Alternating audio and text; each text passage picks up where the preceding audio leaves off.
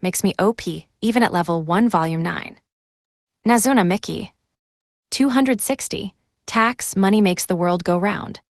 While I relaxed in the mansion salon one night, Emily came calling, Yoda, you have a visitor. A visitor? Who is it this time? I asked. It's their first time here. What should we do? Let's see what they want. Okay, I'll bring them to you, she said before running out of the salon. A first-time visitor this late at night. Who could it be and what do they want? While I waited for Emily, Orem ran in this time and said, Ryota, let's go to the pub. Meg, a mini sage and her permanent companion now, was cradled in her arms. The tavern. Yeah, that place with all the people, where I get to hear all kinds of stories. Huh, I guess you would like that. Yep, so let's go. Come on, I'll even treat you. She held out her hand and created gold bars, not just one, but a whole pyramid-like pile of them. That could easily go for 4 million pyros. That's the incarnation of gold, the spirit of the dungeon Orem, for you, I mused to myself. Whoa, no, that's too much. We don't need all that for one trip to the tavern. Then let's buy a round for everyone, she insisted. It's a really fun place, so it's worth it. I'm amazed that you love it so much. I do, so come on. We can go, but... Thanks for waiting, Yoda. Just then, Emily returned with our guest in tow. He was a slightly haggard-looking man in his 50s, like someone from a dying shopping district. Thing is, we have a guest, I replied to Orem. Oh, okay, that sucks. She held out her hand again, and the gold disappeared. I appreciated how she was willing to let it go without a fuss, but it did feel bad to see her so dejected. We can go tomorrow, though. You mean it? And we'll talk to lots of people. Nobody can refuse a free meal, right? Ooh, thank you, Ryota. She lunged at me, hugged my neck, and kissed me on the cheek.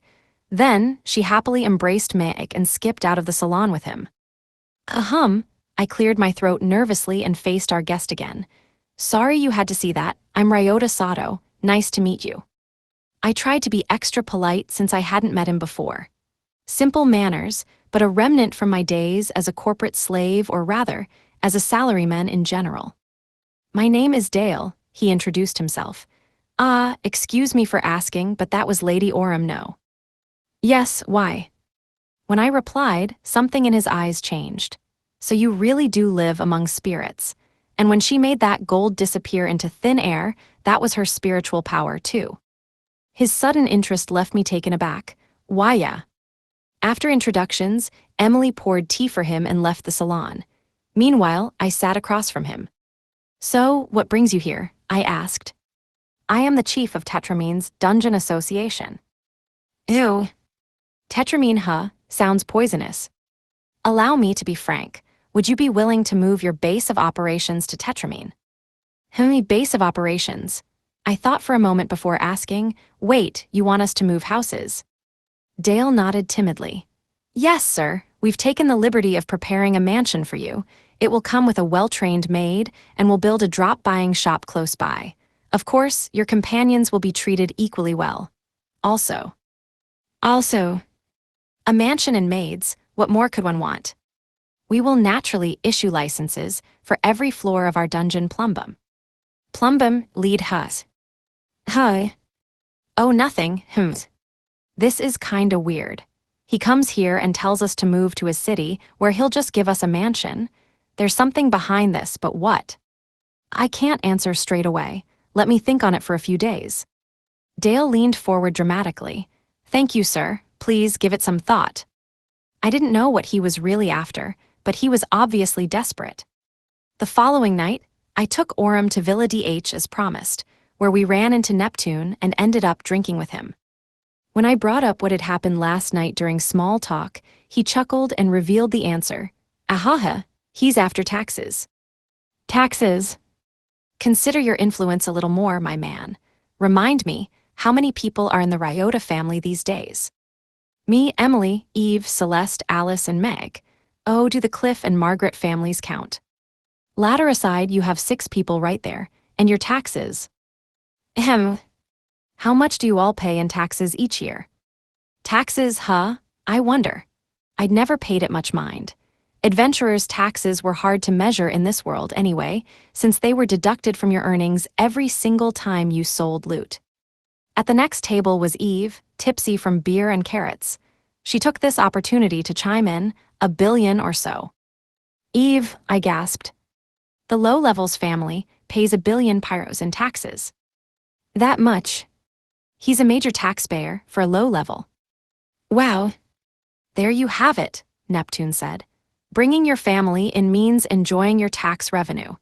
Tetramine has been suffering a bit of depopulation lately, so 1 billion means a whole lot more to them than it does to Cyclo. Image summary, manga illustration of a long-haired person leaning in to talk to a short-haired girl wearing bunny ears and a cocktail waitress outfit at a bar. That makes a lot of sense. That solves the whole mystery. I just had no idea that was what he'd wanted. By the way, someone as important as you moving would be a big problem. It could lead to conflict hell, even war between cities. You're exaggerating, or maybe not. 1 billion pyros was a lot of money. Neptune had even mentioned that Tetramine was losing population. My first impression of Dale had turned out to be correct. Based on that fact, 1 billion could genuinely be the difference between survival and destitution. One thing tugged at my mind, though. What caused Tetramine and Plumbum to end up in such dire straits? Everyone was leaving the city, and by extension, the dungeon. Ha, Neptune laughed, interrupting my train of thought. What? Just laughing at how that bad habit of yours is coming out again. What bad habit? Oh, do you want my prediction? You won't move, but tomorrow, you will go to Tetramine in hopes of fixing their problem for them. I grinned wryly. He was right. That was exactly what I planned to do. The depopulation of Tetramine, the dungeon Plumbum. Dale had come to ask for my help, and I wanted to do just that. 261. How insider trading begins. When I got home, Urza was waiting at the door. Welcome back, Ryota, she greeted me. Thanks, why the long face? Well, my boss was here just now. Your boss, oh, the owner of the Swallows returned favor, I asked, and she nodded back. You said was. Does that mean he left? Yes, the situation was changing so rapidly that he couldn't sit idly by. I went inside to the salon to settle down for a bit. Urza came with me, so I asked her, what situation? First, my boss came to ask if you were really going to Tetramine. If the answer was yes, he was going to try to convince you otherwise. Why convince? Oh, because I'm a major customer. Yes, if your whole family left, we would be running at a deficit. What? We make that much of a difference? He said our profits would be outright gone. Wow, okay, no wonder he came. We went into the salon and sat down. This was all so big that it didn't feel like it was about me. But he went home, I confirmed, without trying to convince me. Yes, apparently, other drop buyers are already making plans to open shops in Tetramine. He worried that he'd be outmaneuvered. Outmaneuvered? I mean, even if I moved, I'm not about to stop doing business with the Swallows returned favor. Not as long as I had Urza anyway. She was on a temporary assignment here from her employer, the Swallows returned favor. But when you live with someone and share meals with them, you tend to start caring about them. She nominally worked for someone else, but to me, we were like coworkers. Thank you very much, Urza replied, looking down and blushing a little. Based on how she acted, I thought she felt the same way. As long as she was here, I was going to limit my business to her employer. But that's not the problem, she added. Oh. My boss said, damn them. Sato's sure to revitalize Tetramine, so we need to stake our place right now. You mean? Yes, they believe that you will succeed if you try. I happen to think they're right. Huh, why's that? People consider you a master of breathing new life into things. Indole, methylene filling, you have quite the success streak. Do people really talk about me like that? How many nicknames do I have by now? It seemed like they were really piling up lately. That's why my boss rushed to Tetramine. That makes sense. I don't think that'll work either. A different voice suddenly piped up. Whoa, I jumped from surprise. When I turned to them, Ine was there. Emily had brought her in. She was Urza's best friend and coworker. Once upon a time, She had made a request for me to procure specialty watermelons for her family's greengrocer. Ine smiled happily at my reaction. What does that mean, Ine? Urza asked her. He already left, but we just got new intel. A certain someone has already started buying up all of the land in Tetramine. That means all of the drop buyers are too late. Who could do something like that? I bet Ryota has an idea, Ine said, turning to me. Me, I racked my brain. To carry out a land grab like that, you'd need to be well-connected, quick to work, and have a certain level of conviction. Oh, I gasped, you mean Neptune? The very same. He moves way too fast, good grief. I'm impressed. Ryota just says that he'll go somewhere, and it spurs so many people into action, Urza complimented me. Yep, who knows how many hundreds of millions of pyros have been spent on that alone. Ine agreed. I get it, but I don't really like it. 262, a ghost town and outsiders. I took a carriage to Tetramine. On the way, I asked Eve and Celeste, is it okay for you two to take the time and come with me? Eve gazed at me with rare sincerity. We cannot let you go alone, low level. I hesitated. Why not? I don't get it. Because of Aurum. Aurum, what does she have to do with this? She has the little one. You mean Mike? Eve nodded. You don't have to take her anymore, so it's okay for you to stay long now, low level. That is true. Until now, when I went away to work, I'd worked under the impression that I had to be home soon. Because back then, I was the only person who could take her to her dungeon and back. If I needed to carry out requests, I'd always come back as soon as possible. I couldn't, say, sightsee or enjoy a short vacation after solving a problem. I'd come straight back. But that wasn't a problem now. I didn't know what kind of city Tetramine was, but I could hang out for a while after if I wanted this time. Eve chopped my forehead. It stung. Ow. Her chops were multi-hit attacks. They were so fast that it looked like she only chopped once, but in fact, each attack was multiple. Like the blades of a fan, the faster she went, the slower it looked. That showed how serious she was about any given attack. That one was slow, and it hurt. Without you, I lose my carrots, she said flatly. Of course, I chuckled. Eve and Aurum had similar reasons to keep me at home. This bunny loved the carrots that came from my S-rank drops, and if I stayed out for too long, she wouldn't be able to get her fix. And that's why you came. Ahem. But there aren't any carrot drops there. If I need carrots, I'll just hit you. I get it. I'll fix this as soon as possible so we can go home. Eve nodded in satisfaction. I turned to our other companion. And you, Celeste. I looked into it, and apparently, Tetramine doesn't get many magic storms. Is that so? Yup, I figured I could help you out. Well, thank you. My pleasure, she smiled and blushed a little. It was reassuring to have Celeste around. Frankly, thanks didn't seem worthy of how much she would help. I'll find a way to thank you. Is there anything you want? We're friends. All the more reason that I'll feel bad if I only take and don't give. Okay, then I'll think about it. If I find something I want, I'll let you know. Yes, please. Her face broke out into a big smile. Thus, we headed to Tetramine, rocked by the carriage all the way. Nee, the horses whinnied as the carriage stopped. I opened the roof and asked the driver, are we there already? Not quite, he shook his head and looked forward. I followed suit. Many people and carriages had gathered, like a merchant caravan. At the far end, about 30 minutes away by carriage, I could see a city in the distance. Most people were facing that way, but they weren't moving. Celeste looked out and asked me, what's the matter? Dunno, let's go ask. Okay. Eve. No work without carrots, she refused, drawing a surprisingly reasonable line. But fine, we're just going to ask a question anyway. Celeste and I headed toward the group of people without her. What's going on here? Man, we're in big trouble. Oh, Ryota, is that you? Yeah, I confirmed.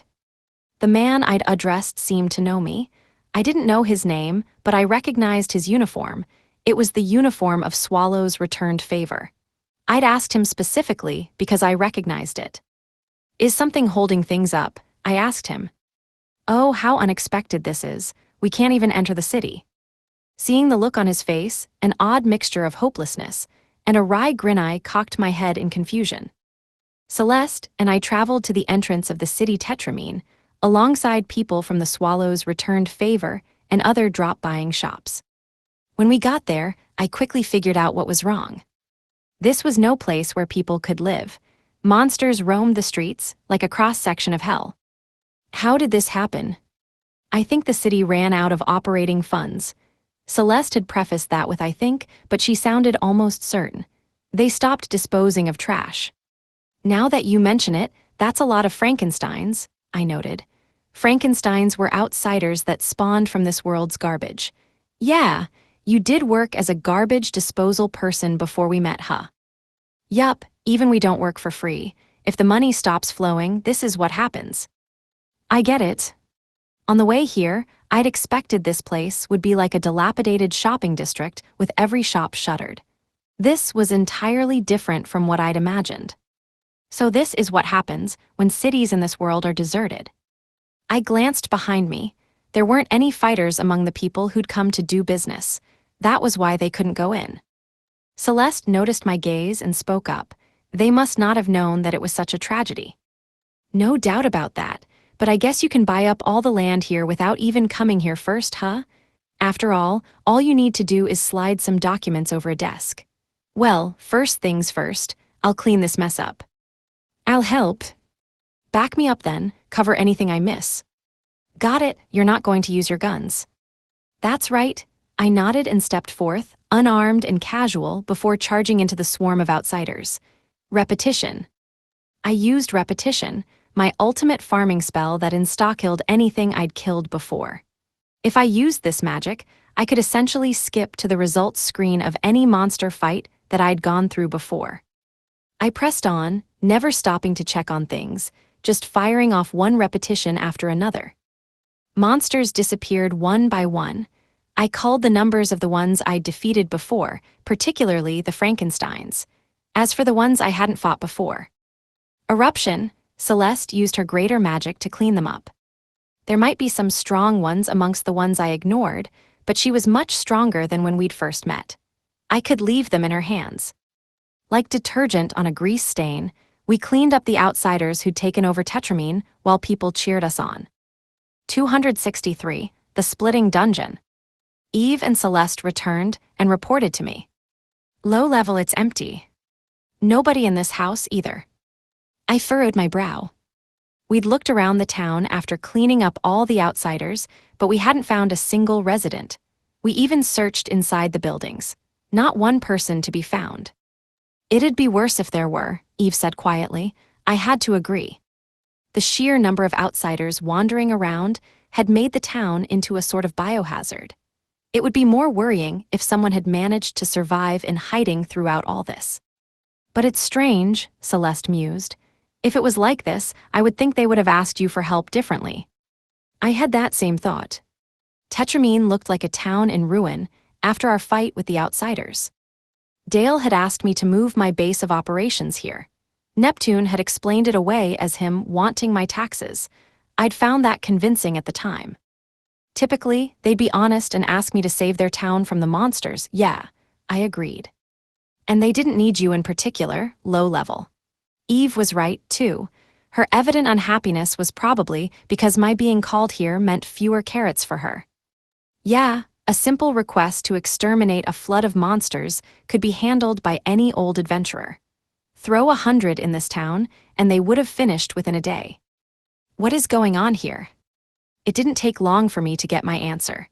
With the monsters gone, the caravan from Cyclo entered the town and settled in. Meanwhile, Dale and the other townsfolk approached me. Thank you so much.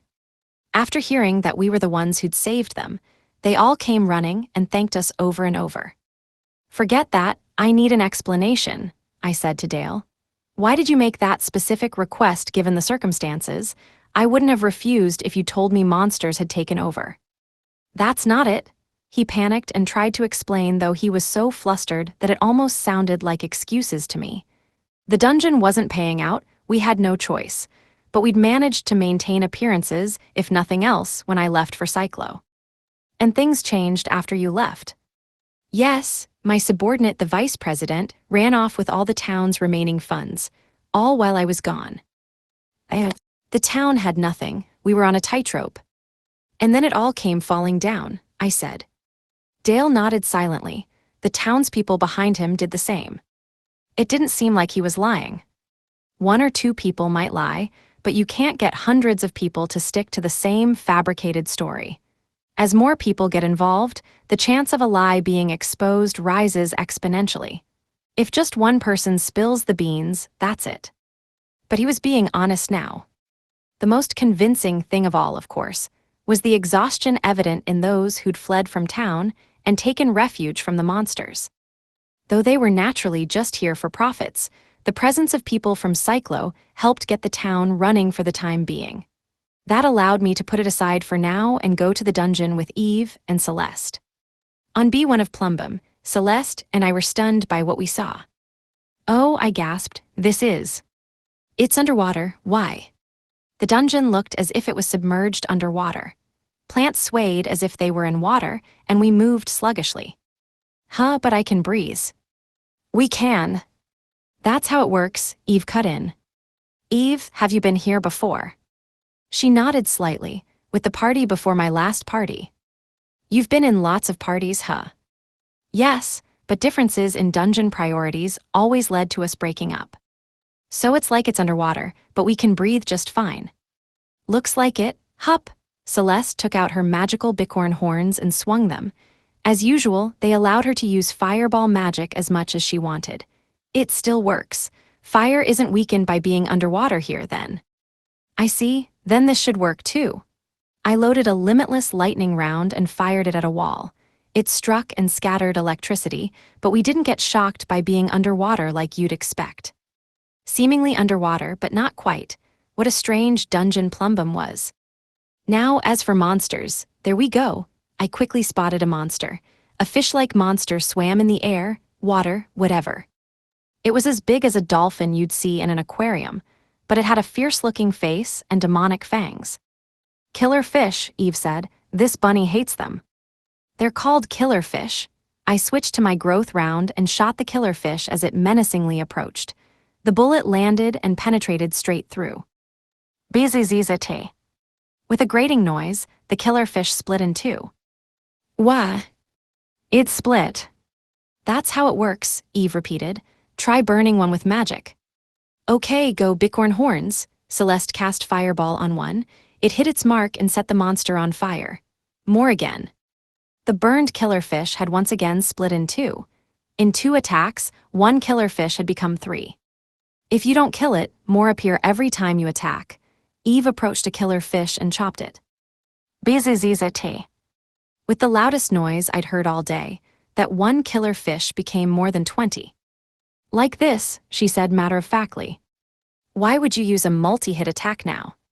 Her chops looked like singular hits, but they were the kind of attack that struck a ridiculous number of times.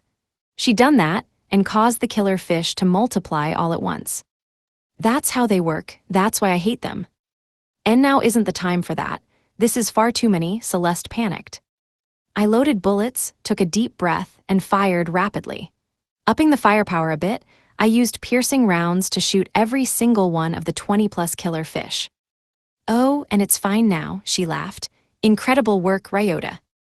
Uppity for a low level. They complimented me, but my mind was elsewhere. "I see," I muttered. "See what?" "Take a look." I pointed at white stuff floating in midair. Based on its scent, it seemed to be milk. "Yes, the drop on this floor is milk," Eve said. "You can collect the stuff that floats at your own pace." "This dungeon's feature is surprisingly convenient," Celeste said. She was right. The milk wasn't in a container, but it was like liquid floating in midair. It didn't mix with anything or splash onto the ground. That was kind of convenient, except for one problem. Fatal too, though, I added. How so?" she asked me. "You didn't notice. How many did I just kill?" About 20. "Nope." "Huh." "1, I said, pointing at the milk again. 1. Wait, what?" She was confused. Another killer fish happened to swim by, so I used weak attacks to make it multiply. Since I was doing it myself this time, I counted how many I made. When there were exactly 100, I killed them all again. Celeste cheered and called it incredible again, but she was quickly stunned, for once the 100 killer fish had died, only a single drop's worth of milk was there. The more you multiplied them, the more futile it felt. This had to be why Plumbum was abandoned. 264, he whom the spirit feared. Let's look through all the floors, I suggested. I want to have a good grasp of this place. Sounds good to me. Emma. Celeste and Eve seemed willing to follow. We went through Plumbum, one floor at a time. The entire dungeon was the same as B1 underwater, but breathable. It slowed me down and made it harder to fight, but it didn't affect mages like Celeste as much. Incidentally, my bullets were about half as slow as usual. Furthermore, if I tried to go for a burst of full speed right away, the resistance was greater. It took a major toll on my stamina. It was best to move through this dungeon at a slow, consistent pace, like walking through a swimming pool. All of the monsters were fish-like. Fanged dolphins, horned goldfish, whales with wings despite being underwater, and so on. All of them resembled things you'd find swimming in the ocean. They all split if not killed in one blow, just like the B1 monster. Even if I tried my best to kill them in one hit, my reduced speed led to me failing quite often. A tricky dungeon, to be sure. Celeste accurately pointed out the problem along the way. The real problem here is how the monsters split. Agreed. It would be fine if we could change that, but is that possible? We could try selectively breeding like before. That changes the monsters themselves. I'll call 2 people from the mansion, Eve offered. That won't be necessary, I replied. She tilted her head in confusion. Needing 2 spirit blessed for selective breeding is only a rule in Cyclo. Tetramine probably hasn't adopted that yet, or even had it brought up for a vote. So 1 low level is enough. What, am I alone in this? I rebutted with a wry laugh. You can do it, low level. This bunny believes in you. I can manage, sure, but I'll need your help when the time comes. I'll owe you all the carrots you want. My motivation is breaking its limit. I don't know whether I should call her cheap or not. Either way, glad to have her help. The 3 of us continued to chat, kill monsters, and descend through the dungeon. The lowest floor of Plumbum was still underwater, but it came with dungeon snow. So this is the end, Celeste said. That matches what I heard, I agreed. The monsters are doggy-paddling fish. Eve's commentary was spot on. It's weird to see, isn't it? This floor's monsters were fish with arms and legs. Their hands had fur, and their legs bore fishnet stockings, and they were dog-paddling. The sight was, in a word, uncanny. But they are fish, so it fits, I guess, I shrugged. Yep, I think so too. Well, I'd better kill one to get them bookmarked. I readied a gun. Not that I expected to ever use it, but I wanted to kill one so I could use repetition on them in the future. I loaded a homing round. After much testing, I had learned that of my bullets, which naturally slowed down due to the watery nature of this dungeon, the homing round dealt the most damage. I'd be able to use other ones with practice, yes, but this was just a preliminary bookmarking run. I raised my gun and put a finger on the trigger. Hi. It's gone. Me and Celeste were surprised. The monster had disappeared as soon as I'd set my sights on it. Look closer, low level. They're all gone. Eve had made me realize that all of the monsters had disappeared. They doggy-paddled here and there with the population density of a normal dungeon, but now they were nowhere to be seen. The dungeon master has appeared, Celeste added. Gotcha, we don't want it making a mess of the place, so let's find and kill it, I said. Right. If we must. It didn't seem to be on this floor, so we went up 1 level. I was startled by the situation before me. The floor above had fish-like monsters swimming around just like before. There are monsters, so it's not the dungeon master. I guess not, Celeste replied. When dungeon masters appear, monsters are supposed to leave every floor. The laws of this world were surprisingly inflexible. There were almost no exceptions to things that my S-rank drop skill couldn't interfere with. If a dungeon master emerged, the monsters would disappear from every other floor. That was certain. Let's go back down. Okay, Celeste agreed. Eve remained silent. The three of us went back to the last floor. No monsters. Dungeon snow continued to rain down, making it feel even lonelier. What's going on here? I'll go ask the townspeople, Eve said, turning and going back upstairs. After a while of waiting, she returned. How'd it go? I asked. Nobody knows. They say it hasn't happened before. What an odd phenomenon, Celeste said. It happened when you pointed your gun at them, right? Yeah, that's right. It's like they didn't want to be defeated by you. They didn't want to be defeated by me, just here. Yes, oh, Celeste's eyes went wide. She'd realized it too. There was another possible reason that the other floors were fine, while this one wasn't the spirit. To reach the staircase leading to a spirit's chamber, one had to defeat monsters on the bottom floor of a dungeon. With my S-rank drops, I could open the path far more easily than others. But still, the laws of this world were inflexible. Even with S-rank drop rates, I couldn't do that without first killing a monster. If there were no monsters, then I could not go to meet the spirit. And tell me, who controlled how many monsters there were? Does the spirit Plumbum not want to meet me? I wondered aloud. That would make sense, Celeste agreed. Spirits can control the monsters and drops in their dungeons, just like Aurum did. It'd be easy to get rid of the monsters on this floor. Getting rid of just drops wouldn't stop this low level from tripping into her chamber, Eve commented. So you just get rid of the monsters altogether, huh? I mused. We discussed the situation, as if comparing answers. The more we discussed it, the more certain we became that we were correct. But what do we do? Celeste asked.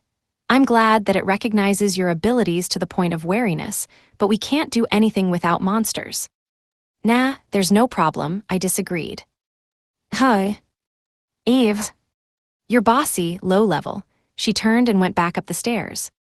What are you doing, Ryota? Remember the potatoes. The potatoes? Oh, if she brings this floor's drop. Yep, we just need to bring a drop from this floor back and let it turn into a monster. Outsiders will turn back into their base monster if they're on their home floor. I see, but will it work that well? You need more than one kill to make the staircase, don't you? If we wanted to do that, wouldn't we need a lot of them? No, I think we're fine. I felt something akin to certainty. This dungeon's spirit was avoiding me. It took drastic measures to do so, going as far as getting rid of every monster. And that had to mean one thing. Before long, Eve came back with a bottle of white liquid. Sorry for the wait. Is that the drop from this floor? Yes, goat's milk. They only had 2 left. 2? Celeste repeated. Oh, I guess Tetramine is struggling because of depopulation, so production must be low. Will this be enough, Ryota? Yeah, I'll use it well, though I think 1 will be enough. I accepted the goat's milk, put it on the ground, and backed off with the 2 of them. Soon after, a dog-paddling fish with arms and legs appeared. I aimed, fired a homing round, and killed it. When I did, a path opened. I'd done this many times by now. Instead of dropping goat's milk, it had dropped a staircase leading down. I think it got rid of the monsters so fast because it knew the path would open that easily, I declared. Wow, that's amazing, Ryota. Now let's do this. The open staircase, the spirit trying to escape me. Normally, I'd have ignored or put this off, but with how much they had put me through, I had to meet this spirit. 265, doubling turtles. I'll be right back, girls. Is there anything we can do? Celeste asked, facing the staircase. Only I could go down, because I'd defeated the monster and made the staircase. They couldn't go with me, but she gazed intently with a fervent desire to help despite that. I know. If one of you could run back to the mansion, that might help just in case. The mansion. Opening the gate, Eve said, with her usual flat tone of voice. She'd been a veteran since even before she joined our family, so she caught on quick at times like this. Yeah, go back to the mansion and use the warp room to open a gate between it and Plumbum. Then I can rush back to the mansion, too. That will help if I can't immediately solve this spirit's problem. Ooh, I see, like with Emily. Yeah, we can try to do what she did when she helped Arsenic and got her lunar eclipse drop rates doubled. Got it, leave that to us, one of us will go. Thanks, I nodded goodbye to the two of them and went down the stairs. But I wouldn't get to visit the spirit straight away. Typically, an extremely strong enemy stood in the way. As expected, I arrived in that same blank white space. This chamber was small, though, less than half the size of a tennis court. There was a curled-up turtle in the very middle. It looked, surprisingly, like a normal turtle, with its limbs withdrawn into its shell. I took out my gun and tried firing my growth round as a test. Bang, tink. With a metallic sound, it was easily deflected by the shell. Okay, so it's as hard as it looks. But just as I thought that, the turtle split into two. It seemed it would split, just like the normal monsters here. No testing then, I need to kill it with a big move. I drew both guns, loaded Azure Flame rounds into one, and fired both guns. Flame and Azure Flame rounds fused to make an Eternal Flame round. Invisible fire scorched one of the turtles. What? I shouted. A heat haze flickered. The Eternal Flame round had definitely worked, but the turtle was unmoved. A bullet that had burned everything was doing nothing this time. And they split again. Both turtles split, becoming 4.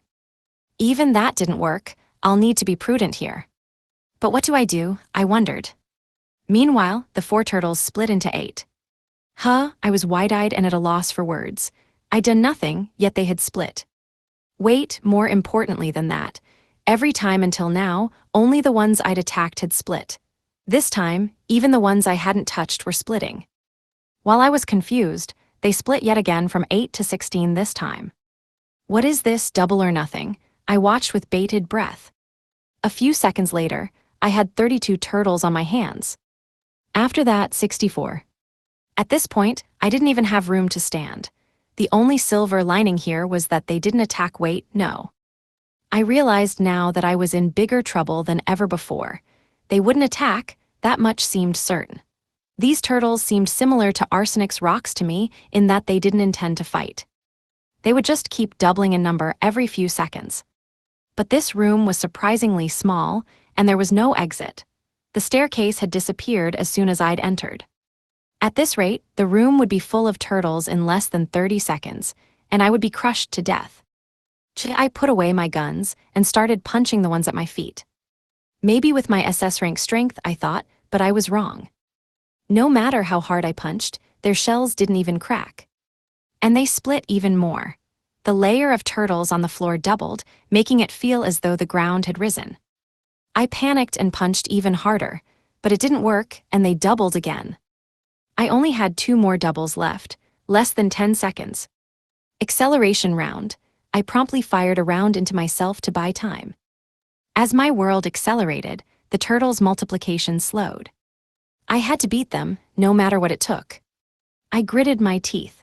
Based on the feeling of my strikes, it wasn't nullifying my attacks. It was just extremely hard, so hard that physical and magical attacks failed. But that only meant that I needed to hit it even harder, so I grabbed one and hit it as hard as I could. Pow pow pow pow pow.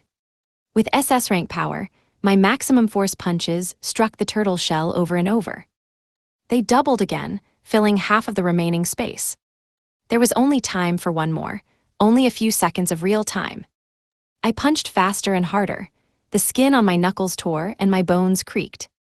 Rags. Cracked. Finally, the turtle's shell cracked. It glowed and then shattered. There's no time, repetition. I cast the spell over and over, wasting no time. It worked, since I'd defeated one of the turtles the hard way. I fired it off desperately, killing them at high speed. Along the way, they doubled again. But since I'd culled their numbers with repetition, it wasn't enough to fill the entire room. There was barely enough space for me to fit. As long as I wasn't dead, I could make it out of this. I fired limitless recovery rounds into myself to supplement my accelerated repetitions. Their constant multiplication was brutal, but my acceleration round and repetition just barely outpaced it. They doubled twice more along the way, but I'd managed to cull them all. And so, the door leading to the spirit's chamber opened. 266, believe in me. In the chamber downstairs, there was a single girl. She looked young at a glance, but she was about 14 or 15 like Alice. Her hair was long enough to touch the ground, and her attire was very Japanese, like a traditional noblewoman's kimono. She reminded me of a Hina doll or an old Japanese princess. "Are you Plumbum?" I asked her. "Another human, here to deceive me, I presume." The girl, surely the spirit Plumbum, given where we were, glared at me with evident hostility. But that told me one thing. She hadn't gotten rid of the monsters just to evade me in particular. She'd done it to refuse all human entry. "Deceive you? Did something happen between you and humans in the past?" "Trying to deny it, are you?" She raised a hand. Suddenly, I felt a ton of wind pressure. I crossed my arms to guard and stood my ground, but... "Gah!" I screamed as pain ran through every inch of my body. I looked and realized that all of the fish-like monsters from this dungeon were attacking me from all angles. "Wait, hear me out." "Leave me, I refuse to speak with humans." Enraged, she waved her hand again. During this second attack, I temporarily shifted my focus to my surroundings. Multiple monsters appeared in different directions, surrounding me. I jumped back to evade, took out my 2 guns, and fired growth and normal rounds. In doing so, I'd intercepted and shot down the monsters attacking me. "Now you've done it," she growled. "KH." This was getting nowhere fast. I loaded recovery rounds into both guns and fired them both. They combined to make a restraining round. Ropes of light bound Plumbum. When she tried to raise her hand and couldn't, the rage in her eyes only grew. That was a look of raw rejection. Normally, that would make me hesitate, but I looked into her eyes and asked, "What happened to you? Tell me. I might be able to help you out." "Meaningless prattle. You humans use such kind words, only to betray in the end." "Oh, were you betrayed?" "I was." Her eyes went wide with rage. I almost expected fire to spew from them. "Tell me what happened to you." "Very well. If you so demand, then you may learn of humanity's sins." Still enraged, Plumbum answered and told me what had happened. "Once upon a time, a human male came to my abode. He was strong and brave. A seasoned adventurer, then." She continued, "That was my first time meeting one of your kind. He told me all about humanity, of a world beyond my reckoning. In return, I granted him power that only I could wield. That meant that she'd made him a spirit blessed. He said that he'd be going home for a moment." Wait. Is it just me, or is this not going where I was expecting it to?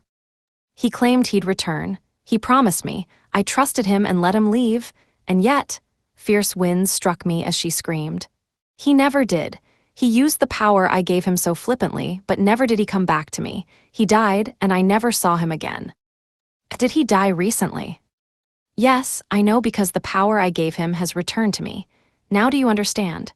Humans are beasts that readily break promises." "You're wrong about that." "Explain how." "He couldn't come back even if he wanted to. It's extremely hard for humans to get here." "Nonsense. He claimed that he'd just wandered in here while working normally. He just didn't realize how lucky he was."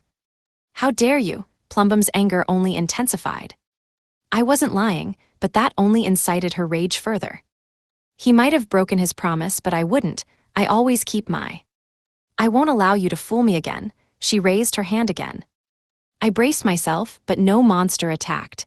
Instead, a turtle appeared in front of her. Repetition.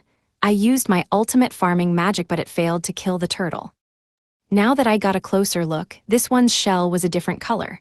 Was it a different monster then? Despite that, it was like the other. It multiplied faster than the last, doubling once per second. I fired my guns, but these turtles were just as hard. I couldn't stop them, I realized. Just then, a staircase appeared in front of me among the multiplying turtles. "Get out of my sight, human." Repetition didn't work. The turtles were no weaker, and they multiplied at 5 times the speed. There was only one way this could go. I gritted my teeth and ran up the staircase she'd provided. When I reached the top, I was outside of the dungeon. Phew, I'd better retreat and devise a strategy. Knowing that, I turned and left the dungeon. However, I stopped myself. Turning just my head, I looked back at the dungeon. No, that won't do. Plumbum thought that the human had abandoned her. If I left her now, she'd think that she was right all along. I couldn't do that. I had to go and see her, to make her see reason. I went back into the dungeon and sprinted down to the last floor. We'd used one of the only 2 bottles of goat's milk left in town, so I put the true final bottle on the ground. When the outsider spawned, I killed it with repetition. The staircase appeared, and I went down. The multiplying turtle was back, but I likewise took it down with repetition. Now I was back in Plumbum's chamber. Wah, what do you mean to do? Hear me out, please. No, I've heard enough. She summoned the turtle again. It multiplied again, far too fast for me to defeat it. The staircase appeared once more. Begone. I'm not leaving, I said quietly yet firmly. She hesitated. I could see her wavering. The turtles continued to multiply, filling up the room. With my absolute rock pebble and SS rank HP and stamina, I decided to weather it. Kriok. I heard a disquieting noise inside me. Even my SS rank stats and invincibility mode were buckling under this force. Gah, I coughed up blood. The taste of iron filled my mouth. Why would you go so far to? She was speechless. I can't overlook someone like you, I replied. L like me. Stuck alone in a place like this, unable to see the people you care about, forced to live in a place where little missed connections can cause so much pain. I gazed into her eyes. I can't overlook that. So I want to help you. This pain is nothing compared to that. My words trailed off. My vision fogged up, and my mind seemed to fade. Even still, the pressure of the turtles continued to intensify. Plumbum wasn't affected, naturally, but it felt like this would crush me to a pulp before long. As my limit approached, I let go of consciousness. Clench. I gritted my teeth, wrung out the last of my energy, and managed to keep hold of it. Trust me. As soon as I finished that sentence, I lost feeling in my feet. I'm past my limit. Is this the end? But just then, I heard Plumbum's faint voice. Do you mean it? Hi. Can I truly trust you? Yeah. You'll come and see me again. I will. There may be days when I can't come, but I'll have a friend do it if I have to. It's friend. Yeah, hell, I'll take you outside if you want. I suppose that's fine, but, she murmured. Plumbum reminded me of Aurum in some ways, though they were different. She didn't have much interest in the outside world. What she really wanted was guests. Finally, she said, okay. Hi. I will trust you. I did my best to stand on shaky feet and replied firmly, yeah, just trust me. She finally smiled warmly, like melting snow. Image summary, manga illustration of a young woman with very long straight hair wearing a traditional kimono, featuring a gentle, warm smile. 267. The spirit who loved me. Now, I sighed. I'd successfully melted the ice in her heart. Long hair, traditional kimono. Plumbum's appearance hadn't changed. She was still the spitting image of an old Japanese princess, but she looked so much prettier now. I had a feeling that gentle smile was closer to her true self. The phrase true self reminded me of something, however. Hey, can I ask you something? Yes, presuming it's something I can answer. Yeah, I think you'd know better than anyone else in the world, actually. Have the monsters in this dungeon always split like they do now? She clammed up. There was an uncomfortable look on her face. It was just as I'd suspected. I hadn't been in Tetramine for long, and though it was deserted now, its layout made me think that it had been quite prosperous not long ago. There was a time when it flourished and I doubted the dungeon was as crappy back then as it was now. So when I asked the question, her face told me everything I needed to know. Her face was down, but her eyes turned up at me like a child being scolded. I thought he'd betrayed me, she said. Something dark started swirling around in my mind, and I decided to show those dastardly humans, and well. I understand. Can you change it back? She clammed up again. Not as easy as it sounds, I guessed. To be honest, even I don't really know how I did it. Oh, well, that's fine. I'll just have to use the dungeon master. That may not work. Hi. You mean to use the dungeon master to change the monster types? Yes, Plumbum asked me. Yeah. Making them split was an action of mine. No matter how you change them, you will only get monsters that split. Well, that's a problem. She'd said that there was no point in trying to use the dungeon master, but I understood what she was trying to say. Up until this point, I'd used dungeon masters to change drops specifically. And though I'd changed the drops, they still stayed in strict categories. Lanthanum drops were always alcoholic drinks, and silicon always dropped vegetables. A dungeon's inherent properties can't be changed. Not by me, at least. Only a spirit, an even higher being than a dungeon master, seemed to be able to do that. And since Plumbum didn't know how she'd done it, it was impossible to stop it or revert it back to before. I thought to myself. How about this? Oh.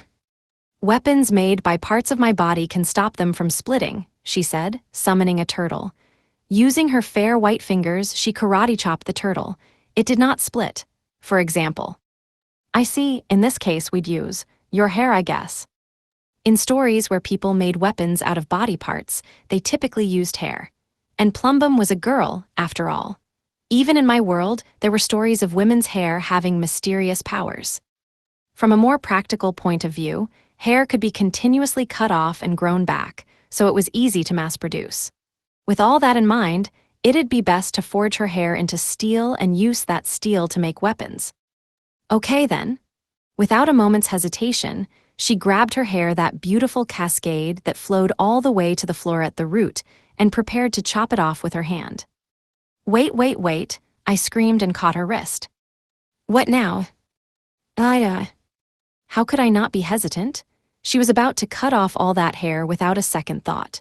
Back in Japan, we used to say hair is a woman's life, but that wouldn't exactly be appropriate right now. Do you not need my hair? I mean, we do, but it's so beautiful. It feels like too much of a waste to just lop it off. Beautiful, she froze up wide-eyed. I furrowed my brow and thought for a moment. Just one strand will do, I suggested. Yeah, just one strand. That'll be 2 birds with 1 stone. Will that be enough? It won't, but let me take 1 per day. Then we won't have to leave your beautiful hair in such a sad state. 1 per day. I'm coming every day, so that'll be enough. Plumbum faced down and turned her eyes up at me again. The same act as before, but why this time? After a while, she finally spoke up with a gentle air. Thank you. Hi. I am no fool. You said 1 per day. Because you wanted to reassure me that you would come every day now. It's a little embarrassing when you put it that way. Really embarrassing, honestly. I felt like my face was burning. I'd had the idea to get 1 strand of hair every day. That would let her keep a full head of hair, yes, but it would also let her live with the knowledge that I'd be back every day. This came to mind because I was already going to the Monster Village Ryota to pick up an acceleration round daily. Like I said, 2 birds with 1 stone, but it felt awkward now that she'd put it into words. Thank you. Still, she looked happy, so my embarrassment was a small price to pay. After Ryota left the spirit's chamber, Plumbum combed her fingers through her hair. He said my hair was beautiful, she murmured as she blushed from joy and embarrassment. Suddenly, she looked up to the ceiling, and she thought of Ryota, the man who promised that he would come see her every day. I wonder if spirits can mate with people. After not even a day of knowing him, she had fallen for the man. 268, rose-colored glasses. The next day, while I was waiting on B1 of Plumbum, a gate opened nearby. Eve stepped out and stood in front of me. Sorry for the wait, she said. Thank you. Show your gratitude with carrots. I'll make a whole mountain of them for you soon. She nodded in satisfaction, took my hand, and guided me through the gate. I was enveloped in dazzling light, and then I was in the mansion's warp room. The gate she'd opened would now allow me to go anywhere I wanted in Plumbum. Goodbye, Eve turned and tried to leave. Oh hey, do you want to come? I might as well introduce the 2 of you. I'm not interested in that dungeon. Really? I was excited at first, but it didn't have rabbit's milk. After saying what she had to say, she promptly walked away. Rabbit's milk, as in milk from a rabbit. There's no way it would have, wait. Right, rabbits are mammals, huh? I recalled when I'd looked after bunnies back in the animal rearing committee in elementary school. They do produce milk, and they do breastfeed their young. Sure would be weird if that dropped, though. I felt a little bad for Eve since she'd apparently wanted it, but as for me, I was glad. I refocused myself and went into the warp gate. I designated Plumbum's chamber as my destination. After confirming that the usual swirl of light had appeared, I went inside. In an instant, I'd gone a distance that would normally take more than a day to travel. Morning, I greeted the spirit. You really came. I promised, didn't I? You did, she smiled happily. A smile really did suit her best. Essay. Yes. Could you tell me more about yourself? About me? Yes, for example, say, how you withstood my assault when I tried to crush you. Oh, that. I took out the absolute rock pebble, which I always carried around for helping me clear dungeons. I use this. It came from a monster called an absolute rock, and when I use it, I go into invincible mode, my defenses go up a lot. And that's how you didn't get crushed by the turtles. Yep. Incredible. They should have exerted incredible pressure upon you. They were doubling over and over, yeah, I agreed. You fired something, did you not? That did you not? At the end of her sentence was like music to my ears. It was kind of captivating. I could listen to her talking like some kind of old-fashioned aristocrat forever. She asked more questions, and I answered each one. Plumbum was awfully interested in me. The barrage went on for a good while. Each time I answered, she would look straight at me and nod interestedly. HRMM, that I did not know. Occasionally, she was overtly surprised. She reacted so much that it was fun to talk to her. Well, I'd better hit the road soon, I said, tired from the Q&A session. Already. I'll be back tomorrow, don't worry. I am not worried. Plumbum blushed and averted her eyes, but before long, she gazed at me again. I know that you are not the sort of man to break a promise. Thanks, see you tomorrow then. Indeed, tomorrow. After we'd said our goodbyes, I took a strand of her hair and left the dungeon.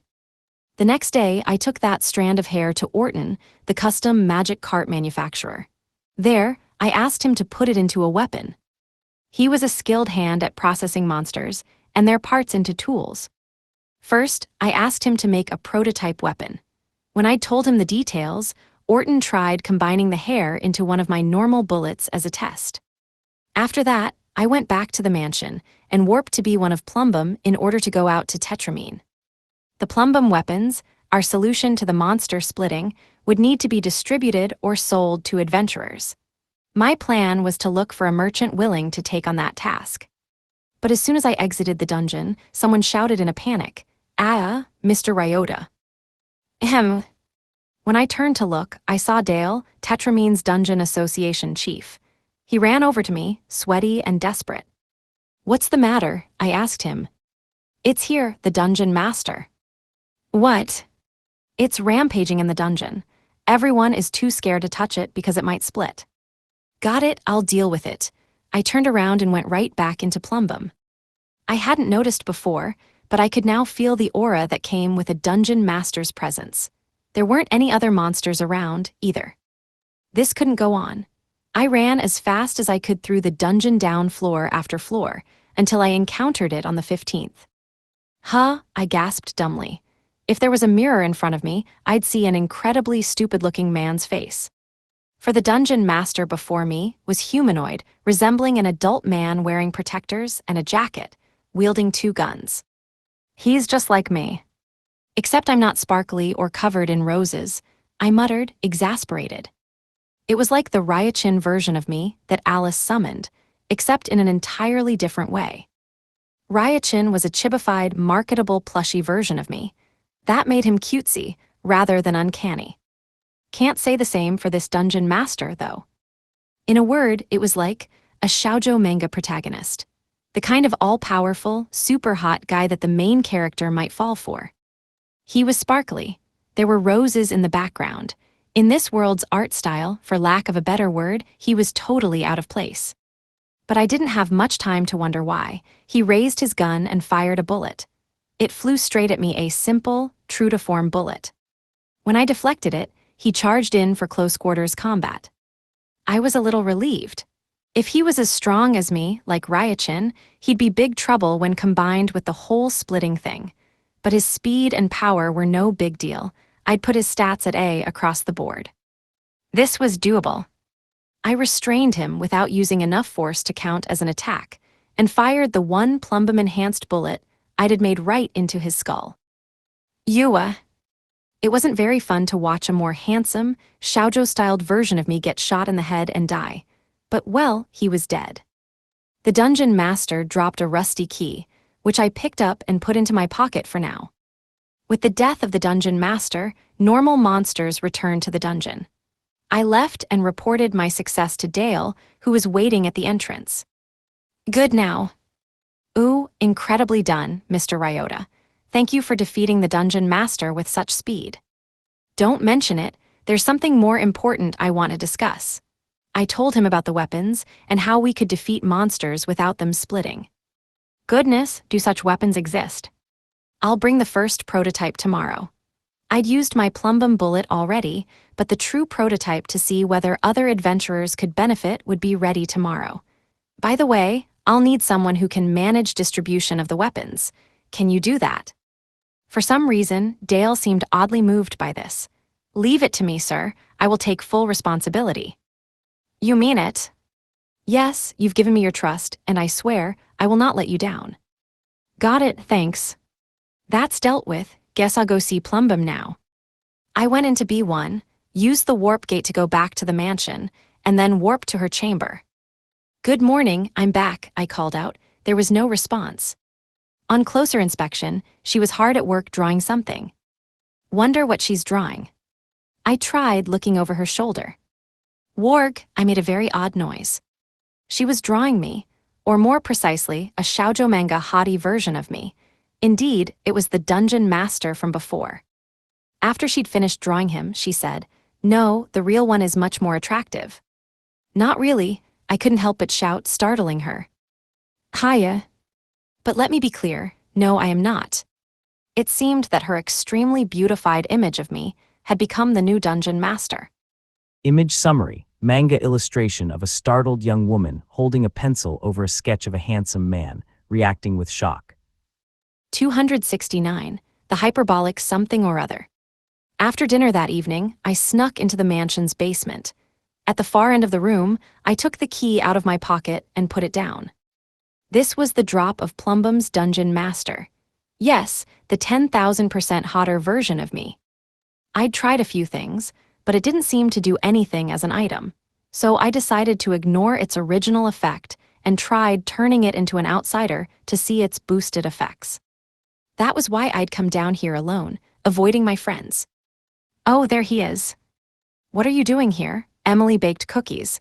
Let's get to the salon and have tea. The ever-cheerful Alice and Orem had appeared. Ever since Orem had gotten access to Meg and gained freedom of movement, the two of them had started going around together. They were both cheerful, impulsive, and accompanied by monsters. The duo was as close as sisters or best friends of many years. And said duo had come looking for me at the worst possible time, because the rusty key had just turned into an outsider. Whoa, I know that feeling. It's a dungeon master. We came just in time to cause trouble, didn't we? The two of them read the room and looked apologetic, but that didn't last long. When they saw the dungeon master, the 10,000% hotter version of me, they burst out laughing. PSSH, what is that? Ha ha ha ha. Ryota, that's Ryota, isn't it? He's all sparkly and there are roses behind him. Gehehaha. Hey, don't laugh, PFFFFT. Oh, that's hilarious, Ryachin. For some reason, Alice used her omnipotent spell to summon Ryachin. In that moment, I was with my two imposters in the basement. This was, in a word, striking. Why'd you summon him? I asked. I mean, look, this one here's face screams, Ryachin, right? Yeah, it's totally a Ryachin face. Alice and Orem were in full agreement. It seemed they had similar naming senses. What the hell is a Ryachin face exactly? I wondered, but I couldn't figure it out. So I wonder what that one's called, Alice explained. Well, you know what, Orem said. I think I do. The two of them nodded meaningfully to each other, and then they said in unison, Prince Ryo. Oof. This was exactly why I tried to do this in secret. Now that they knew, it had devolved into bullying. Repetition. Depressed, I killed Prince Ryo with my ultimate spell. The outsider died and dropped a golden key. It was the same shape as the rusty one, but it was golden and shiny now. Ah, he killed him. I wanted to see more. Hey, can Ryota use summoning magic? I dunno why. If he can, wouldn't it be cool if he summoned a pretty white horse and had Prince Ryo ride on it? I bet he could. Ooh, wait, the bicorn. A white two-horned horse. Prince Ryo and the bicorn, yeah, they'd go great together. Stop, please. I was getting even more depressed. Their excitement was hurting me. Horse or not, though, he's so picturesque, Alice said. Hey, let's call a famous painter. Ooh, maybe a sculptor too, Orem added. A sculp-ack. I sprinted out of the basement and into the hallway. Cell was outside the window. The moment we locked eyes, he scurried away. Seriously, I despaired and resigned myself. Cellstem was among the most important members of a family that controlled this world's money-printing rights. He was a really big deal, but for some reason, he was a fan of mine. Every time he witnessed my achievements, he'd turn them into statues and figures. No doubt he'd seen it. I could just imagine the announcement, Prince Ryo figure in production. My shoulders slumped as I trudged back to the basement. Welcome back, Alice greeted me. What's wrong? I saw Cell. Ooh, so he's making a figure. Why do you sound so happy about it? I was going through the stages of grief so fast that I came full circle and just started laughing. There's nothing you can do about him, just forgive and forget. Same with Alice and Orem, in fact, they're your friends, just forgive and forget. More importantly, the drop. I took out the golden key that I'd gotten from Prince Ryo. That's the item that dropped before, right? Yep, I answered. What does it do? I don't know. It turned from a rusty key into a golden one, so I think it powered up, but I don't have a frame of reference for it. I casually held the key and turned it, as if unlocking a door. When I did, a door appeared in the big, empty basement. What's that? It's like a secret room. Alice was excited. The monsters on her shoulders looked eager as well. Meanwhile, I looked the door up and down. It stood in the very middle of the room like some kind of display in a shop. A number was displayed above it. It said 1 in a calculator-like font. 1, wonder what that means, I muttered. Does that mean only one person can go in? That, or you can only go in one time.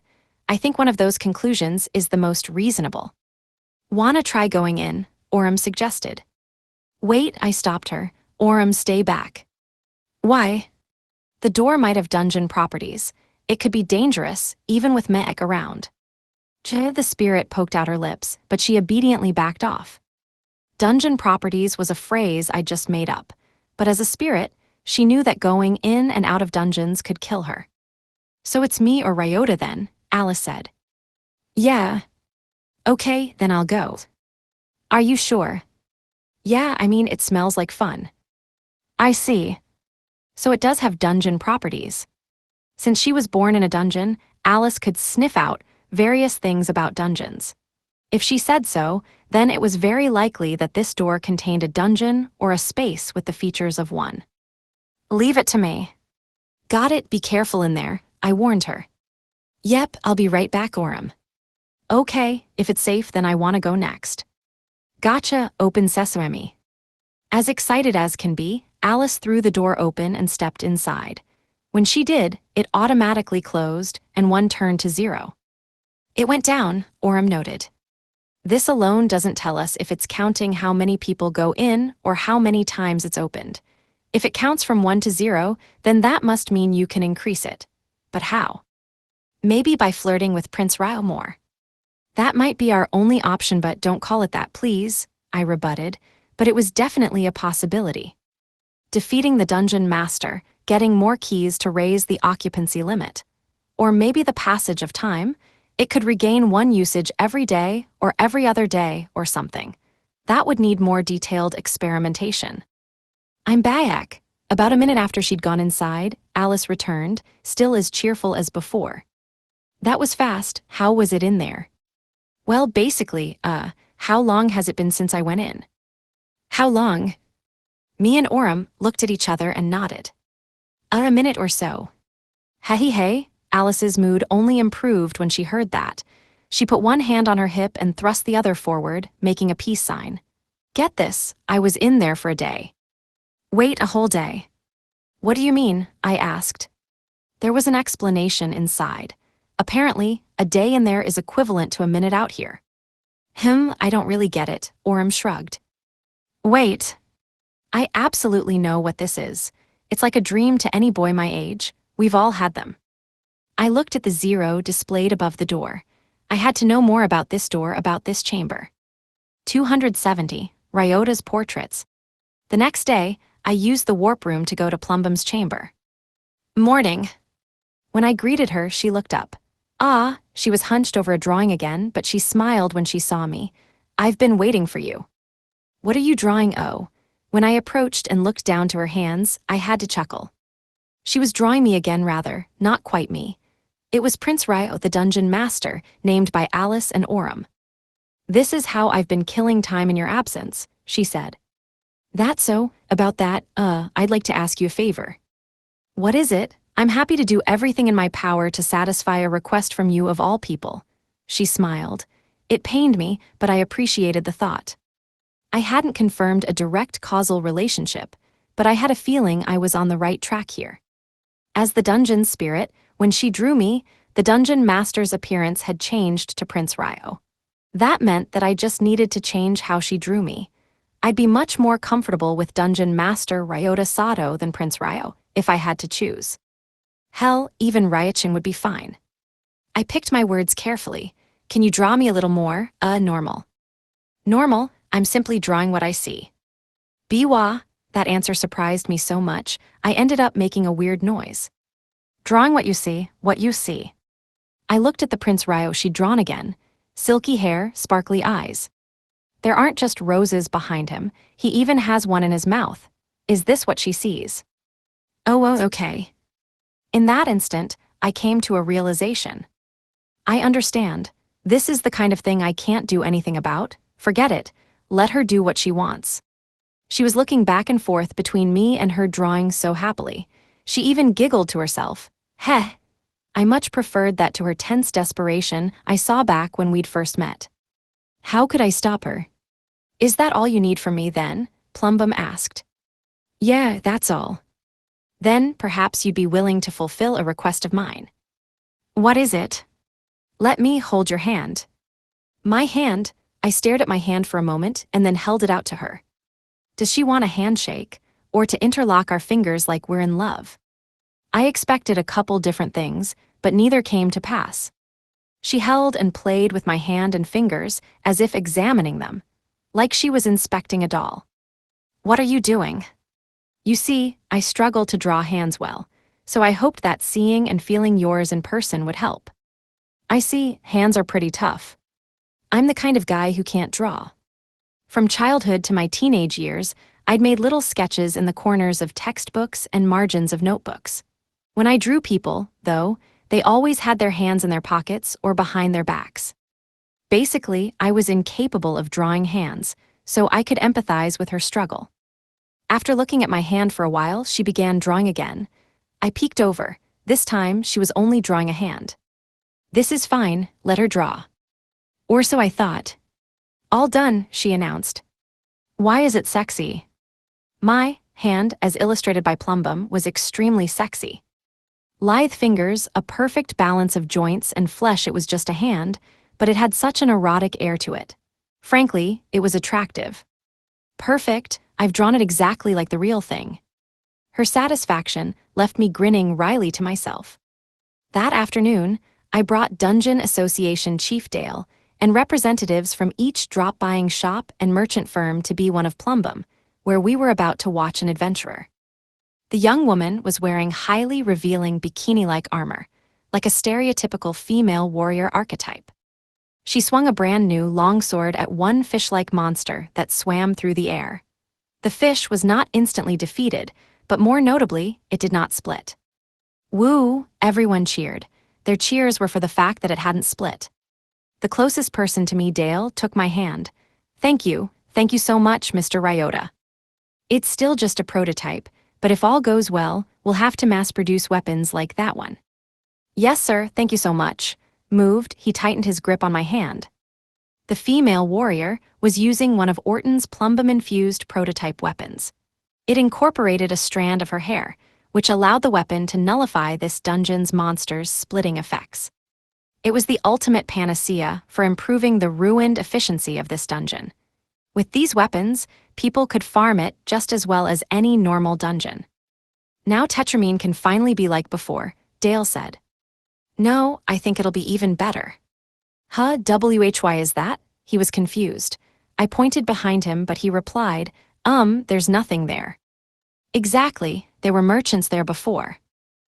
Everyone left. They know this is a serious investment opportunity, so they all went running. I bet they were all prepared before, but they stood by until now. Now that they've seen this, they're getting back to work. Nobody's as quick to jump on an opportunity as a merchant, and in this case, that was a good thing. I see, Dale was visibly relieved. Thank you, really. Don't worry about it, I just did what I wanted to do. Honestly, I probably should be the one thanking him. If not for him coming to me, Plumbum would probably still be there stewing in resentment. He'd given me the opportunity to fix that, and I appreciated that. Suddenly, the warrior trying her new prototype longsword gasped, "Ah." "What's up?" I asked. She knelt down and picked something up with a frown. Curious, I got closer to her. "This is," she showed me a picture the size of a photograph. A portrait of me? It was a portrait of me, no, of Prince Ryo. What is the deal with this? It dropped when I killed the monster. This thing did. It's called Ryota's Majesty. Oh, it's a consumable item. Surprise appeared on her face, had she sensed something upon picking it up. Immediately after, she used the portrait. It disappeared, and in its place appeared Prince Ryo. "Wah," I gasped. The dungeon master himself had appeared. I thrust out my palm and tried to cast repetition, but then I realized something. Monsters were still in here, and I didn't feel the aura of a dungeon master. What was going on? While I was confused, Prince Ryo took action. He attacked the fish swimming the closest to us. As he was based on me, Prince Ryo used much stronger attacks than her, felling the monster in a single blow. It disappeared and created a drop. With his job done, Prince Ryo disappeared. Ooh, I get it. Mr. Ryota, what just happened? It's a one-time consumable item, I explained to Dale, who still couldn't comprehend the situation, and tried to reproduce it. I used repetition on every fish remaining on the floor, killing them all. After about 30 had gone down, another portrait dropped.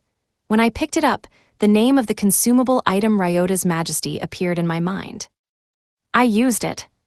Prince Ryo, now with very sexy hands, appeared and defeated a nearby monster. Then, he and his portrait disappeared. There you have it, I said. Dale and the warrior looked upon me with respect. Incredible, the form it takes is proof of how the spirit has acknowledged you. That's the leader of the Ryota family for you. I mean, you're not wrong about that, but ever since I'd come to this world, I had gotten a lot of praise like that. But this was the most embarrassing way yet. Honestly, the fact that they were so serious about it only made it hurt more. 271, ever beyond expectations. One day, after speaking with Plumbum herself, I went out into Tetramine. With the advent of Plumbum weapons, all kinds of merchants had flocked here, supporting the expansion and renovation of the town. But I found the increase of adventurers incongruent with that. Curious why, I cocked my head in the now bustling downtown. "Mr. Ryota," Dale called out to me while I walked. He was practically drenched in sweat, and his slightly messy hair stuck to his forehead. To me, he looked overwhelmed by work. "Dale, you look busy." "That I am. Thanks to you, adventurers are moving in every day. Today, I have a meeting regarding expansion of the town's residential districts." "Wow, more hopefuls, huh?" "All thanks to you, of course." "Because of the Plumbum weapons." "No, that's not the only reason." "Oh," I cocked my head again. Dale's eyes were respectful, like those of a fan waiting for their favorite idol's appearance. "It's because of Ryota's Majesty. We've found that using that to defeat a monster guarantees a drop." "Oh, really?" "I see, that matches Plumbum's image of me. They're guaranteed to drop every 30 monster kills, which puts Plumbum among the most efficient dungeons to farm. That's led to many move-in requests from adventurers. Aha, that does sound like a good deal. I tried imagining the feeling. If I could have a guaranteed win once every 30 tries on average, then that would make me more efficient, yes, but it would also motivate me more. If I were them, I'd save up a bunch and use them all at once. Some adventurers do exactly that. I bet, now I understood their feelings even better. I see, no wonder they're getting popular. Again, it really is all thanks to you, Mr. Ryota. Thank you very much. Dale bowed so deeply that his body was at a right angle. Suddenly, a man came running over. When he saw Dale, he beelined toward him. There's big trouble. What's the matter, Pierre? The dungeon master, it's appeared. What? I'll go take care of it, I said, and ran straight for the dungeon Plumbum. The faster you can kill a dungeon master, the better. One repetition would take care of it since I'd killed it before, so I knew it'd be best if I went. I entered Plumbum and went down through the empty floors, but I happened upon Prince Ryo just in time to see him being beat. An adventurer, or rather, their Ryota's Majesty items had done it. It was a bizarre sight. Over a dozen Prince Ryos were beating the tar out of the dungeon master, who was also a Prince Ryo. The dungeon master version was stronger, but he was far too outnumbered, so he was defeated in no time by the Ryo mob. That night in my mansion's salon, Neptune said with a big smile, I heard about that little showdown, the prototype versus a mass-produced army, eh? The way he said it made it sound like a mecha anime. You're the dungeon master. You vanquished the dungeon master, yet the real you is nowhere to be found. Isn't that funny? I guess it is. I have to thank you, too. This whole turn of affairs has boosted Plumbum's reputation. Ah, right, you had investments in Tetramine, but why did its reputation improve? Dungeons where the dungeon master doesn't pose a threat are few and far between. Plumbum now has a system where they don't have to rush to hire someone to kill the dungeon master when it appears. A safe and stable dungeon to farm, indeed. Guess that would make it more popular. But you really are amazing, friend. Ahem. Every single time, you go above and beyond expectations. Neptune's smile broadened even more. 272, a new use for the portraits. Today, when I left Plumbum's chamber to go to the dungeon, I spotted a familiar face. She had fluffy golden hair, a pretty red ribbon, and a pure white dress that suited her elegant figure. The big ribbon attached to her waist bounced as she swung her broadsword, dealing the killing blow to a monster. Oh, Margaret, is that you? Margaret, the leader of the Margaret family, a subsidiary of the Ryota family, now and the person most like me in all the world. Ryota, the instant she noticed me, she whipped around and ran over with a big, sunny smile on her face. As usual, her 4 knights were behind her. As I recalled, their names were Lat, Sosha, Prey, and Bildar. Not that I knew which was which, of course probably because they each stayed hidden, protecting their princess from the shadows and all that jazz. It's been so long, she said. Sure has, I didn't know you were here at Plumbum. Oh yes, I heard the rumors and knew I needed to come. Rumors? What rumors would bring you here? I'd been closely involved with Plumbum and Tetramine lately, but I couldn't think of anything. Image summary, manga illustration of Princess Margaret, a smiling young woman with long hair and a bow, wearing a frilled dress. Princess Margaret was an idol-like adventurer who sold canned air and her time to excited buyers. I didn't see why she'd have an interest in Plumbum, a livestock goods dungeon. That would be. She was interrupted by one of her knights, whatever his name was. Princess, the next monster has appeared. Oops, I forgot it was almost time. Allow me to set the stage. The knight, who always acted like their leader, bowed in respect. Please wait a moment, Margaret said to me. Sure, I guess. While I wondered what was going on, her group headed over to the monster. It was their same perfect strategy as always. The 4 knights attacked ahead of her, weakening the monster. They had perfect judgment. In the midst of their fierce assault, they suddenly paused. As for the monster itself, it was haggard. Anyone could tell at a glance that it was inches from death. Margaret took a step forward and swung her sword around her. Her first page combat stats were all F, making her the weakest adventurer out there. But her second page drop stats were all A, giving her the best drop rates normally possible. She shone as an adventurer who dealt killing blows and nothing else. The broadsword cut though the monster, yielding an item drop. But it didn't drop milk, it dropped the Prince Ryo portrait. Yay, here it is. Margaret was overjoyed to have the portrait. Meanwhile, her knights all took a knee and bowed.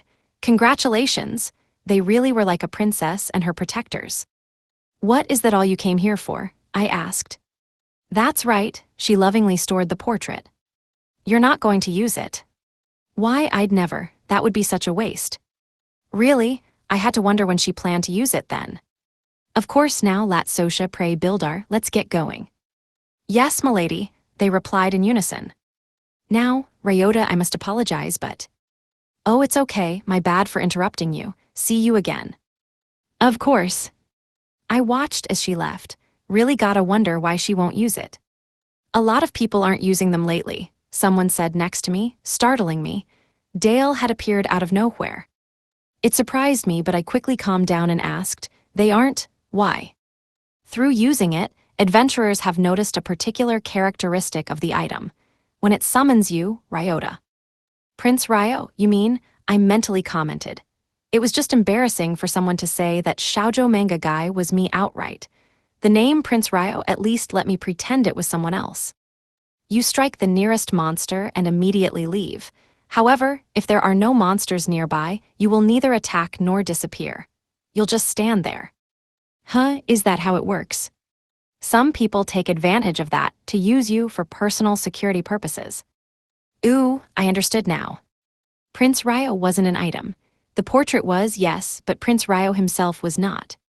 The portraits would spawn floating fish monster outsiders if left alone, but Prince Ryo wouldn't. He had powerful attacks, and he'd stand there until a monster appeared and immediately strike if one ever did, so he could be used as an automatic security robot. The portraits themselves also sell for quite a sum as a result, so more people are keeping them to sell instead. I see, I wonder if Margaret is doing the same. Now I could see why she'd put it away without using it. I went through the warp gate back to the mansion. Now, I'll go through Aurum and get my daily acceleration round from the monster village, I thought to myself. My friends chatted in the distance. Thank you, Celeste. You don't need to thank me, I got my reward. Well, thank you anyway. Those voices were very familiar to me. They were Urza and Celeste. Curious what they were talking about, I left the warp room and headed over to them. Urza was in the Swallow's Returned Favor branch office in the back of the mansion. Celeste had already left, so she was alone. Plop. An item drop teleported in just in time. It was a whole pile of flowers. They'd been teleported here via magic cart. I had to assume they were Emily's. Urza quickly tallied them up and wrote numbers into a ledger. In this branch office, the Ryota family's drops were brought in via custom magic carts, and our exclusive dispatch Urza would calculate our gains. Come to think of it, I'd never really watched her work. I went to dungeons with the others often, so I had an idea of what they did on a daily basis. But Urza wasn't an adventurer, so I didn't know much about her job. What did she do all day? Curious, I decided to wait and watch for a while without saying anything. However, someone suddenly spoke from behind me. Ryota. Oh, Celeste, you're still here. Yep, but forget that, I need a favor. A favor? Okay, what is it? Come with me. I couldn't say no to a request from her, so I turned around and followed her out. Call it mercy, no, an after-sale service. What was that? I asked. You turned away and muttered, so I can't really hear you. Oh, it's nothing, let's go. Okay. We then continued on to an undisclosed destination. In the Swallow's Returned Favor branch office, after Ryota and Celeste had left, the unaware Urza used a break between drop transports to look at what Celeste had brought her. This product was all the rage recently, a Prince Ryo portrait from Plumbum. Ryota. Though bashful and blushing, she used the portrait. A Ryota with a shoujo manga touch Prince Ryo was summoned. When he was summoned, he would stand perfectly still if no monsters were about. Naturally, there were no monsters in this branch office, so he just stood there sparklingly. Ehihi, Urza giggled to herself as she gazed upon him. She gently sat him down before sitting next to him, and, alone in her workplace, she laid his head in her lap in a moment of pure bliss. Indeed, there were a sparse few people who would begin to use Prince Rao as such. 273. Rendezvous with Plumbum. People brought all kinds of goods, mostly milk, to Tetramine's branch of the Swallow's returned favor. Products and adventurers alike filled the shop. Here you go, your total sale is 20,000 pyros. One employee handed money to an adventurer and accepted a weapon in return. What's going on there? I asked Dungeon Association Chief Dale, who watched the scene alongside me. We've decided to only rent out your weapons for now. They're still few in number. If they were sold outright, such valuable resources could go unused for days at a time if the owners decided not to work that day. I see, so you lend them out and have them returned when people sell loot, huh? Dale nodded. At first, it was only a temporary measure to make up for the lack of numbers. But this also functions as a licensing system, so we're considering maintaining this posture. That's a good idea, I nodded back. It was nice to know that things were working in a positive direction. A group of adventurers slipped by us and left the shop. Phew, we made a big haul today. Let's go drink. Hell yeah, let's go to a nicer place today. Agreed. Their conversation was awfully lively. Goodness, I never could have imagined this just weeks ago. Dale was getting emotional. I'm glad things are getting better, I replied. Me too. By the way, I heard incredible news yesterday. What news? The bank is planning to open a branch in this town. Wow, that's great. I was genuinely impressed. Merchants are already keen to the smell of money, but they don't hold a candle to bankers. If bankers were looking at this town, then that must mean they expected further development of it.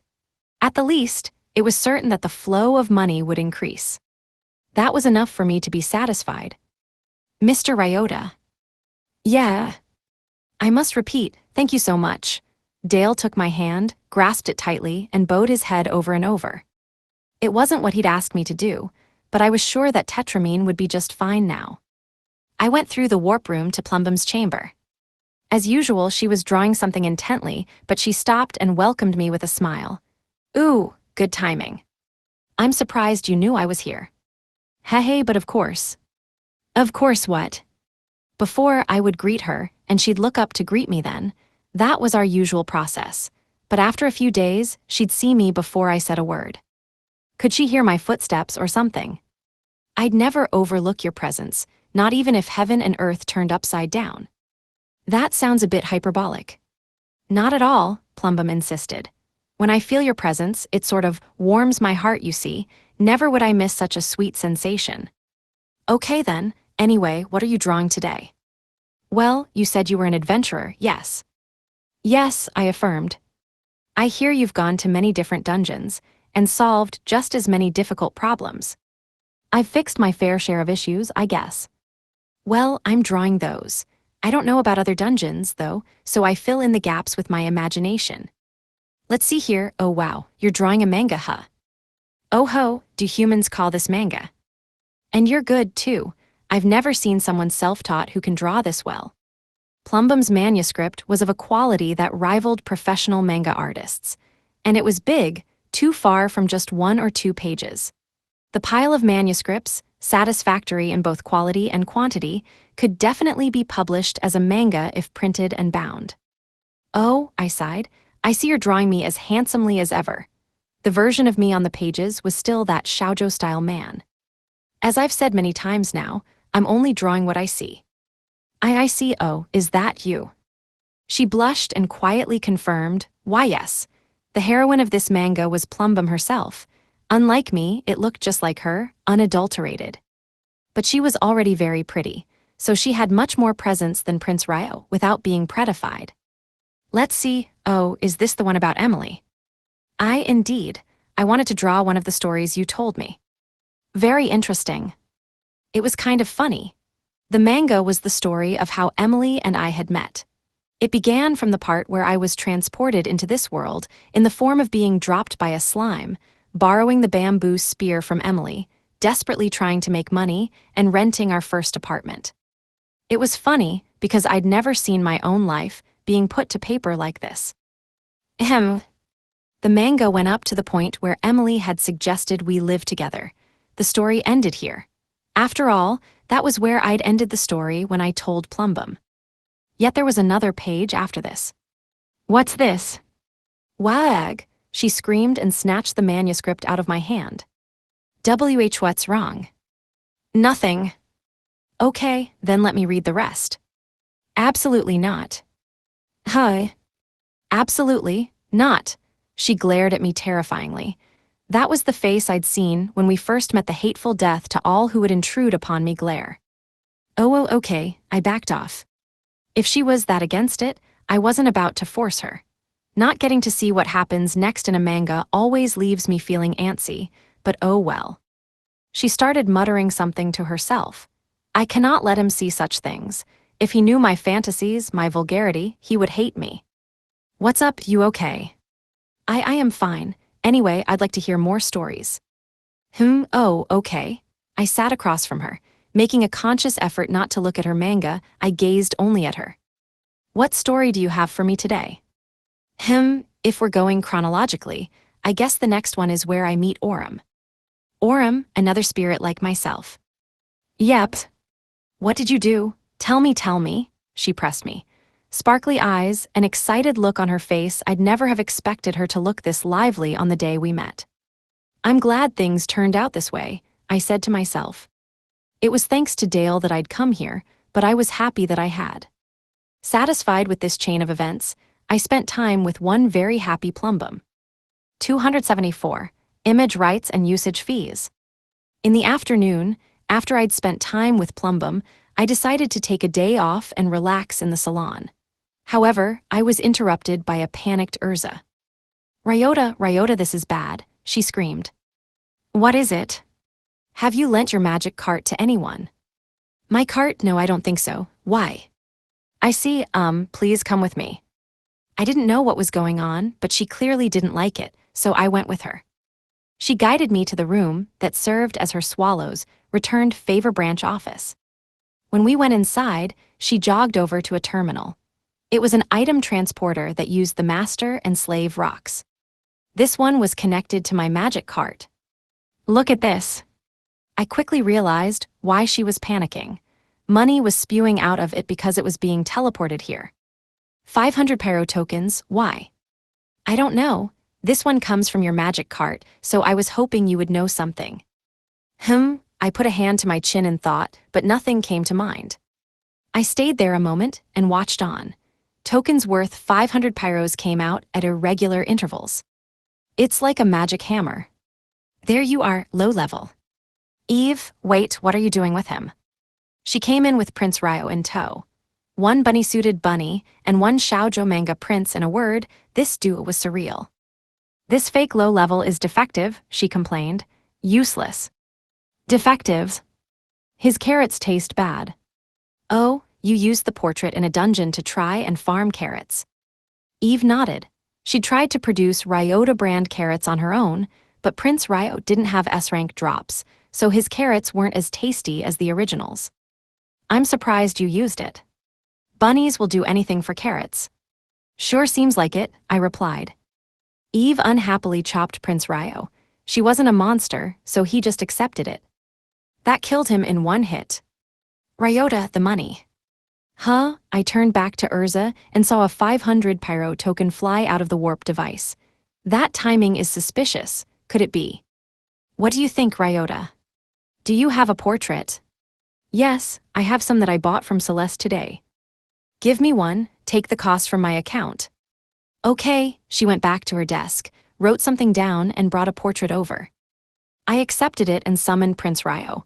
Then I killed him where he stood, as I did. Ryota, there's another. They appear the moment he disappears, don't they? I bought another portrait. This time, after summoning him, I created a slime outsider from a bean sprout and had him attack it. After Prince Ryo had defeated it, he disappeared, and another 500 pyro token appeared. Looks like we're right. Yes, but why? Ahem. The two of us cocked our heads in thought together, but we just couldn't figure it out. Meanwhile, one more friend Alice came into the office. I'm back, she greeted us. Plumbum's a funny girl.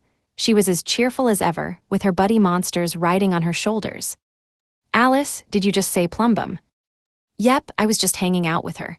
Bernie and Plumbum really hit it off. Bernie was one of her buddies, a chibified will-o-wisp monster. Its original form was Phosphorus, the spirit of the dungeon Phosphorus. They hit it off. Well, I guess they are both spirits. Yep, and they combine their power to do this, Alice said, taking out a portrait of me. She summoned Prince Ryo, something she'd obviously done many times before. Her Chibi buddies swarmed Prince Ryo and beat him to a pulp, and 500 pyros was transported in again. Your clone, Prince Ryo. Every time someone uses him, you'll be paid a fee, she explained. A likeness fee or something, I think. Anyway, Bernie said people shouldn't be using you for free. So that's why. Phosphorus was the spirit of a dungeon that dropped money. He and Plumbum had worked together to evolve the portraits. Whoa, that's awesome. Look how many people are using you, Prince Ryo. Alice clapped gleefully as she watched 500 pyro tokens flood in one after another. Every time Prince Ryo was used, I'd be paid a fee. But forget that, I'd noticed something more meaningful. Is this the first time in history that two spirits have worked together? Is it true, Bernie? Ooh, it is. I knew it.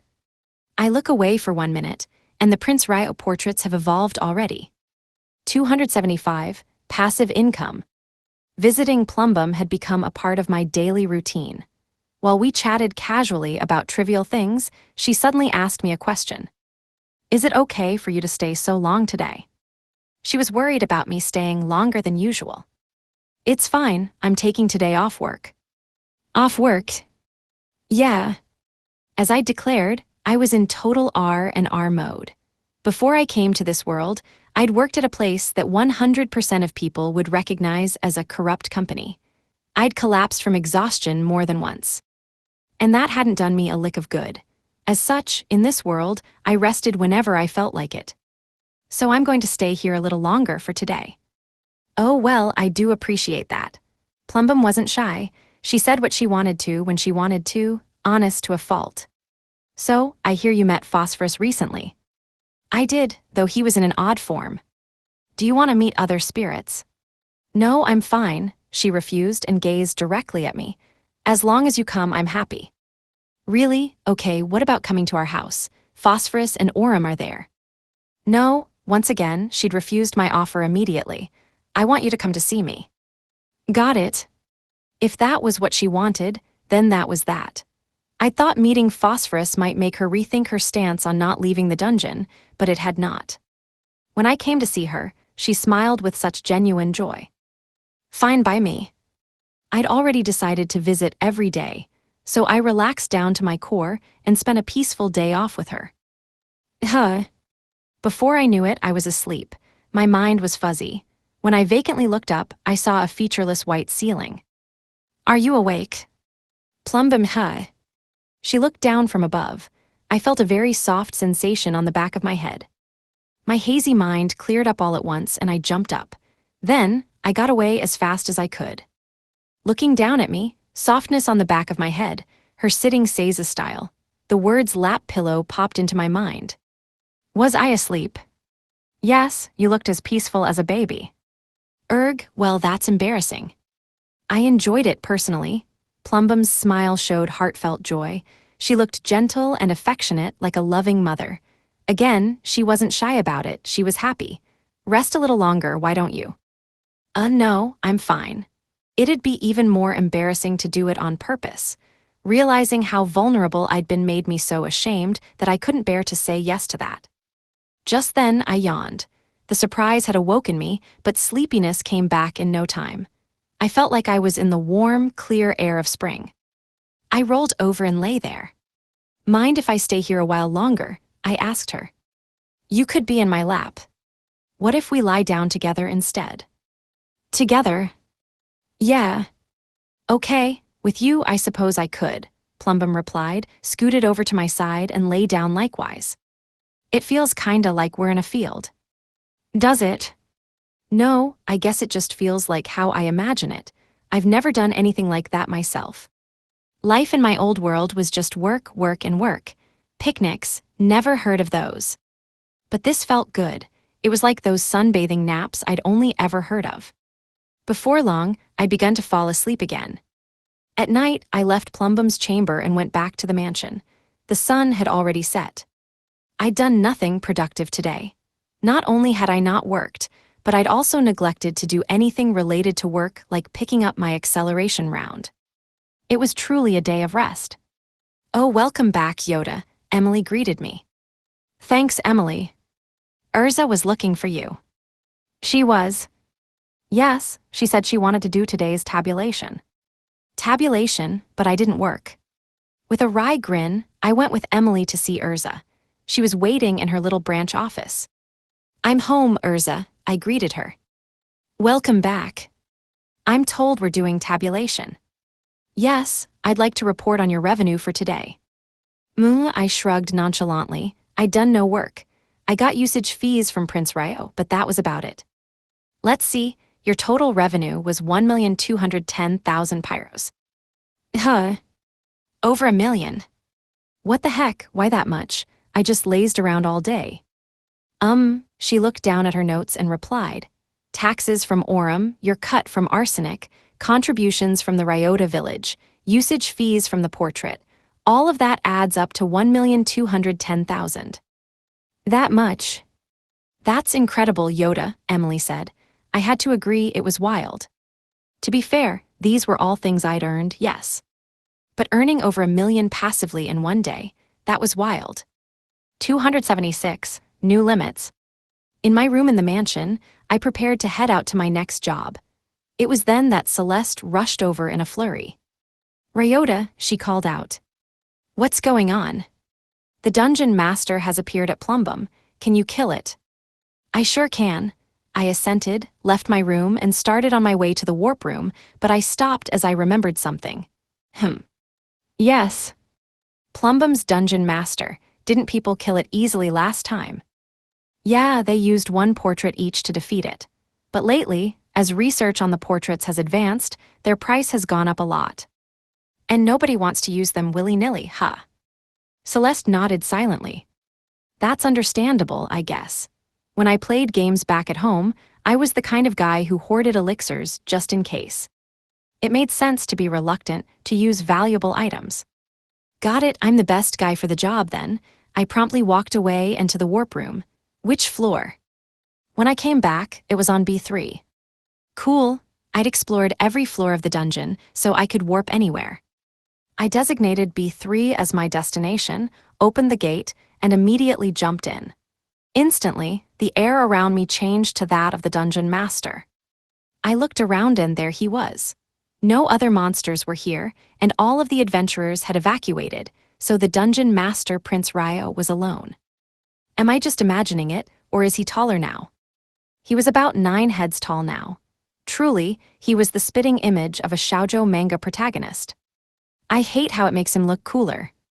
Despite his girly manga vibe, he still looked like a cool, handsome guy to me.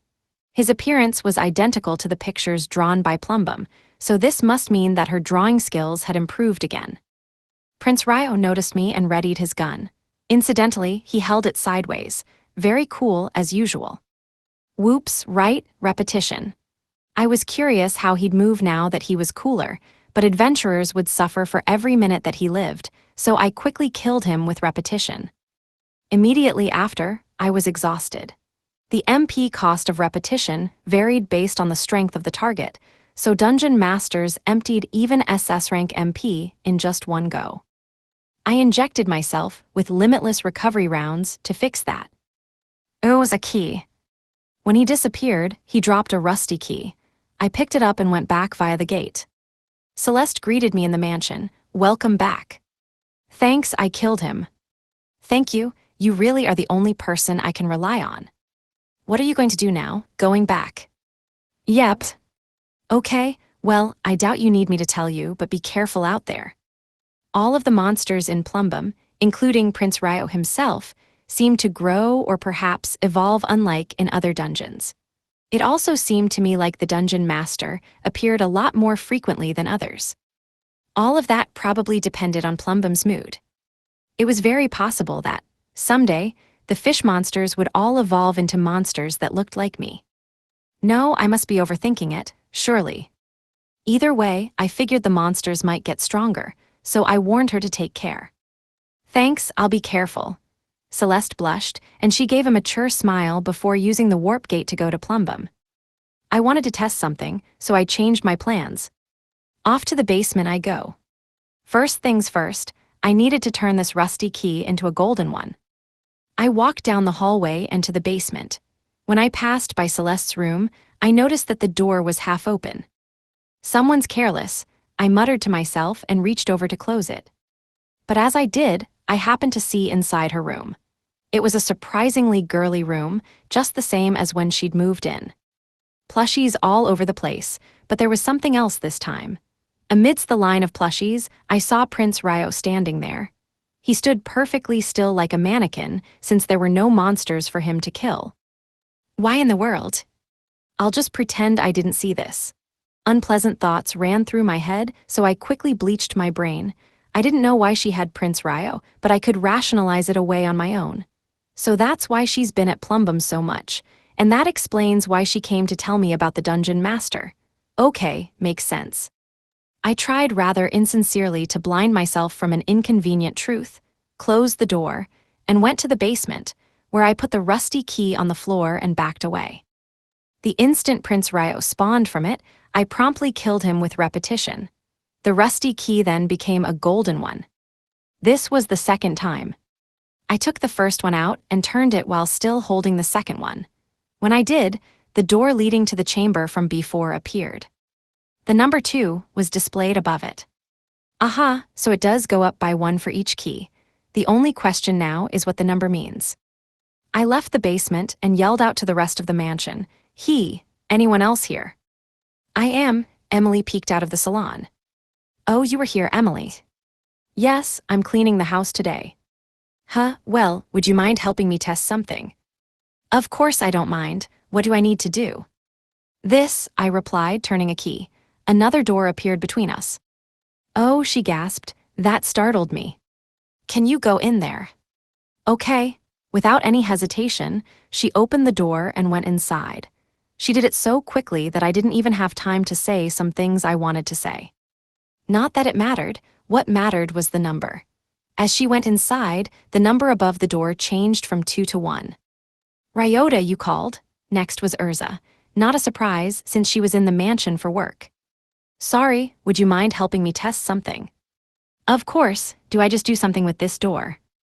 Thanks for catching on quickly. Just go inside, Alice has already confirmed it's safe. Understood. See if Emily is in there when you go.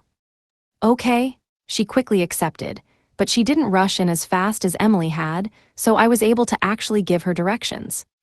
Like Emily, she opened the door and went in. The number changed from 1 to 0. It seemed the number, and therefore the number of keys, equaled the number of people who could go in at once. 277, mass-produced power. The next day, I used the golden key again in the salon. The door leading to that chamber appeared, and the number had changed back from 0 to 2. Emily and Urza were there with me. Since they'd helped me with the test, they got excited about this development. Ooh, it's back to normal. That must mean that it reverts daily, right? Looks like it, I replied. The number of keys is how many people can go in daily, and when you go in, a day passes in there. There was a clock inside. We couldn't leave until a full day had passed. I nodded along with their explanation. I hadn't gone in yet myself, but combining their testimony with Alice's, it seemed that you could go in there for a whole day but could not leave until that day had passed. Furthermore, and a day inside is about a minute outside, huh? I mused. This seems useful. It could help when a deadline or other time limit is approaching, Urza suggested. I had to agree. It was then that I remembered something. She was an employee of Swallow's Returned Favor, dispatched to work for us, and the manager of the branch office connected to our magic carts. What about magic cart teleportation? Can things go in and out of there using that? I asked. Let's try it, Emily suggested. Good idea, let's. Okay, I'll go in. You sure? There's something I want to do too. I see. I didn't know what she wanted to do, but if that was what she wanted, then so it would be. I handed Emily a key. I'll go get my magic cart.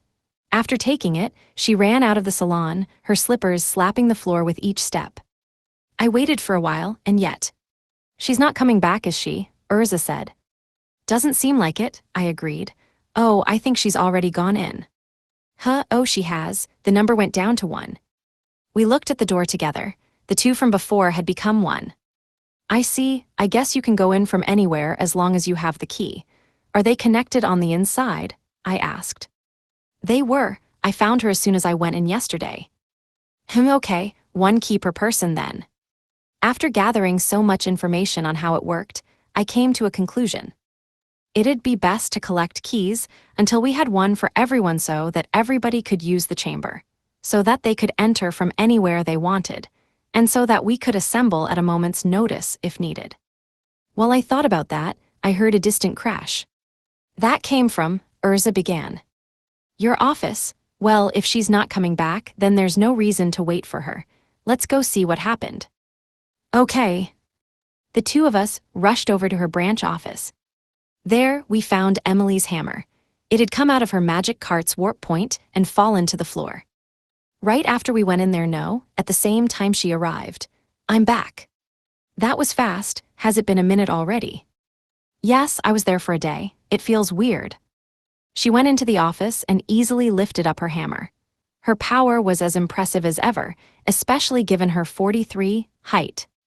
Yeah, it's only been a minute since we last saw you, but to you, it's been a day. Yep. Were you not able to leave via the cart? No, only objects could go through. I see. I'd hoped that she would be able to go in and out freely, but alas. Wait. An idea came to mind. I'm gonna do some testing, I announced. You 2 stay here and watch. Okay. Understood. I left the office, grabbed my own magic cart, and used the other key to summon a door labeled 1. Then, I opened the door and pushed my cart inside. Whoa! There, I was so surprised that I almost fell over. Behind the door was an empty space, but it had the vibe of a temple. Image summary: manga panels depicting a young man's surprised expression in a close-up, followed by a wide shot of him standing alone in a vast, bright, empty space. Bright, warm, a truly relaxing space. I know this sensation. Emily, she cleaned it, didn't she? Our first shabby apartment, our 2-bedroom, our mansion today. Whenever Emily took charge of a home, it became a soothing place. This place was no exception. So what she wanted to do was clean it. Still, you're something else, Emily. I was a little moved by what I saw. Whoops, now isn't the time to be moved. It's testing time. I stopped pushing my cart and dropped a bunch of normal bullets nearby.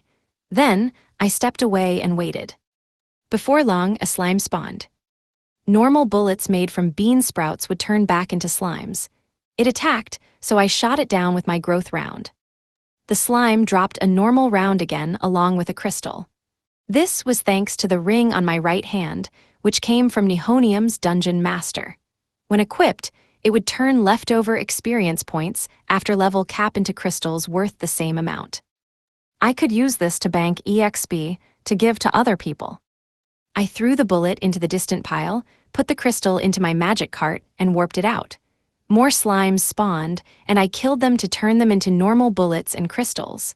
Each time, I returned the bullets to the pile, put the crystals into the cart, and warped them off. This is gonna be a long haul. I chuckled to myself, refocused, and aimed again. Emily and Urza were left in the branch office after Ryota's departure. They watched as crystals shot out of the warp device attached to his magic cart. 1, 2, 3, they flew out at an astounding pace. Wow, that's amazing, Emily exclaimed. Ryota must be mass-producing them in the chamber, Urza added. I see, an endless loop of slimes and normal bullets. Oh, I see. He doesn't get any bullets out of it, but he can earn endless experience points. Yeah, only he would come up with that idea so quickly. For the next minute, they waited and marveled at his judgment and speedy creativity. 278. In a doubly accelerated world. When I woke up, I was still in the chamber. Time passed differently from the outside world. You couldn't leave this room for 24 hours when you went in. At first, I'd spent my time mass-producing EXP crystals, but fatigue had built up and made me sleepy. The chamber was empty, so I'd slept using my arm as a pillow, but it was surprisingly refreshing. All thanks to Emily, really. It was warm and bright thanks to her care, and it had the aura of a holy temple. Even sleeping directly on the floor and using my arm as a pillow, it didn't hurt at all. I woke up with all of my fatigue dispelled. Now, I stood and looked up. The clock that my friends had mentioned was up there. It started at midnight, and it was close to making a second full circle now. That meant nearly 24 hours had passed. As a morning stretch, I did some more light EXP crystal generation. I wonder how much I've made in a day, including breaks. In the outside world's real time, this was only a minute. How much had I made in a minute? The thought suddenly made me excited to leave. The clock moved again. 1 minute remained. Oh. A door appeared before me. The door that had disappeared upon my entry, which I couldn't bring back no matter how I used the key, had finally returned at the literal last minute. I put my hand on the knob and turned it. The outside world was behind this door. Sunlight filtered through the trees and to the floor. The shadows of trees in our garden swayed in extreme slow motion. 24 hours here was 1 minute there. Simple calculation showed that time passed 1,440 times faster here. The shadows moved so slowly. I waited until 30 seconds remained. It's early, but I guess I'll exit. I do want to confirm that I can get out before 24 full hours. I murmured to myself and prepared to go out the door, but then, a white-hot flash of inspiration jolted my mind, like those new type guys in old mecha anime. 30 seconds, a different flow of time, acceleration rounds. I pulled an acceleration round out of my bag. When fired at someone, that person would move in an accelerated state for 30 seconds. You could say that everything in this room was accelerated by 1,440 times. What would happen if I fired an acceleration round here? Let's try it. I loaded the bullet and fired it into myself. My world sped up. The clock in the room slowed down. In an already accelerated room, I was accelerated even further. That meant basically that everything else was going slower. The shadows almost stopped moving.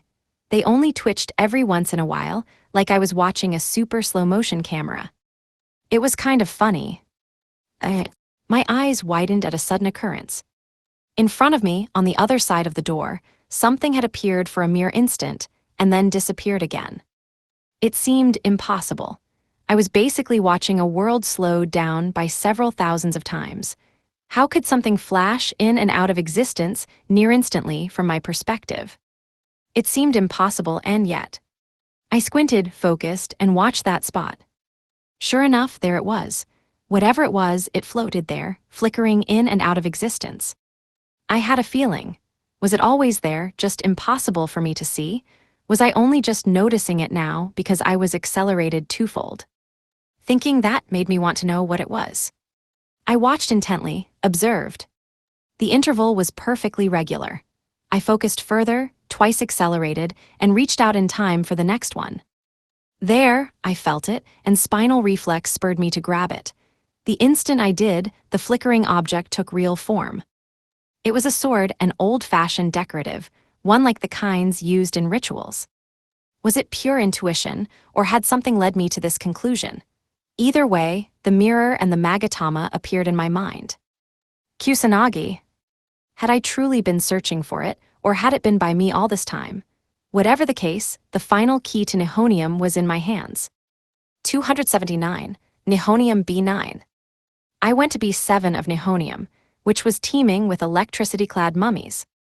Flame rounds were effective here, but I had an even better means of attack now. Eternal flame rounds, the fusion of flame and blue flame rounds. After being fired, These bullets made invisible, super high-temperature flames. I fired one, led the mummies to it, and killed one after another in energy-saving mode, gaining willpower seeds as I went. Kill drop, raise stat by 1. Kill drop, raise stat by 1. I repeated this process until it began to feel like my stat had gone up. Then, I used a portable status board to check. Image summary: a status board for a level 1 character showing SS ranks for HP, MP, Strength, Vitality, Intelligence, Willpower, and Speed, with luck at S and Dexterity at F. My willpower, which had been capped at S, was now SS just like the others. When I'd obtained the mirror, my HP, Strength, and Speed had been uncapped to SS likewise. The Magatama had raised the caps on my Vitality, MP, and Intelligence. And the sword I'd now obtained had unlocked my willpower stat. Next up, luck. I went down to B8, which had 3-headed dog zombies. To narrow it down to 2 heads, I fired a homing round first. Then, I closed in on the zombie and fired a growth round into one of the heads the homing round hadn't chosen.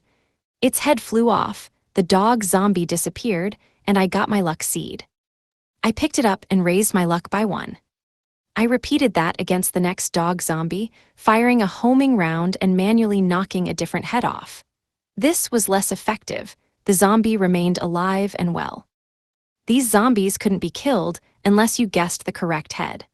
Homing rounds always targeted the worst head, so I farmed by firing one and guessing which of the other 2 heads was the good one. I continued on, killing at a 50% success rate. Repetition could skip all of this. It could kill even dog zombies. However, I killed them the right way. I started to rush a little as I approached my goal, but it was times like this when I needed to remember my purpose. If I decided to force my way with my raw, overpowered abilities, I'd get sloppy and mess up.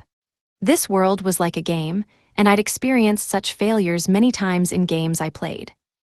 Be prudent, remember why you're here. I continued my 50% success rate strategy until it felt like I was done.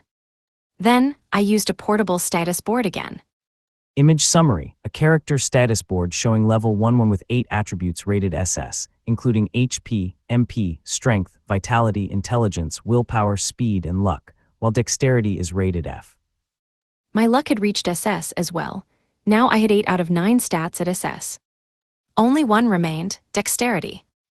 It's finally time. I went down to B9.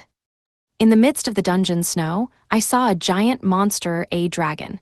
It was a 4-legged dragon, as big as a 2-story home. Its body rotted in various places, and it emitted a sort of miasma. This was B9 of Nihonium, a dungeon full of undead monsters. Fittingly, the monster here was a zombie dragon. I could tell at a glance that it was strong, but that wasn't all. 3, what does it mean? The number 3 was above its head. Well, let's get testing. I readied a gun and fired a growth round, which had become my main weapon by now. There had to be a trick here or so I thought, but the bullet pierced through and blew a part of its body off. No special trick. But then, the number changed from 3 to 2. I thought for a moment. I'd spent so long concentrating today that I figured it out quickly. That was the number of times I could attack it. The problem was what would happen if it reached 0. Would I be unable to attack, or would it disappear and waste my time without dropping anything? Worse, would I be warped out of the dungeon? Knowledge and experience led me to various conclusions. What attack can expose the truth and deal with whatever might happen after? My heightened concentration gave me an answer. I pulled out both guns and loaded the same round in either one.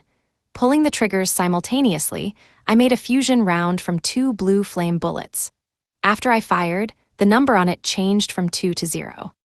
I knew it was the number of attacks. And though I had bullets loaded after them, pulling the trigger yielded no more shots. Wind Cutter, I tried magic as well, it did not fire. I also tried punching, but it was basically just a tap no force behind it. It seemed certain that the number was the number of attacks.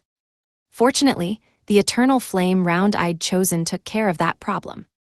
I couldn't attack, but I could evade. I dodged the zombie dragon's attacks, guiding it into the fire and slowly burning it to death. It died and dropped a seed. Suppressing my excitement, I gingerly took the seed in hand. Ryota's dexterity went up by 1. But I couldn't hold it in. My joy manifested as a fist pump. Woohoo!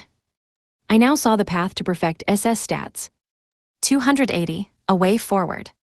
I spent another day clearing B9 of Nihonium. Miasma-spewing zombie dragons stood silently in the middle of the dungeon.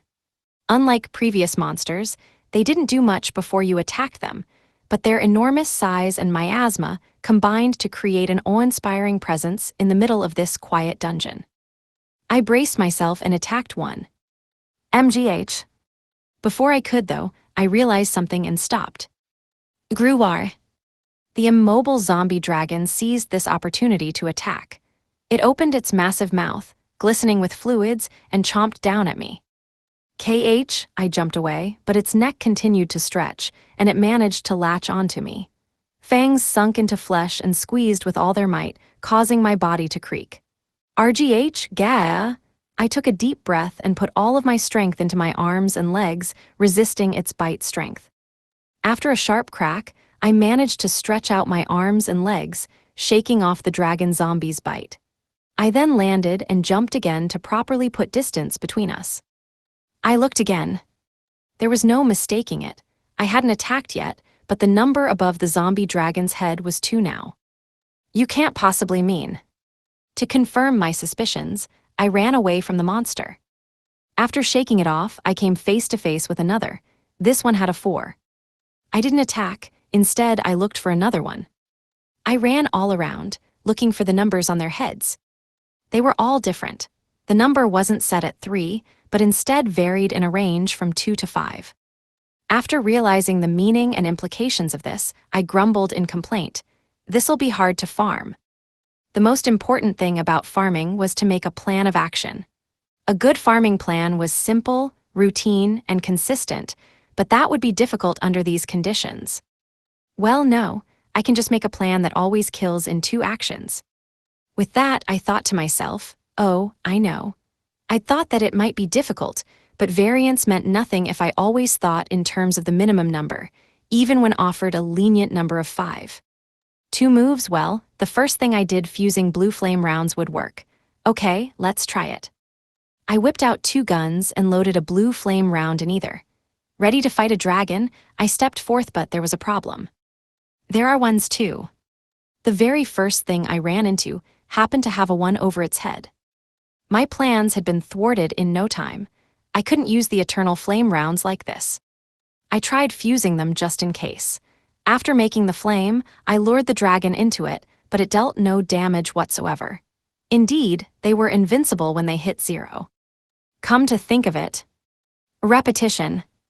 I fired my ultimate farming magic at the dragon, but even that failed. Despite being my ultimate spell, it was still something that had originally existed in this world. That meant it had to follow the rules of this world. Zombie dragons were invincible when their counter hit 0, so repetition would not work. That made sense. I couldn't use it during magic storms after all. My hypothesis had been proven correct, though not in a way I'd like. It brought me down a little. I had no way to defeat a zombie dragon whose counter was at 0, so I ran away from that one. I could try to resume farming, but it would be haphazard and inefficient. In that case, let's cut our losses and start investigating again. I circled B9 without attacking anything, just counting the numbers on zombie dragon heads for an hour. The counters ranged from 1 to 5 in all cases.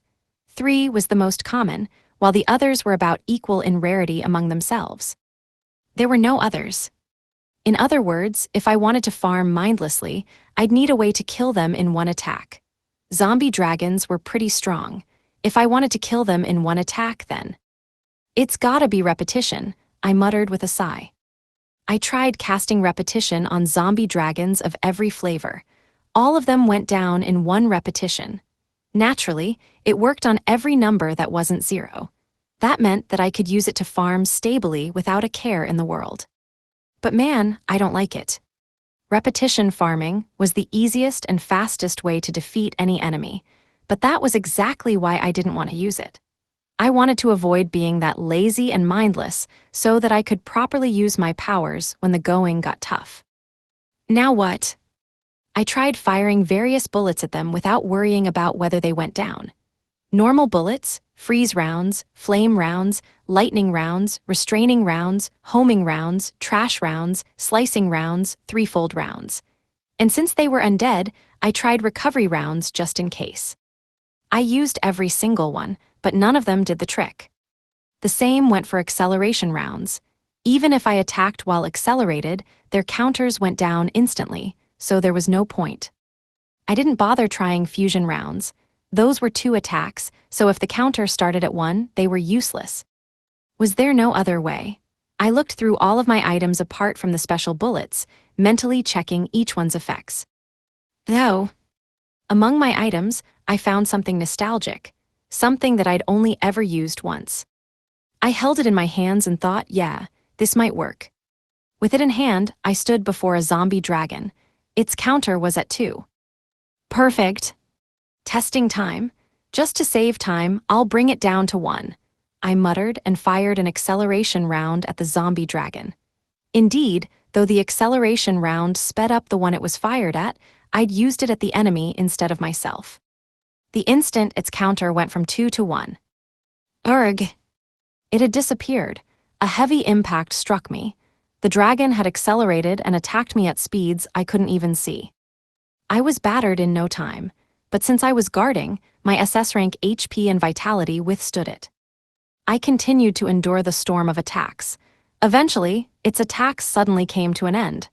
The dragon disappeared, and a dexterity seed fell before me. Woohoo! I pumped a fist again, just as planned. I looked at the item I'd brought here, the High Guts Slime's Drop. When equipped, it reflected damage taken to the attacker. It had been gathering dust due to how slowly it killed enemies, but it had helped this time. The zombie dragon's counter only reduced when I attacked. It didn't count counters. I'd used an acceleration round just because I wanted to see the results quickly, but this was all I really needed to kill zombie dragons with a counter of 1. It would take time, yes, but I was satisfied to know that I could defeat zombie dragons at 1 without relying on repetition. But I wasn't done yet. Keep thinking, keep improving. For once in a long time, this endeavor had proven quite satisfying. 281. Rare Monster Mass Production. I went to the mansion's basement alone for my next test, the special bullet. Specifically, I wanted to know what bullet the outsider made by dexterity seeds would drop. I was certain that it would drop a bullet. Given the rules I'd learned so far, I was 99.99% sure. In fact, the only question was what the bullet would do. I placed a pouch of dexterity seeds I'd gathered in the corner, backed off, and waited for outsiders to spawn. By the way, I hadn't been working much with Leia lately, despite her ability to use revive. This was one of her ideas. For some reason, she had been going to Selenium's chamber every day. Leia Selenium was spirit-blessed, so she had good reason to visit her spirit. Rather, I knew she wouldn't suggest that without a good reason, so I let her do what she wanted. As such, I was waiting for outsiders to spawn like the old days. After the usual amount of time, a zombie dragon outsider had spawned. Repetition. When farming in dungeons, I thoroughly tested options without slacking off like this, but I always used repetition to kill things in the mansion's basement. My friends lived here. I couldn't do anything stupid, so I always used the fastest and safest means available. The zombie dragon outsider died and dropped a new bullet. I approached, picked it up, and inspected it closely. Its appearance was clearly different from that of my other bullets, but I knew that appearances wouldn't tell me what it did. I wouldn't know until I fired. That was true of all monster drop bullets. I loaded it into my gun. To create test targets, I scattered some bean sprouts I'd grabbed in advance. After backing off, I waited again for an outsider. The instant a slime spawned, I aimed and fired my new bullet straight through its center. The slime was blown away and burst open. Out popped normal bullets. Twice as many. There were 2 bullets on the ground twice, what I normally got. Just in case, I spawned another slime and shot it with a growth round. It dropped only 1 bullet. There was an obvious difference. I'd never gotten 2 bullets from one slime before today. Did the zombie dragon's bullet double drops? At least it was obvious that, unlike acceleration and recovery rounds, this bullet was intended to be shot at the enemy. For the sake of further testing, I turned my remaining dexterity seeds into outsiders and made them into special bullets. This time, I used the warp room to go to a dungeon. B1 of Tellurium was basically my backyard by now. There, alongside a veritable crowd of adventurers, I shot an attacking slime with my new bullet. It dropped bean sprouts again, twice as many as usual. Those who had witnessed it spoke up in amazement. Whoa, what was that? Can slimes drop that much? Nah, that's just Ryota being amazing, as usual. S-rank drops already dropped lots of bean sprouts, and I doubled that. Compared to the average C-rank drops, I had gotten 10 times the bean sprouts from one kill. No wonder they were amazed. I'd tested what I needed to test here. After that, I returned to the mansion via Warp Gate and went to several other dungeons I'd been to before. In each one, I defeated a monster with my new bullet. Veggies, meat, minerals, all kinds of drops had been doubled. Incidentally, an Arsenic Witch was always under the drop-doubling lunar eclipse. Thanks to Emily, my drops were 4 times the base. There was no doubt now that this bullet doubled drops. It was weak, by the way, about as strong as a normal bullet. I'd have to weaken enemies with other things and then finish them off with it to double drops. Strong, but kinda meh at the same time, I thought to myself. But suddenly, the air inside the milk-dropping plumbum changed. The dungeon master had come. Whoa, I abruptly jumped to the side. A bullet whizzed right by me. Murderous malice instantly drew closer. While evading, I caught sight of the assailant. It was none other than Prince Ryo, the dungeon master. He appeared so much more often than other dungeon masters. It happened every few days, more than 10 times as frequent. I evaded the hotter Ryota's ferocious attacks and reflexively aimed my gun and fired. Crap, I quickly realized my mistake. The new bullet was still loaded into my gun. Given how weak it was far from enough to kill Prince Ryo. As expected, despite scoring a direct hit, it didn't deal much damage. Prince Ryo was alive and well.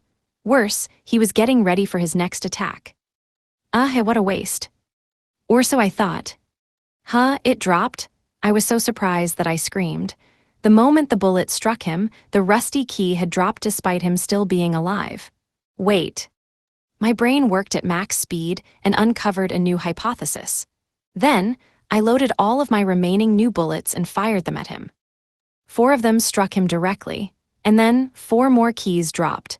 He was still not that badly hurt, so he attacked again. I fended him off and picked up the keys. It doesn't double drops, it just forces a drop. It's like using steel. If that was true, then they were extremely useful. I'd be able to mass-produce drops from rares despite their rarity. 282. He who overcame his limits. I sat cross-legged in the mansion's basement and gazed at my new bullet. Given the effect, I decided to call it the Force Drop Round, or Drop Round for brevity's sake. When fired, any monster it hit would drop an S-rank drop's worth of stuff. Whether it killed or not, 1 bullet would yield 1 S-rank drop. It worked the same on every enemy, but I believed that its true value lay in being used on rare monsters. I took the rusty keys out of my pocket. In total, I had gotten 7 from Prince Ryo today, 6 from the drop rounds, and 1 from finishing him off. He appeared often, though, so I wasn't that excited about having 7. Say for example, though, the Bicorn appeared at Selenium. If I took 100 drop rounds, by no means a difficult number to obtain, I could get 100 Bicorn horns in no time. In this way, I considered them stronger when used against monsters that appeared more rarely. Now that I knew its properties, I had also figured out how I'd use them in the future.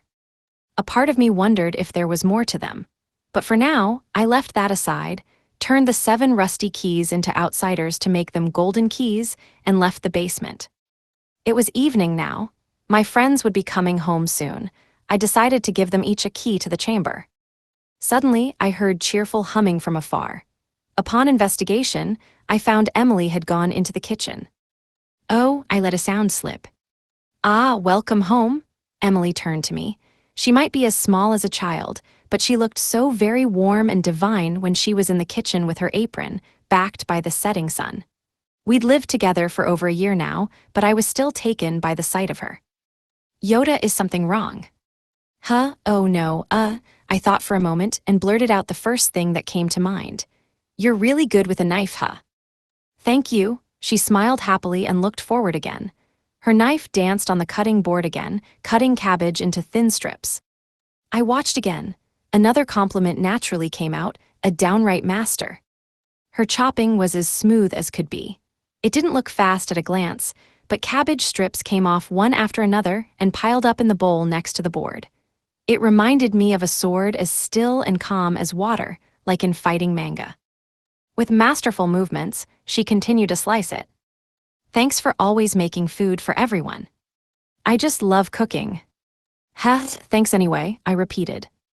Emily giggled to herself and started preparing potatoes. Potatoes, I asked her. Yes, they're freshly picked. Does that mean you got them yourself? I recalled breakfast. Image summary, manga illustration of Emily, a smiling girl in an apron, holding a kitchen knife while preparing food. I wouldn't call it reporting exactly, but before we all left for work in the mornings, we typically announced where we were going each day. Nobody had mentioned going to a potato-producing floor. That's right, I got potatoes for everyone from the slime families. After saying that, she smiled nervously. I need to get a little stronger. If more people join the family, the slime families will get a little too strong for me to get enough potatoes. All right, that's how they are. Slime families lived on B6 of Tellurium. They're called families, but each family is a single monster. The more of the children you defeat, the more drops you get from the adult. But in return, the adult becomes much stronger defensively. The main thing to know about farming on that floor is how many kids you can kill before you go for the adult. Yoda, what's up? Yoda, Emily cocked her head and looked at me. I didn't have time to reply. A flash of inspiration had lit up my mind. As soon as the image came together, I whipped around and ran off. Yoda. I ran through the halls to the warp room, leaving her in my dust. I then activated the warp gate and designated B6 of Tellurium. I pushed my magic cart, which I kept in this room since I could go to any dungeon from here, through the swirl of light. In no time, I was on that floor. Many adventurers and slime families were here. Among them, I picked out a slime family and went into battle. First, I fired off growth rounds to kill all the children and maximize the adults' drops. Next, I used a restraining round at the parent. Its defensive stats were akin to S rank now, though its other stats remained the same. I then pushed my magic cart over next to it, pressed my guns against the slime, and fired repeatedly at point-blank range. I was alternating drop rounds and recovery rounds. Every drop round generated the maximum number of potatoes without killing it. S-rank drops plus a maximum power slime family made for a massive number of potatoes, which went into the magic cart and to the mansion's branch office. I then fired the recovery round, which healed off the minor damage it had sustained from the drop round. With another drop round, I'd made another mountain of potatoes in no time. Again, they were warped to the mansion. Again, a recovery round. I continued alternating, sending ungodly quantities of potatoes to the mansion. I'd estimate that I was making tens of pounds of potatoes in just a few seconds. I always tried to think of new and novel methods instead of mentally slacking off, so this had come to me in no time. My excitement grew, and so too did my pace. Yoda, wait a second. Emily suddenly appeared and stopped me. She was still wearing her apron. She must have followed me from the kitchen. Emily, what's wrong? You're going so fast that Urza's burning out. Oh, I imagined what was going on in her office and laughed. It seemed I was going so fast that I'd exceeded the processing speed of our poor dedicated drop manager. This was the first time that had happened, so I was happy with my idea. 283. Another dispatched employee. One afternoon, in the Swallow's returned favor branch office in our mansion, Ine came wearing the same uniform as Urza. After breakfast, when I was going out for my dungeon work, she suddenly came to visit me. She bowed her head and said politely, "I'm happy to be working with you." But when she stood straight again, she was back to her usual self. "Crazy stuff, Ryota. You've got 2 dedicated employees now. Are you happy?" She came closer and started nudging me with her elbow. "Come on, are you?" Happy or not, I still don't really understand what's going on. As soon as she'd come, she started yapping about working with me and me being happy. I was utterly confused. "Come on, you did something awesome yesterday, didn't you?" "Yesterday? Oh," I chuckled to myself, raised a hand in front of my face and bowed an apology to Urza. "Sorry, did I cause trouble for you?" "Ento." "Yeah, not one bit. It was great, in fact. Man, I wish I could have seen Urza drowning in a sea of potatoes." I really did then, especially in a physical sense. I bowed an apology once more. We tried sending them all to HQ to give Urza room, and even they started drowning in them. They were all so amazed that they couldn't pick their jaws up off the floor. Only you could elicit so much amazement, so many sighs, and so much dying and going to heaven from our employees. What was that last part? Bah, she's probably just joking anyway. So, is that why they decided to do that? Because Urza was struggling on her own? I asked. "We have been talking about getting more staff here for a while anyway. Right?" Ine punctuated that with a wink. She'd been so friendly ever since we first met. That wink suited her well. "Is that so? Urza's enough for everyday things, but you're not an everyday kind of guy, are you?" "Heh, I guess not." I was aware of this too, so I couldn't contain my wry chuckle. "Right, I'm not an everyday kind of guy. I always stuck my neck into things I found unfair. People like Cell always came to me with big requests, and people at Wit's End always looked to me for help." Ine was right. I did a lot of things that the average guy didn't do. That's why we wanted one more staff member here for times like that, especially given yesterday. That made me chuckle again. The Max Bauer slime family, battered by drop rounds, had produced dozens of pounds of potatoes in mere seconds. From what I heard later, it had looked like she'd won a jackpot at some kind of wacky slot machine. Just imagining, it excited me a little too. Ine concluded her explanation, so basically, here I am now. "I see, but why you?" "Huh?" She was oddly shaken. "I'd imagine that you've been dispatched elsewhere.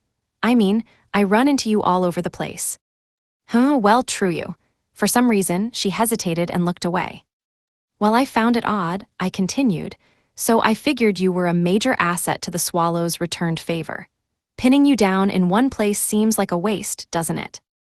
"WL, I mean." I understood her even less now. Was it that hard to tell me? "Oh, you've been helping my family. Suddenly, she had a reason. That does make some sense. Her family, a greengrocer, regularly purchased my watermelons.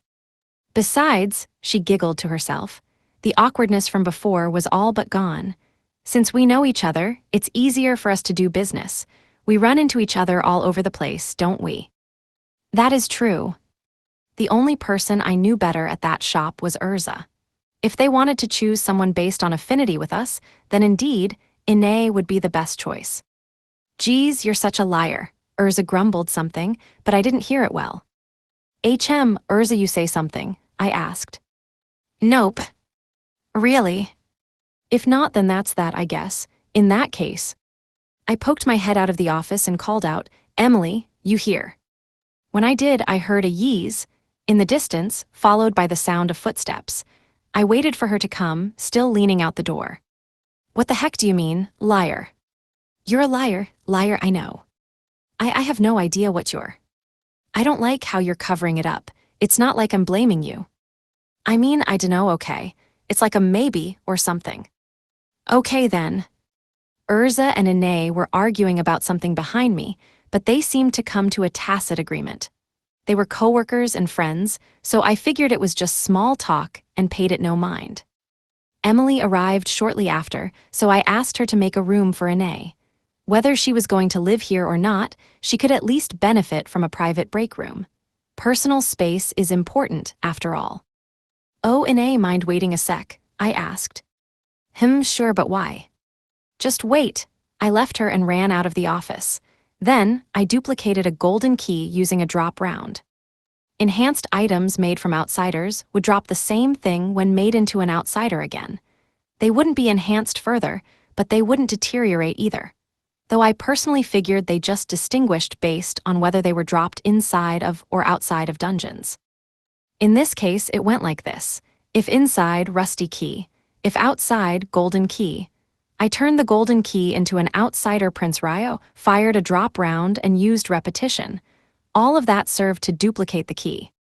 I brought that back to Ine, who looked confused. Here you go.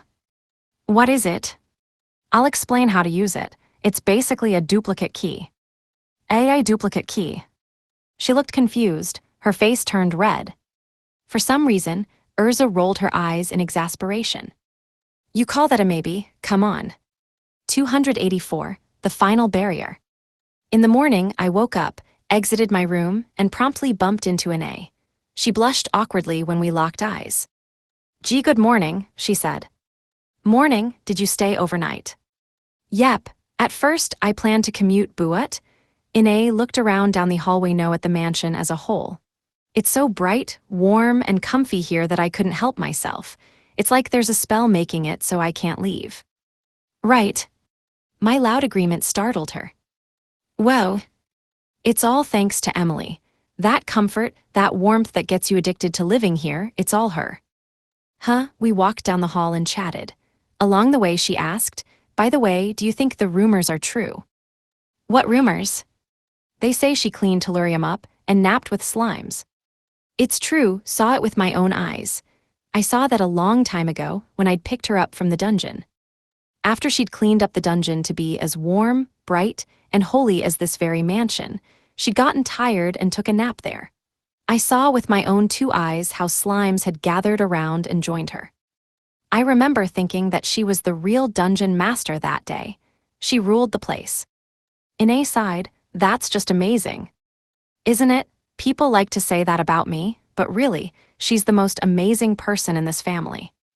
I get it. Your amazing performance is all thanks to you having this home to come back to, right? You get it, I was excited. Ine agreed, stopped, and then fully turned to face me.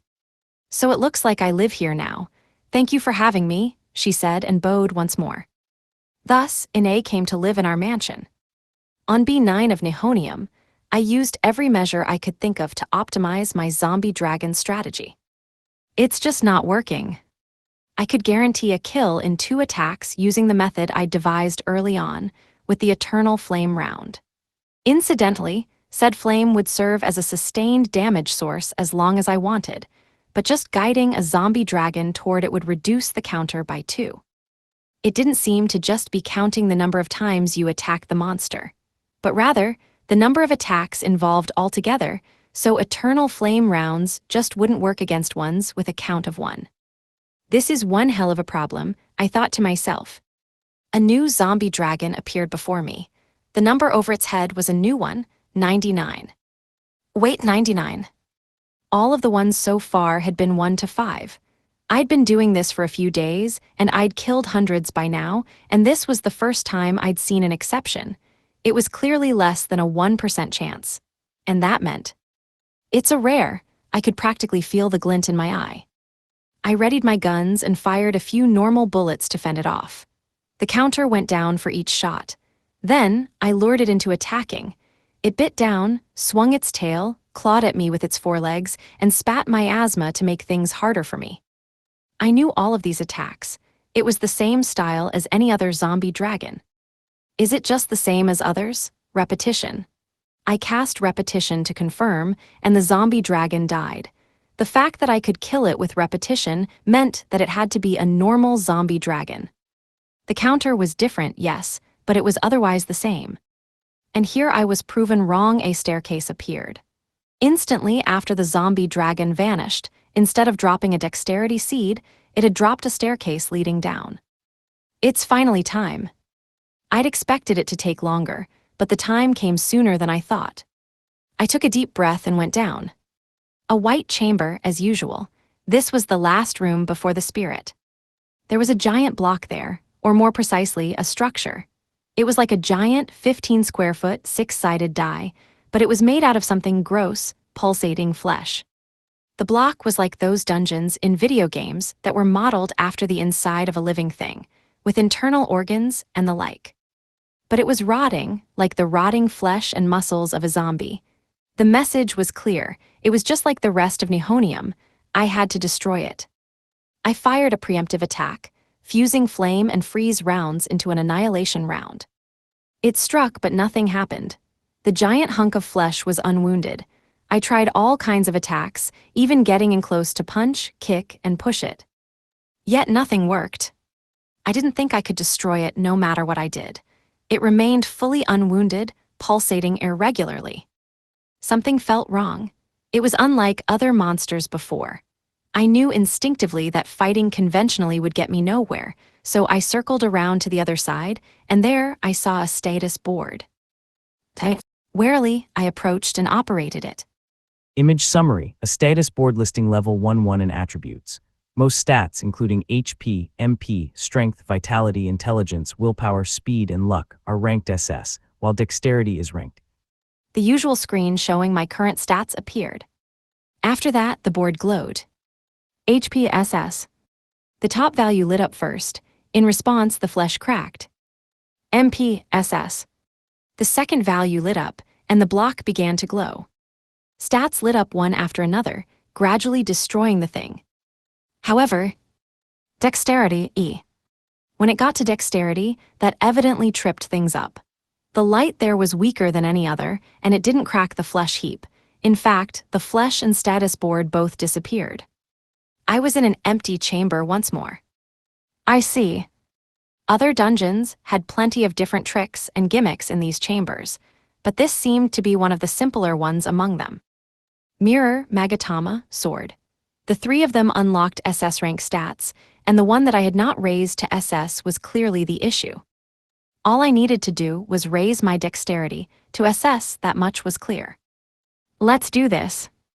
I turned around and went back up the stairs to B9. 285, slow and steady. I checked my stats with my portable status board. Image summary, a character status board for a level 1 individual showing SS rank in almost all attributes, including HP, MP, strength, vitality, intelligence, willpower, speed, and luck, while dexterity is significantly lower at rank D. After many zombie dragon kills, I'd bumped my dexterity up to D. Work had been inefficient due to a few one-counter dragons, and before I knew it, it was evening. Time to go home. Well, I know how to meet the spirit. Maybe I should keep pushing. No, let's not. I quickly let that idea go. Don't push yourself. That's the whole reason you collapsed back at the company. Don't repeat those mistakes. Besides, the next morning, after breakfast, I went to meet Plumbum. As usual, she was drawing pictures of me. She looked up and smiled happily. Ooh, I've been waiting for you. The reason I hadn't pushed myself yesterday was because I'd promised to come see her every day. If I went hard and stayed up all night just to raise my stats, I'd get too focused on it and forget to come see her. No doubt about that. So instead, I'd finished up at the usual time yesterday for the sake of coming to see her on time. I'd made a similar promise with Aurum, but despite her curiosity, she didn't get resentful if I couldn't fulfill it. Plumbum was different. She believed that she had been betrayed long ago, so I wanted to keep my promise to never let that happen again. Happy that she was so happy to see me, I sat down next to her. She kept staring at me. What are you staring for? I asked. Did something happen to you?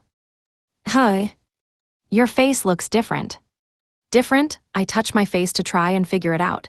It felt normal to me. Me, same face. Is something worrying you? Why do you think that? Do not underestimate me. I've kept a close eye on you. It's not hard for me to figure out something so simple. The directness with which she said it made me a little embarrassed. I see.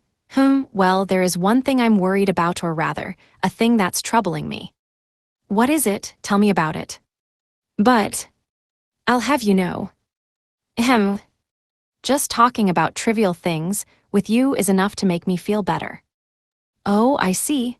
I was happy that I'd come today. I'd never said anything like that, so this must have come from Plumbum's experience alone. She seemed to be happier when I came, so I was glad that I hadn't skipped today. Basically. I told her about my problem about the zombie dragons with a counter of 1. Not as a means of asking for help, but just because she'd said that she wanted to know. She listened in silence until the end, slowly stood up, and casually waved her hand. A turtle appeared in midair. It was big enough for a person to sit on, and its shell had an odd pattern reminiscent of outer space. "What's this?" I asked. "One of the rare monsters of my dungeon, the Chrono Turtle." "Chrono Turtle?" "Try defeating it. Its shell is hard enough to deflect any attack, but the bright spot is always the weakest." After the spirit herself had told me its weak spot, I took out a gun and fired a growth round into the spot as directed. It was super effective. The bullet went straight through the Chrono Turtle, and like the other monsters of Plumbum, it turned into floating liquid. "What's the drop?" I asked her. "Humans have called it the beat of time." "Beat of time." She waved her arm again, summoning another Chrono Turtle. Then, she splashed the beat of time onto it, causing it to change color and stop moving. It froze. Wait, based on the name, did time stop for it? "Indeed," she nodded slightly yet firmly. "This item stops time for whatever you splash it on. Why not try using it on those dragons of yours?" I was awestruck. I went to B9 of Nihonium again, walked around the dungeon, and searched for a zombie dragon with a count of 1. One showed up in no time, so I snuck over and splashed the beat of time onto it. Like with the Chrono Turtle from before, it lost color and stopped in place. Its counter remained at 1. Then I fired normal bullets at it. Even when I unloaded the cylinders of both revolvers, its counter didn't change. "Nice," I pumped a fist. I tested yet further, using an Eternal Flame round on the time-stopped zombie dragon. Despite not working on dragons with counts of 1 before, the invisible flame burned it just fine now. Its body was half-charred, yet it couldn't move from its previous position. Eventually, time started moving again, and out popped a dexterity seed. The beat of time had worked perfectly against the dragon. But one test wasn't certain enough for me, so I decided to go again. I walked all around the dungeon, ignoring zombies with counts from 2 to 5. I found a 1-2 of them at once, in fact. Having more than one around would interfere with the test, so I considered leaving one be, but then I held up my gun. I stopped moving. My eyes landed on the gun in my hand. Something ran through my mind, a flash of inspiration. I knew that I could do it, but it hadn't fully taken form yet. I desperately tried to catch the idea, like water slipping between my fingers. I focused for a while, and eventually it took clear form. This time, I splashed the beat of time onto my gun. My favorite gun lost color, as if frozen.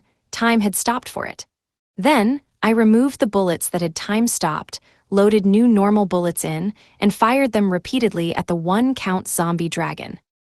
The counter stayed the same. Firing with a gun that I'd used the beat of time on wouldn't reduce the counter. 286, beyond legendary. After waking up in the morning, I left my room. I yawned as I walked through the salon, feeling the morning sunlight through the window. Celeste was slumped against the arm of the couch. "What's the matter, Celeste?" I asked. "Oh, Ryota, no big deal, it's just a magic storm." "Oh man." Magic storms were a type of weather in this world. During such storms, people couldn't use magic at all. Depending on the person, you might even feel sick. Celeste was one such person. "Are you okay?" "Yeah, it's just the usual," she replied. "I'm not actually sick, so it's fine. This one just happens to be a bit long, so that sucks a little." "Long, you say?" "Yeah, they say it'll last 5 days." "That is long," I was surprised. 5 whole days, this must be the longest one yet. "It's just the season for it, there's nothing we can do about it." "Kinda like rainy season, huh?" I compared it to my old world. "What about you, Ryota? Are you okay?" "Hi. You look so serious lately. Are you working on something big?" I touched my face all over again.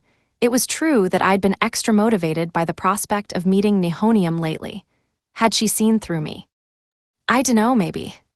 "Do you need my help?" She sat up with a determined look on her face. I appreciated the offer. It made me happy, but I answered, "It's okay, I'll manage." "Yeah, knowing you, I'm sure you will." She slumped down again. She trusted me. and to live up to that trust, I planned to go for another hard day's work in Nihonium. After breakfast, I went to chat with Plumbum. She showed me an even more powered-up Prince Ryo. His face was prettier than ever, and his clothes were more sophisticated. If the two of us competed in a beauty pageant, he'd trounce me, I thought as I left her and went to Nihonium. There, I farmed zombie dragons, typically with eternal flame rounds. When I ran into a specimen with a counter of 1, I used the bead of time and shot a bunch of bullets. Along the way, I stopped using eternal flame rounds on counters of 3 and above. Instead, I'd use a growth round and annihilation round combo. I continued to refine my methods. Slow and steady wins the race. Even if it took longer to kill them because of these new methods, I might still get a flash of inspiration. I considered using the 2-action Eternal Flame rounds against a 3-counter Dragon Lazy, so I stopped doing it. And so, I killed monster after monster, gradually raising my dexterity. Eventually, though, I got a sharp headache. The magic storm was affecting me too. MP, Intelligence, Willpower, I'd raised all of my magic-related stats to SS, so magic storms affected my health. Not as much as they did Celeste's, though. Most of all, repetition. I tried casting a spell, but it didn't work. Even the strongest farming magic in the world was still just magic. It was useless during magic storms. A zombie dragon with a counter of 1 appeared. I used my bead of time on my gun and fired repeatedly to kill it. When I got the dexterity seed, I was relieved. It was a good thing I hadn't settled for incorporating repetition into my farming scheme. If I had, I'd be forced to give up for this whole 5-day magic storm. I'd still like another option or two, I think. A pattern for 3 counters. A pattern for 4 counters. A pattern for 5 counters. And though they were rare, an all-out pattern for 99 counters. I wanted to try everything I could. Suddenly, I heard applause nearby. I whipped around in surprise. Nobody ever came beyond B2 of Nihonium. There I saw Neptune. As usual, his 2 orbiters Lil and Ran were there. "Impressive," Neptune said in greeting. "You've found a stable way to do work here, and in a magic storm at that. What brings you here? That's rare." "Ahaha, well, I just heard there was someone who'd cleared a dungeon that I'd given up on long ago." "Given up?" "Remember, when Nihonium was born, we came here to investigate it." "Oh, in the very depths of my memories, I found it." I clapped my hands together when I remembered. It had happened over a year ago, back when Emily and I had still struggled on B1 and B2 of Tellurium. Back when my stats were all F. When Nihonium was born, there were rumors that the Neptune family had been sent to investigate it. "You're right, I totally forgot." To be honest, his voice trailed off.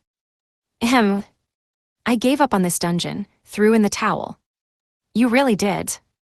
"I investigated all the higher floors, yes, but I couldn't do the 1-count and 2-count monsters here. I just couldn't kill them in one blow." "Really?" "Yep, Lil ran," Neptune said to his girls. The women behind him came up and clung to him. Yeah, you just want a demonstration." "Leave it to us." A zombie dragon passed by. Its counter was at 3. Lil and Ran began casting spells in song-like tones. "Godly blessing." "Devilish curse." White and black magic covered Neptune. 2 opposing colors of light created wings of white and black. Instantly, the counter went down to 1. Neptune swung his fist without much ceremony. It was a powerful blow, easily blowing away the zombie dragon despite him not putting his full force behind it. "That's my trump card, as you can see. 3 and higher are easy, but 1 and 2 are impossible." "Oh, I see." I'd seen his ultimate move there before. It had power to spare, but it was fully incompatible with this floor. "But you've been an adventurer for a long time too, so you understand. What does it matter if I can't beat the 1-count monsters here?" "Yes, no doubt," I replied. Neptune nodded back. This world's rules were strict. Apart from phenomena relating to S-rank drops, there were no exceptions. There was nothing wrong with Neptune investigating the whole dungeon down to this floor and giving up on the 1-count and 2-count monsters. If he reported that honestly to the Dungeon Association, Chief Clint at the time then, that would have been convincing enough. That's why I came, to see the face of the person who so easily overcame what I couldn't. That's so. You're as impressive as ever. Say, why don't you join me? Still trying? How many times have you tried to poach me now? But of course, I like you, remember. You keep saying that too, sorry. That's a shame, well. How about I join you instead, he offered, like how Cliff and Margaret have already. Huh. Let the Neptune family come under the Ryota family umbrella. How about it? Neptune looked as serious as could be. But, for real, I confirmed. For real, for real. Despite his lightheartedness, he seemed serious about this. Lil and Rand's sulky looks were proof of that, as if they wanted to know why the hell Neptune would be subservient to someone else. But he was serious. For real, though. 287, more than I bargained for. I remained silent at Neptune's offer. What's it gonna be? You won't suffer for it, I promise. I think not, I finally answered. The sexier one behind Neptune, Lil, knitted her brow in anger. She looked about ready to attack me at any given moment, but Neptune raised his hand to stop her. With his usual affable smile, he asked me, why ever not? I'd love to hear your reason. You won't back down unless I tell you, huh? Yep, I'm genuinely serious right now. I sighed. Because you're not troubled. Do I have to be? It's not exactly that you have to be. I struggled with his earnest question. He was right, that was my intent, but when he asked me outright, I struggled to answer. Ever since I'd arrived in this world, I'd mostly acted based on helping people. People who tried their hardest but never got anything out of it. People being exploited by others. I helped the kind of person who reminded me of my past self, basically. Following that logic, I doubted he needed my help. He wasn't unrewarded, and he wasn't exploited, quite the opposite, in fact. That was why I'd refused. No worries there then, he said. Hi. I'm super troubled, actually. Neptune flashed his usual calm smile and said, Tennesine. The 117th one, huh? I muttered to myself. Ahem. Nothing, is that a newly born dungeon? Lil and Rand's eyes went wide, as if they couldn't believe what they were seeing. Neptune wasn't as surprised, rather his smile grew bigger. Ha ha ha, you really are incredible. You already know about a new dungeon when we haven't announced it anywhere. Only a select few have heard the news. That might have been stupid of me. Element 117, Tennesine. I knew about it because it had been named around the same time as Nihonium. I didn't know how it had arisen in this world. I'd only reacted because of the name. That was what made my response careless. I've been asked to investigate it, just like Nihonium, he explained. Impressive. But I'm in a real tight spot. Frankly, I can't do it myself. I'm a little bit cursed, so I need your help. A tight spot? Yep, to be honest, you're the only guy I can ask, because you're the only person in this world who's stronger than me. I gazed at Neptune, trying to figure out his hidden intent, but there wasn't much point in doing that. Finally, I said, you're no fair. Oh, really? He played dumb. I wouldn't have been able to tell if he were alone, but Lil and Rand's facial expressions spoke louder than words. Lil looked furious, as if she'd kill me if I refused. Rand was sad, as if to say she'd die of sadness if anything happened to Neptune. Both of them were even more worried about him than he was. That was what was unfair bringing the two of them here. I sighed, okay, fine. You mean it? Yeah. Thank you, Lil Ran. Neptune looked to the girls. Okay. HMPH, we just have to do what you said, right? The two of them turned around and ran back the way they'd came. What are they doing? I asked him. Call it preparation. First, we need to make a big fuss so everyone knows that Neptune has joined the Ryota family. Is that really necessary? Yeah. Hey, what was with that pause? Were those two just acting? Why haha, come on. It's not like I'm taking advantage of a legitimate problem I'm having to get into the fold or anything. Now you're just being brazen, I roared. I was starting to regret agreeing. Still, it was rare for him to be this serious. Thank you, honestly, this is a big help. You really are unfair. At least he can stay strong, I guess. After that, he left Nihonium, announcing that he'd return once he was ready. I refocused myself, raised my dexterity to B, and went back to the mansion. When I got back via the portal, Ine ran up and screamed, "Aya, Ryota, there's an emergency." "Ine, what's got you so panicked?" "Elle, look outside." Outside, as directed, I looked out the window. Whoa, that's one heck of a crowd. It must be over 100 people. They're all adventurers under the Neptune family. Neptune! My eyebrow twitched. I had a bad feeling about this. They heard that Neptune joined the Ryota family, and they want a piece of the pie. A few of them have already said they'll follow you as their new boss for the rest of their lives. I massaged my brow. A headache started to come on. They were eager to join me, but I couldn't start accepting any random person who came to my door. For now, I chased them all off. And for many days after, I was constantly haunted by third-party groups who claimed to be under the Neptune family, who would now technically be under us as well. Image summary: manga illustration of a tall person in flowing robes looking down at a shorter, apprehensive person who is clutching their collar. 288. Meeting Nihonium. For the sake of working with Neptune and dealing with my own problems, I decided I needed to finish clearing Nihonium. After fulfilling my promise to Plumbum, I holed up in Nihonium and went home in the evening. 3 days later. Image summary: a portable status board showing a character at level 11 with all attributes: HP, MP, Strength, Vitality, Intelligence, Willpower, Speed, Dexterity, and Luck, maximized at rank SS. Ooh, I looked at the stats on my portable status board and shuddered with emotion. I remembered how I'd started off. I'd measured my stats after watching Emily do it and despaired when I saw mine were all FS.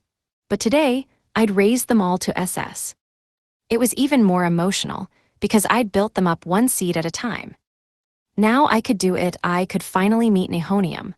Looking back, she was the one who'd led me to the magic fruit that taught me repetition. I returned to the mansion and used the warp room to return to the room before the spirit's chamber. There, I faced the 15-foot squared cube of rotting flesh. It was every bit as eerie as before. I circled around and used the odd status board on it. Stats appeared one after another, and every SS rank stat glowed. HP SS, MP SS, Strength SS, Vitality SS, Intelligence SS, Willpower SS, Speed SS, Dexterity SS, Luck SS. Once all of them had been displayed, the flesh heap melted away and was absorbed into the ground. I backed off and waited for it to finish. Another zombie dragon. Once it was gone, a zombie dragon appeared in its place. It looked just like the other ones on B9. Its size, presence, and miasma were the same as well. Nothing differed save for the number 9 above its head, which was a counter I hadn't seen before. I'd expected this to open the path leading to Nihonium's chamber, so this was a little bit of a letdown. Either way, guess I'll just kill it. A counter of 9 means I have 9 moves. Suddenly, alarm bells went off in my head. It was nothing but instinct. Instinct and intuition, the general instant decision-making that comes from a wealth of experience, had made me stop myself from attacking. Lately, I'd been increasing my number of attacks to match the zombie dragon's counters to cultivate better judgment, so I'd considered killing this one in exactly 9 moves. 9, that counter wouldn't come up without reason. Not now. The number 9 couldn't possibly be meaningless here, in a chamber that symbolized the whole of Nihonium. Killing in 9 moves was a bad idea. Probably a very bad idea. Repetition. I defeated the zombie dragon with my ultimate farming magic, the perfect representation of a one-action kill. The counter went down by 1. In its place appeared a 3-headed dog zombie. This one's counter was an 8. I knew it. I evaded its biting attacks and summarized the situation in my head. 9 floors, 9 kinds of monsters, a count of 9. With each kill, the counter would go down by 1 and the next would appear. Defeat them all, show the fruits of your growth. That was the intent that I sensed from this. In that case, whoa, I'd prepared to defeat the 3-headed dog zombie through my usual homing round method, but I quickly realized that it would count as 2 attacks. I used the beat of time on the dog zombie, fired a homing round, and rushed in. The head I'd chosen was the correct one. Its counter went down by 1, and it disappeared. Counter 7 electric mummy. Counter 6 poison zombie. Counter 5 red skeleton. These I insta-killed without issue. Counter 4 mummy. That's right, I needed 2 moves for these too. Like with the dog zombie, I splashed the beat of time on it and killed it with my now quite strong growth round before burning the bandages left on the ground to finish it off.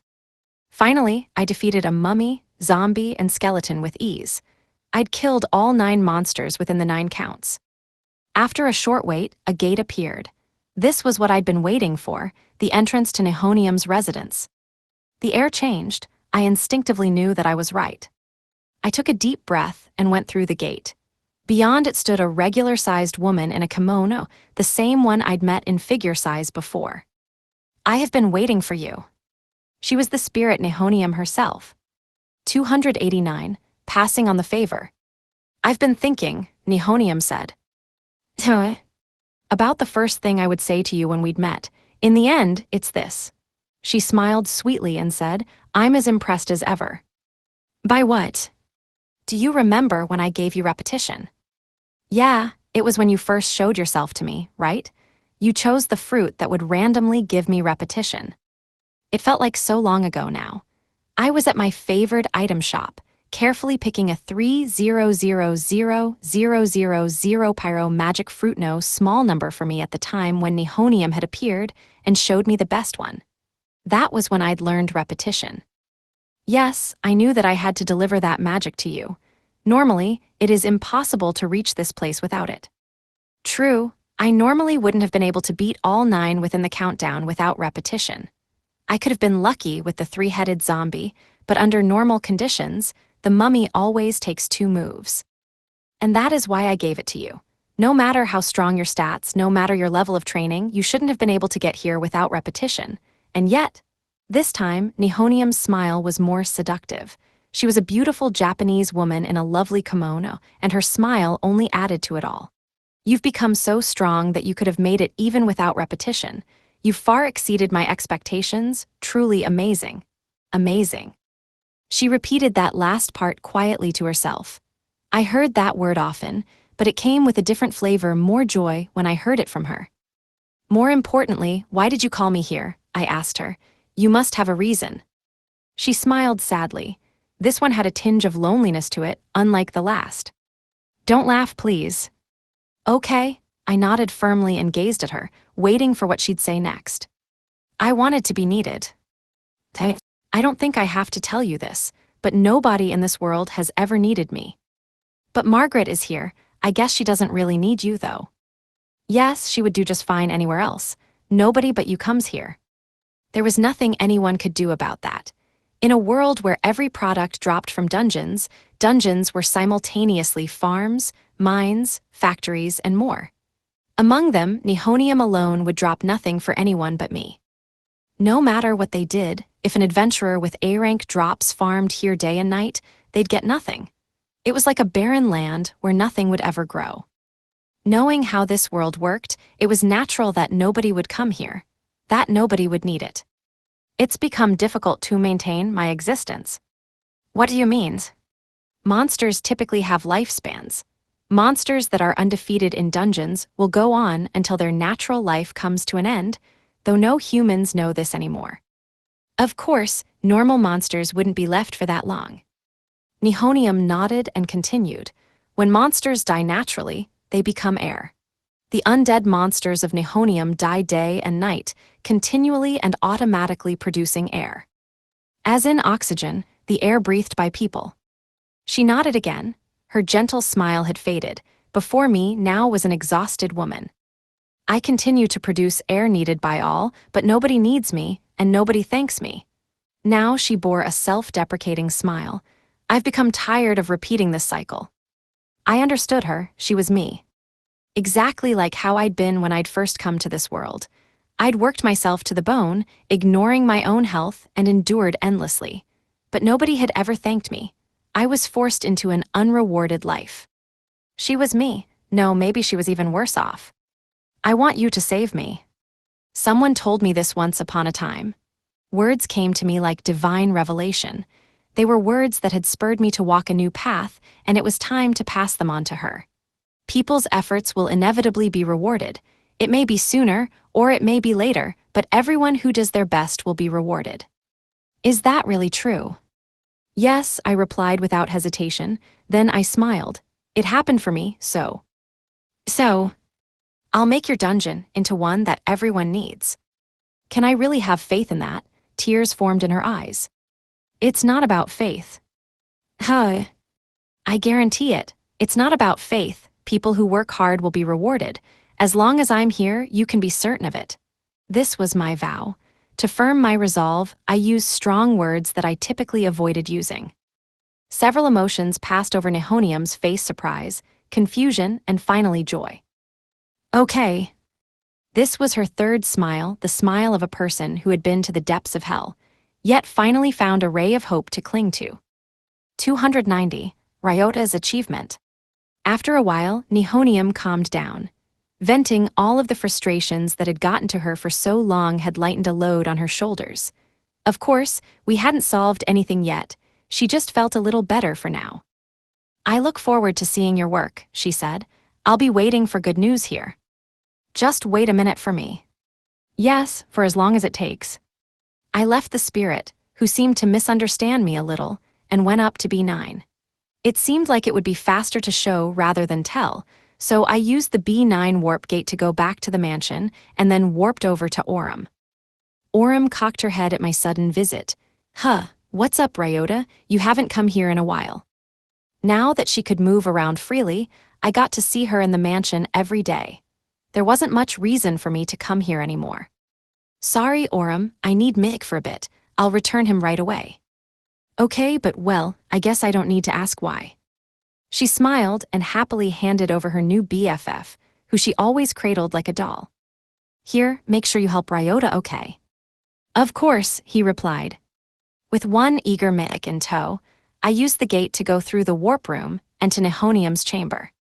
Your back is something wrong, Nehonium asked. I told you to wait just a minute, remember? Yes, but I didn't expect it to be so literal. What's going on? Here, I handed her Meg. Who is this? Hold him, and you can leave the dungeon. Come live with us for a while. But I'm this dungeon's, she started to speak, but she sadly trailed off. Well, there isn't much point in me staying, is there? I could almost hear her saying, nobody will come. But I was about to solve that problem, so I ignored it. I didn't know how to fix things just yet, but it was clear that leaving her alone here was a bad idea. So instead, I wanted to take her with me. Okay, she assented. I'll go with you. Great, hold on tight to Meg, okay. Okay. Happy to be working with you, the mini-sage saluted. I took her free hand, while the other held Meg, and we went through the gate to the mansion together. You are a fearsome one, Nehonium mused as we entered. No other human in all of history has ever so casually taken a spirit from her dungeon, and yet here you are.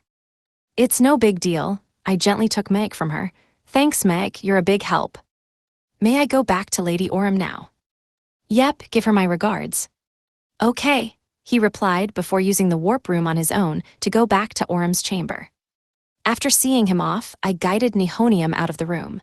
Now, we'd better get a room ready for you. Just then, I heard Emily's voice from the hallway. Welcome back, Yoda. It was followed by the slapping of her slippers as she ran over. Perfect timing, Emily, this is.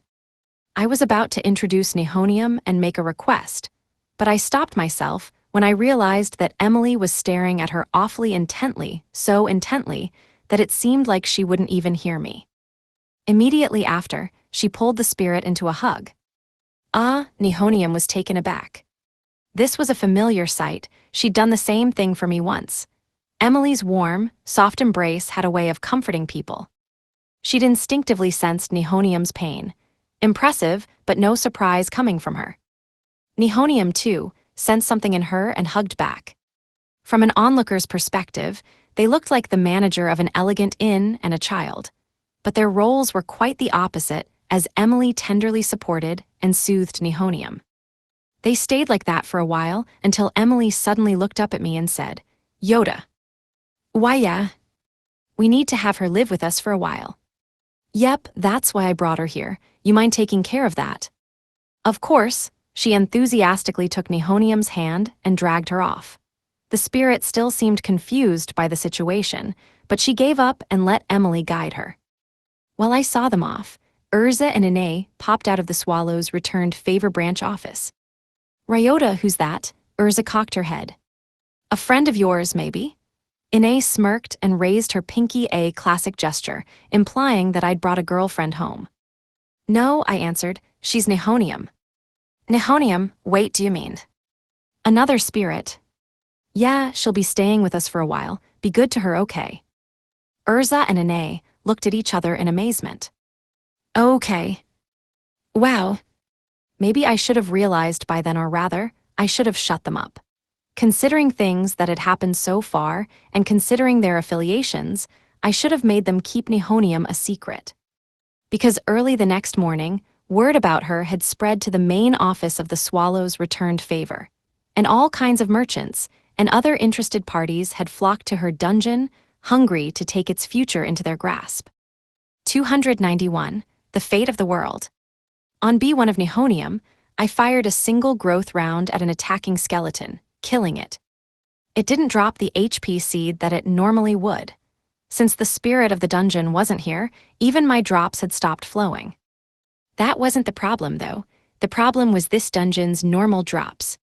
To make Nihonium into a dungeon that people needed, I would have to make it so that normal adventurers could get drops. While I thought of how to do that, the first thing that came to mind was selective breeding. By allowing the dungeon master to change its ecosystem, the dungeon would change its monsters and drops. But that method couldn't be used here. More precisely, it would cause too much damage. Speak of the devil and all. The air changed, and Nihonium's dungeon master appeared. It was a woman, about 54, with 6-foot-long hair that trailed on the ground. Her naked body, combined with the length of her hair, gave an eerie vibe. Expressionless and pale, with a faint glow, she seemed to match Nihonium's undead vibe quite well. I approached her. As I did, I unleashed a perfectly timed counter. I felt flesh tear against my fist. Nihonium's dungeon master was typically incorporeal, but she materialized during her attacks. Using that opportunity to attack was the best strategy to deal with her. Once upon a time, I'd really struggled to beat her, but now that my stats were capped, she was no big deal. I countered her attacks with perfect timing over and over until, on the 5th strike, she was dead. When she disappeared, the air returned to normal. The reason I hadn't prolonged that battle for crop breeding was that, when she was out, Nihonium alone didn't stop dropping things all of Cyclo did. When a dungeon master is out, other monsters stop appearing. In Nihonium's case, that phenomenon extended to the entire city. If I wanted to take my time crop breeding, then all of the production in Cyclo would grind to a halt. I couldn't let that happen, so I had to kill her as soon as she'd appeared. "That must be a curse," Cell said in the Cyclo Dungeon Association chief's office when he heard my explanation of things. "Do you think so?" "Based on what you've told me, the mental structures of spirits and humans seem quite similar. If so, this conclusion is only natural." After a pause, he added with a serious look, "The power of Nihonium's dungeon master is the materialization of one emotion, the desire to inflict her own pain upon others." "I see. I understood that feeling to see others suffer because you're suffering on your own. Some people might find that wrong, but I had to empathize more with her than with them. If you so desire." "Yeah.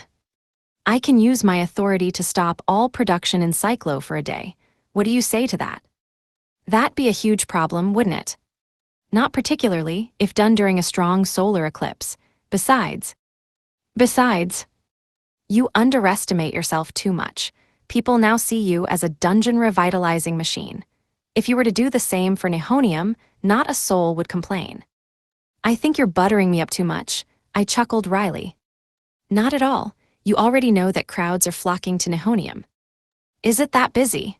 I knew that people were going there, but he made it sound like a big deal.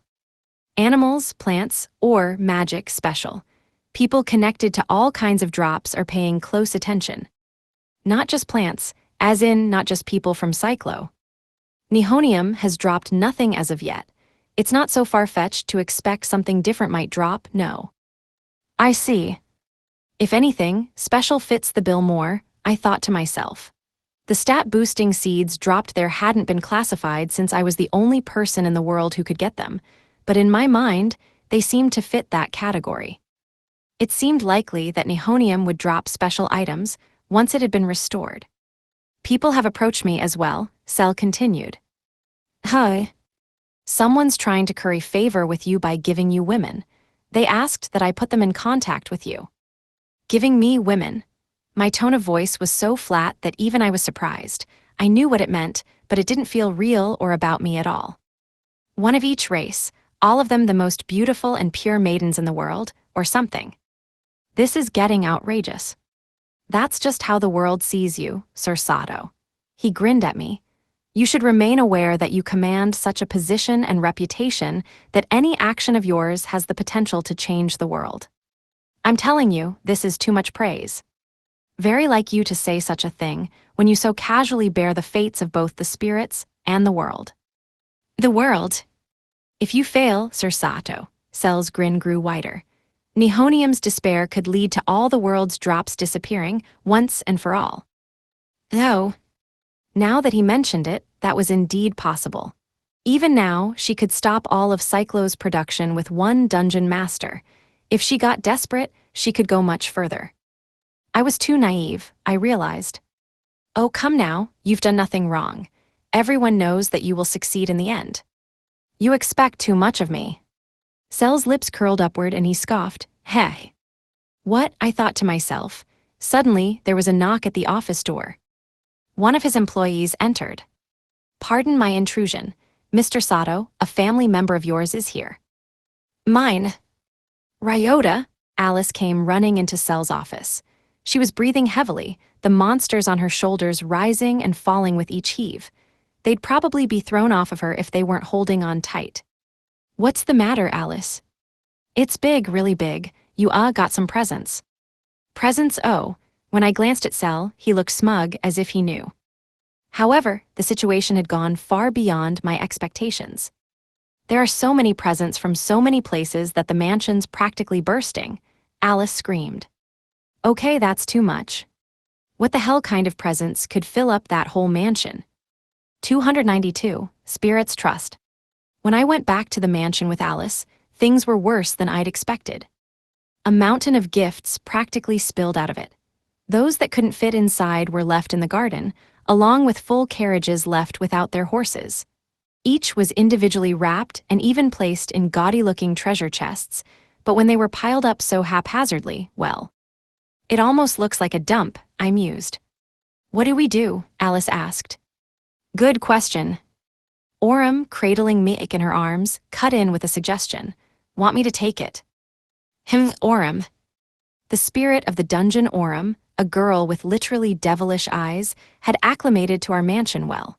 She stood nonchalantly next to me. What do you mean by take it? Exactly what I said. My room has basically infinite space. Your room, as in your dungeon chamber. She nodded. I see, that's where she meant. I'd never paid much mind to the size of spirits' chambers, but it seemed they were infinitely large. Throw it all in there for now, and you can use your mansion like usual, right? She said. No, I'm not sure that's a good idea. Don't be shy, we're friends. Nah, I'm not being shy. Then why not? Aurum cocked her head. I tried to explain why, but it was answered for me before I could. Boom. Better to show than to tell, apparently. There was an explosion behind the mansion before anyone could say anything. What's going on? Oh, that's a monster. We've got outsiders, Ryota. Alice noticed first, thanks to her being born in a dungeon. After she'd answered my question, a monster leapt out from behind the building. It was a giant eyeball monster. Several tentacles wiggled outward from the eye, each with their own little eyes on them. Two of our family members chased it from behind the mansion and attacked. Emily jumped at it, spinning her massive hammer. Meanwhile, Celeste held out her bicorn horns like magic staves as she cast a strong spell. I thought this might happen, I said. You can't let things pile up too much, or else they'll reach places that people aren't always at. Oh, and then outsiders appear. Exactly. We could probably leave everything in your chamber, but if they turned into outsiders, that'd cause big trouble. Like a kaiju war or something. I see. Leaving the question of how to fix this aside, I'll be right back. Image summary, manga panels depicting 3 characters in a tense standoff. A blonde girl holds a large hammer, a dark-haired girl holds a spiked club, and a boy holds a revolver. This was a monster I'd never seen before, called a gazer. Emily and Celeste struggled to fight it. Meanwhile, I analyzed the battle. Emily, Celeste. Yoda. Ryota. Leave the rest to me. Okay, they both replied. Still paying attention to the gazer, they warily backed away. I joined the battle in their place. I loaded a special bullet into my gun and pointed at its weak point, which I'd found during their battle. Inside the mansion, Orym appeared while Nihonium was staring blankly at the battle. So you're Nihonium, huh? Huh, who are you? The salon, where the Ryota family often gathered when they weren't busy, was full of presents. She alone sat there among them. Orym, you know what that means, right? You're... It's weird, isn't it? I never thought the two of us would ever meet. Yes, agreed. I thought I was mistaken when I saw you through the window, but I really wasn't. Why the glum face, though? Orym lightly slapped her fellow spirit on the head. Nihonium held her head unhappily and looked back at the girl, confusion evident on her face. One could practically see the question mark over her head. I heard about you, Orym said. I get how you feel. Arsenic, selenium, plumbum, phosphorus, and Orym. You know what those all are. All the names of dungeons that Ryota has helped. Because he's amazing, see? Orym raised her hand and pointed at the gazer, a monster that he'd managed to defeat instantly despite never having encountered it before. He had used his bounty of combat experience, high stats, and various powerful items to defeat the gazer, while keeping damage to a minimum. Only a small part of the mansion had been destroyed. If he puts his mind to it, there's nothing he can't do. He'll have your little problem solved in no time, so just relax and wait for him. Do you believe in him that much? Yeah, hey, come with me. Husby, but where? We're gonna go see Arsenic, Selenium, and Plumbum. You gotta meet them. Meet them? How no, why in the first place? I'm gonna let them get mad at you. Huh? You beg Ryota for help, and then you act like you don't trust him. That's messed up. Meg, you can use the warp room to take us to everyone's chambers, right? Leave it to me. You've taken me to all those places, so I sure can. Okay, let's go, Orym said and dragged Nihonium out of the salon. The mountain of gifts symbolized the faith of others, and Orym's behavior symbolized the faith of spirits. Ryota had both of their trust in spades. 293, 2 options. I had Cell dispose of all the gifts in the end. The battle with the outsider had made a mess of them, and many had been sent anonymously to begin with. Returning them all to their senders would be impossible, so he would sell or get rid of them. I'd considered having Urza and Ine deal with them through their employer, but they were specialized in vegetable produce, so they wouldn't be able to handle expensive gifts. Not because of a lack of ability, that is. Urza had said that would be encroaching on others' territory. Indeed, it wouldn't make a very good impression if they started selling things outside their field of expertise for a quick buck. But Cell was nobility, and he had connections. All of the gifts were expensive items, so who better to deal with them than a noble? With those thoughts in mind, I left it all to him. Once that was over and the mansion was back to normal, I relaxed in the salon. Orym appeared and asked me, "Got a minute?" "Sure, what is it?" "It's about her, Nihonium." I sat straight up from my deeply reclined position in the slightly worn-out sofa in order to face Orym at eye level and asked, "What about her?" "You're planning to help that lady, right? Naturally." "Well, yeah, I'm just going to do what I always do." I'd helped Orym at one point, so I figured that was all I needed to say. Can you wait a little on that? Why? Because I'm planning to take her to a few dungeons. Orem looked more serious than usual. She was the kind of person who lived carefreely, much like Alice, so I noticed when she was especially serious. Do you have an idea or something? I think she needs to see the outside world for a while. Do you? I'm always happy that I did. Okay, I assented. She seemed surprised. That was easy, are you sure? Well, you said you have an idea, right? Yeah. Then I'm letting you do your thing. You're both spirits, so if you think you know what's best for her, then I have to trust you. Thanks.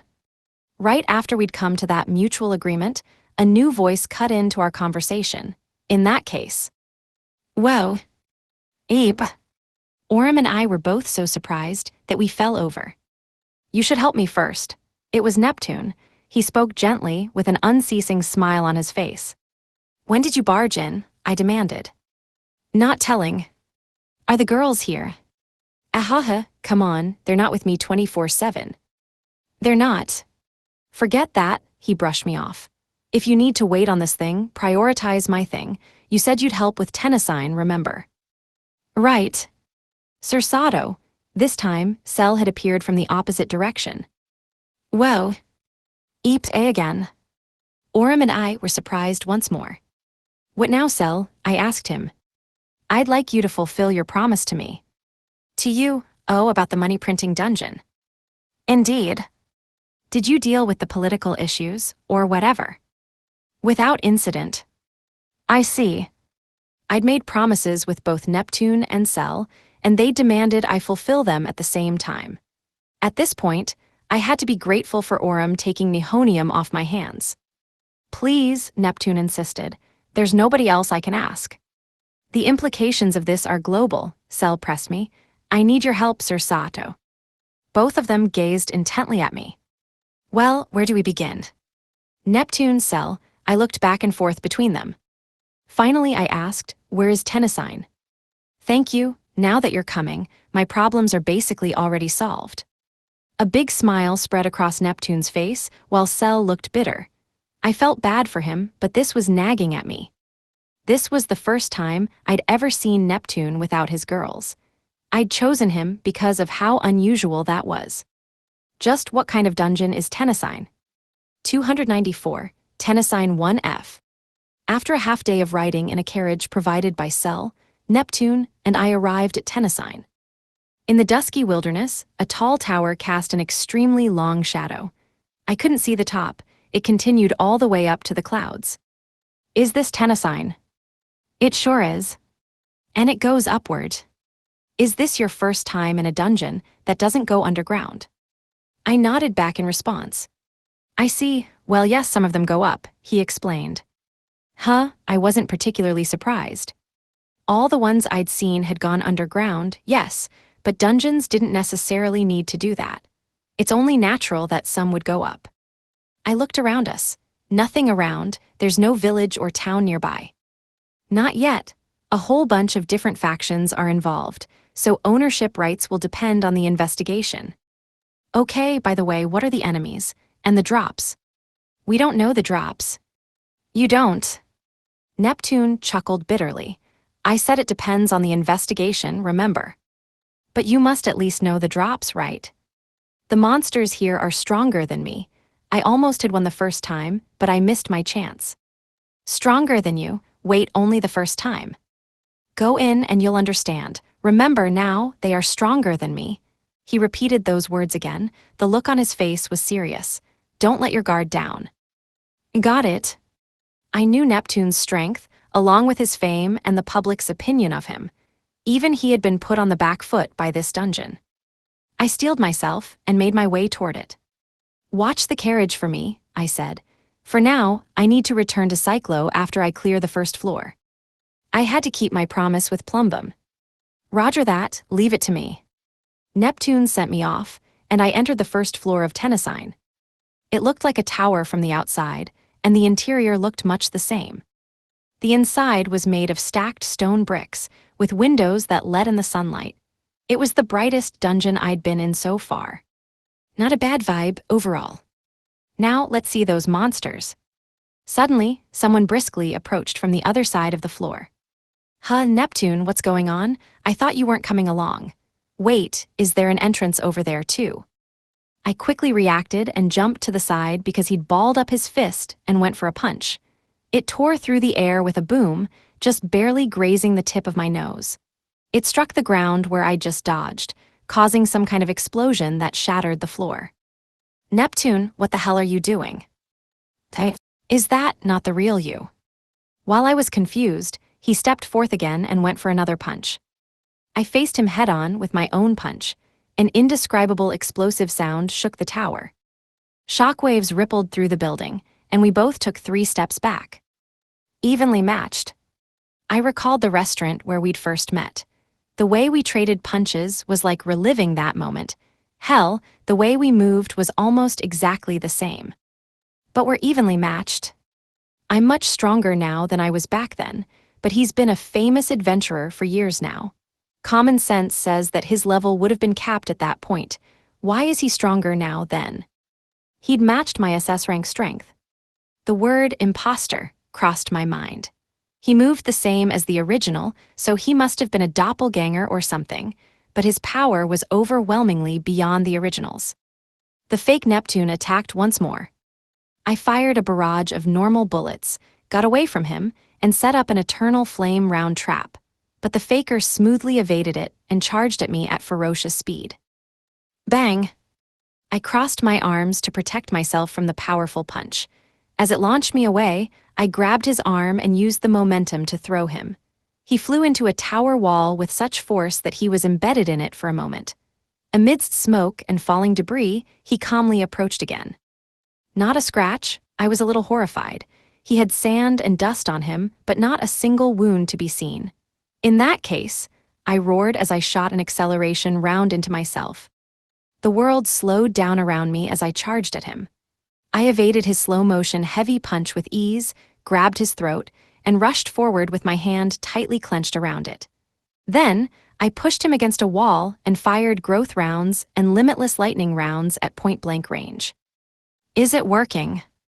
A normal dungeon master would have died several times over at this point.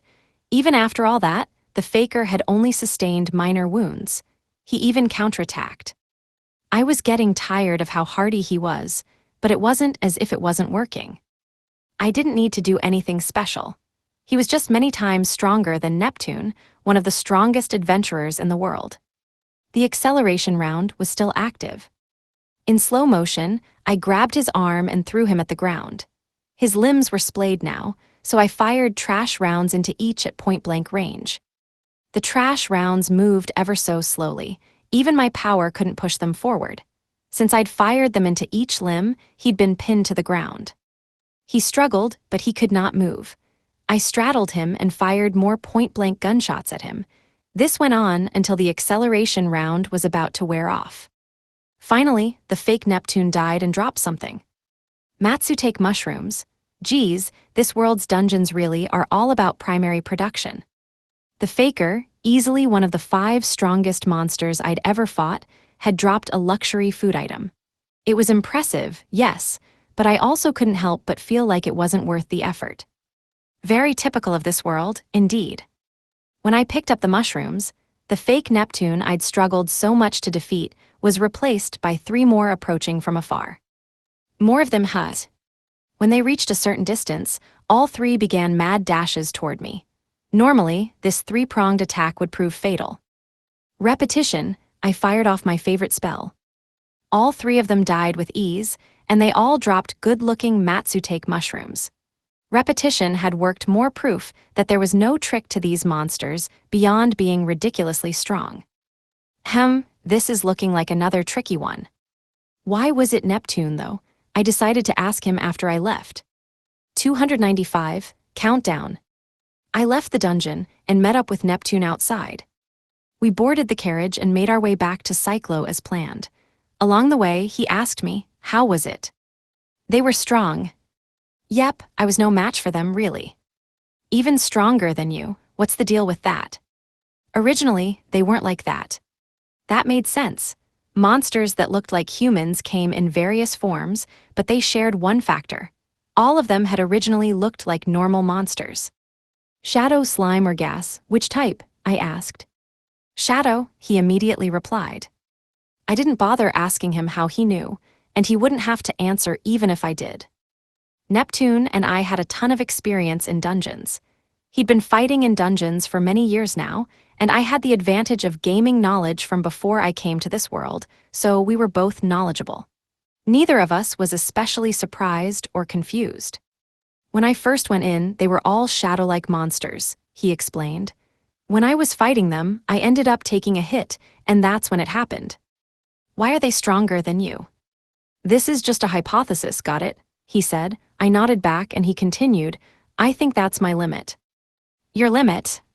The limit of my innate talent, you could say. After a while, you tend to realize where your strength lands, right? Yeah, I get that, though there are exceptions sometimes. Right, there are exceptions. But I think those monsters are my limit, so of course, they're stronger than me. I see, well, I can see why it's too much for you to handle, I agreed. Neptune smiled the same as ever. By the way, the second and third floors are Lil and Ran. They're not that strong. Really? Both of them specialize in supporting me, so they aren't much of a challenge on their own. I suddenly remembered Leia, someone who had once been human, but had been reconstructed to someone else's whims. You didn't do anything weird to them, did you? Not what you're imagining, no. What did you do? I felt my eyes narrow. Not what you're imagining. That means he's done something. Kisses and sex, he replied flatly. Biwa, I was stunned. What the hell is he talking about? I said kisses and s. Biwarg, but how does that answer my question? Lil Ran and I are bound by fate. That's how our love takes form. Okay, no more, I get it. I felt a headache coming on, so I held up my hand to stop him. Indeed, he hadn't done what I was thinking. Right, they're H2O, of course. Okay, what about floor 4 and onward? Untouched. Okay. And be careful, Neptune added, if they take your form O. What's up? Look, he rolled up his sleeve. His inner arm had star marks on it. I counted, and there were 8 in total. What about it? I asked. There were 12 just before. There had been for a while now, actually. 4 disappeared then, hey, I killed 4 monsters. I see, he smiled. I nodded back. Once again, this was neither surprising nor confusing to us. That must be it, he said. Yeah, I agree, I replied. We'd come to the same conclusion, without even saying it. I'd defeated 4 monsters, so he'd lost 4 stars. It's gotta be bad if it goes down to 0, Neptune hypothesized. For sure. And that means down to 1 should be fine. We both nodded. Yeah, I knew I was right to count on you, he said with a smile. I wouldn't have figured this out on my own. Leave the rest to me. I'll bring it down to 2. If you see anything unexpected happen, let me know immediately. Ahaha, impressive as ever, choosing not to go down to 1. You'd have done the same thing. Would I? Goodness, you're really amazing. Just making sure, do Lil and Ran have 12 too? Yep, keep it a 2, please. Okay. Well, good luck, friend, Neptune said, despite the reduction in his stars, however. Why are you not acting any more serious about this? Haha, because I know you're taking it serious enough for the both of us, of course. Why should I flounder when you'll do all the work? He had full confidence in me. 296, hot and heavy with the hydrogen girls. When I got back to the mansion, it was already nighttime. Emily came running up to the door and greeted me. Welcome home. Thanks, sorry I'm so late. The sun had set a while ago now. Dinner time had passed, and if this world had them, we'd be enjoying primetime TV shows right about now. When do you want to eat? After I rest a little, I replied, and sighed out all the air that had built up in my lungs. Just being in the mansion maintained by Emily, which remained bright and warm even at night, made me feel as though my fatigue was draining away. Yoda. Emily hugged me without any warning, startling me. Wah. Despite my surprise, I naturally sat down where I was standing, allowing her to hug my head. Thank you for your hard work. It's no big deal, really. The new dungeon is hard, isn't it? I guess it is. I mean, the first floor monsters look like Neptune and are even stronger than he is. That does sound hard, Emily replied and gently stroked the back of my head. It was so calming that all my tiredness left me. Yoda, don't push yourself too much. Did I look off or something? You're too kind. Her answer was indirect, but I had a feeling. Neptune was in trouble and I wanted to help him. To do that, I needed to conquer Tennesine. That wasn't going to be easy work, but I still had to do it. That was what was on my mind on the way home. It reminds me of how you looked when we first met, she said. Sorry to worry you. I know you'll be okay, but I don't want you to push yourself too much. Okay, I'll keep that in mind. Good. We stayed like that for a while until she finally let me go. After that, she'd gone back to her usual gentle smile. The next day, after I'd gone and chatted with Plumbum for a while, I used the warp room to go to Tennesine. I sensed several enemies, fake Neptunes, wandering the floor. I could kill them with repetition, but due to the stars on the real one, I couldn't kill them indiscriminately. First, I planned to climb up to the 4th floor. I carefully felt for the presence of, and evaded, monsters as I progressed through the tower. One fake Neptune got in my way, but I used a fully powered restraining round to escape from it. I started to worry. Even a fully buffed restraining round had only stopped him for 3 seconds. Neptune's limit was truly terrifying. Eventually, I reached a staircase and climbed up to floor 2 along my path to floor 4. A monster immediately appeared, a cute girl with green hair. This monster looked like one of Neptune's girls, Ran Hydrogen. The fake Ran disappeared. She's fast, I quickly tucked and rolled to the side. The fake Ran's pickaxe smashed into the floor. So that's what you use when you fight alone, huh? Her power and speed were more than I'd expected. Next, she swung it sideways to try and decapitate me. A simple move, but when backed by such speed and power, it was truly threatening. Her stats were probably along the lines of Dungeon Masters. But I stepped forth in time with her charge, closed the distance between us, and slipped past her pickaxe blade. Then, I raised my arm and guarded against its handle. Emily could have crushed me with just the handle.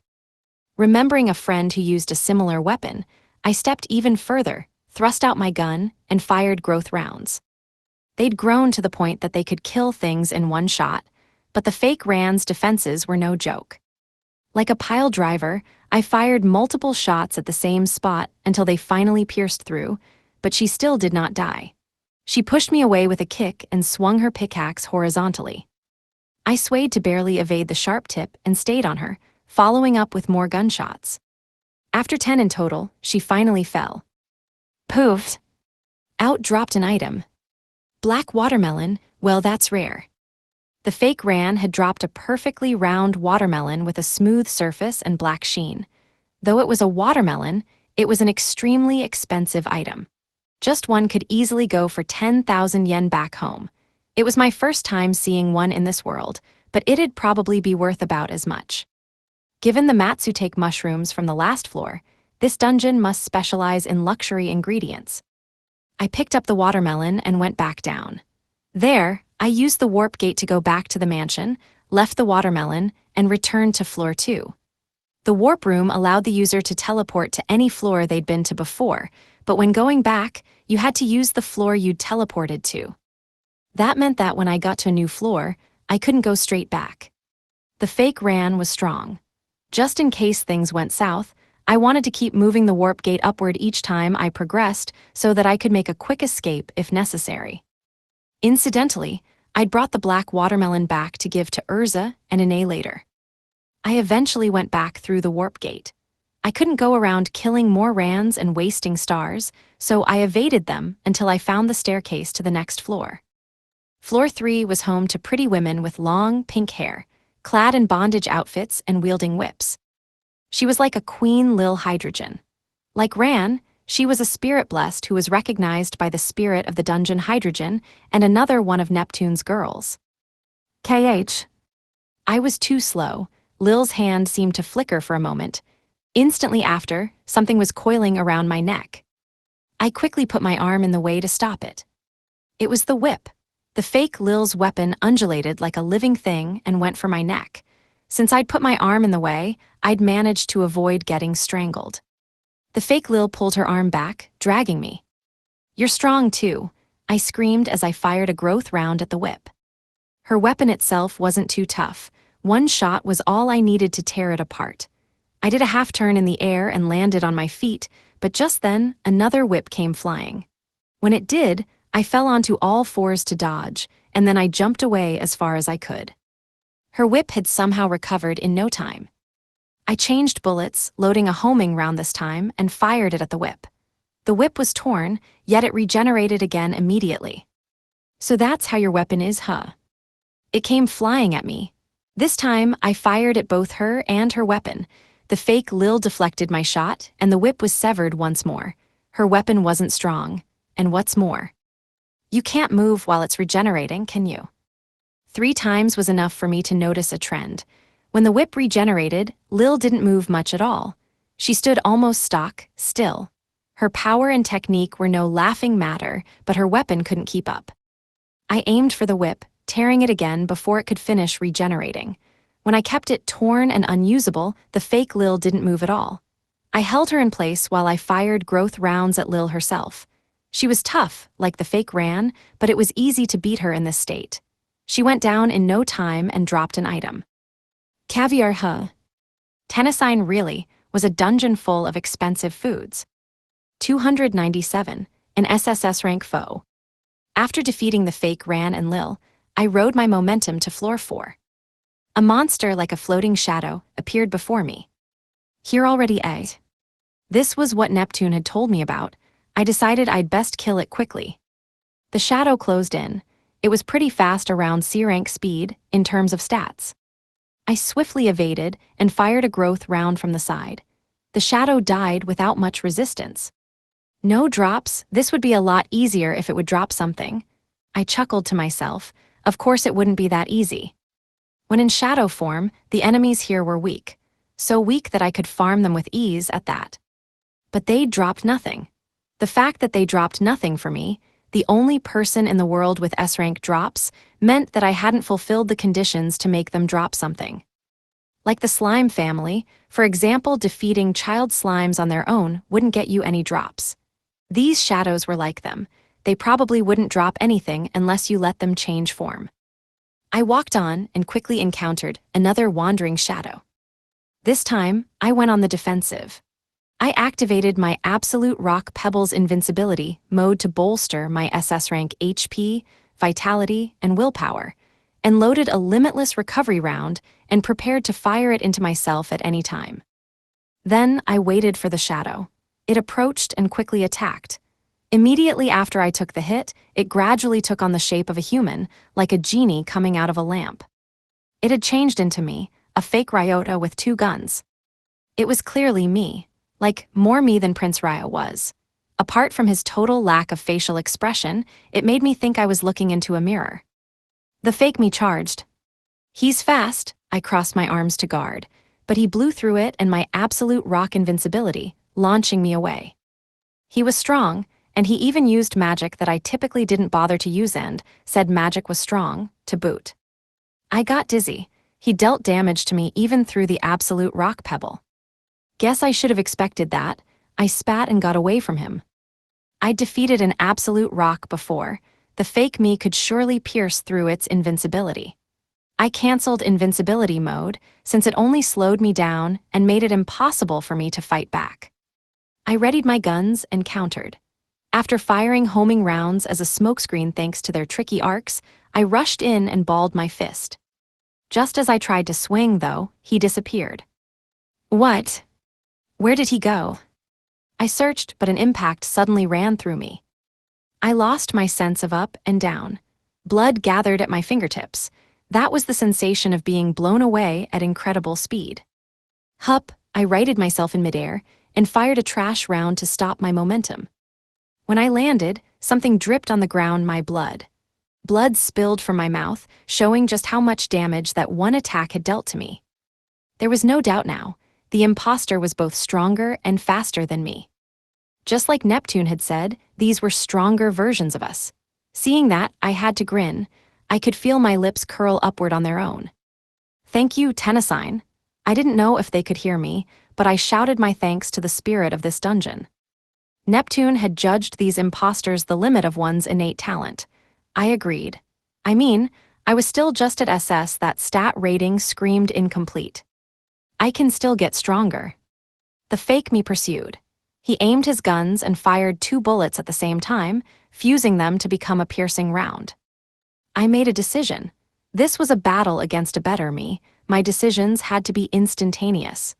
Before the piercing round could hit me, I pointed my gun at myself and fired an acceleration round. Instantly after, I was in an accelerated world. Now even faster than my imposter, I dodged his bullet and charged in closer. I saw him trying to point his own gun at himself. Even when slowed down from my perspective, he moved faster than a normal person. He was using his swift reaction speed to try and speed himself up to fight back. Not gonna happen. I swatted his gun away just in time, causing his bullet to miss and hit the ceiling. Then I punched the fake. It launched him, but I caught his arm before he could fly away because I knew what he would do if I let him go. He'd use his bullets to get himself into a better position while midair. I did that often. Hell, I'd just done it myself. That was why I'd stopped him. I'd be in big trouble if I let him get an acceleration round off. I grabbed, pushed his gun away, and punched him. I repeated this process over and over, gradually dealing damage. The fake counterattacked me. Despite me being accelerated, his sharp counter had grazed my cheek. I'd be at a huge disadvantage without my acceleration round, but this time, I'd come out ahead. It was time to end this. I focused even more, using my speed advantage to overwhelm the fake. He tried to go invincible using the pebble along the way, but I stopped that as well. In a 30-second-long flurry of action, I had managed to defeat the stronger, tougher version of me. I'd done what Neptune had failed to do, defeat a better version of oneself. 298, the countdown begins. Neptune visited the mansion near midnight. In the salon, I rolled up my sleeve and showed him the 11 stars on my arm. Like him, I'd started with a maximum of 12. The reason I had 11 now was because I'd killed one fake me. Amazing, really, I mean it. For once, he looked serious when he said he was amazed. He always acted so detached, even when he asked for help. I'd even call him full of himself. But this time, he seemed genuinely impressed.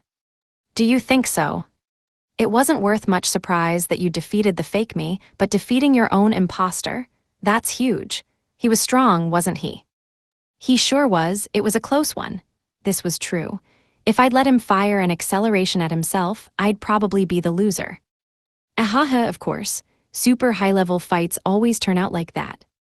I see. That made logical sense. Also, I know I got your permission before, but I defeated one Lil and one Ran each. Yep, and I told you to do that, so no worries. Did you notice anything, though? They're both strong. Yep, that's exactly why I think it's based on talent. What do you mean? Neptune grinned. Consider my fake 100% and me 90%. Those Lils and Rans are 100%, while mine are more like 1%. Why the difference? Because it's talent. Both of them have abandoned improving their own combat abilities. If you hadn't become an adventurer, you'd work on different skills, wouldn't you? Yeah, I guess I would. I grinned wryly. If I hadn't become an adventurer, no. If I hadn't come to this world, I'd still be a corporate slave, overworking myself to death forevermore. The only things I'd be improving would be my eating speed and the size of my eye bags. It's even simpler than that, huh?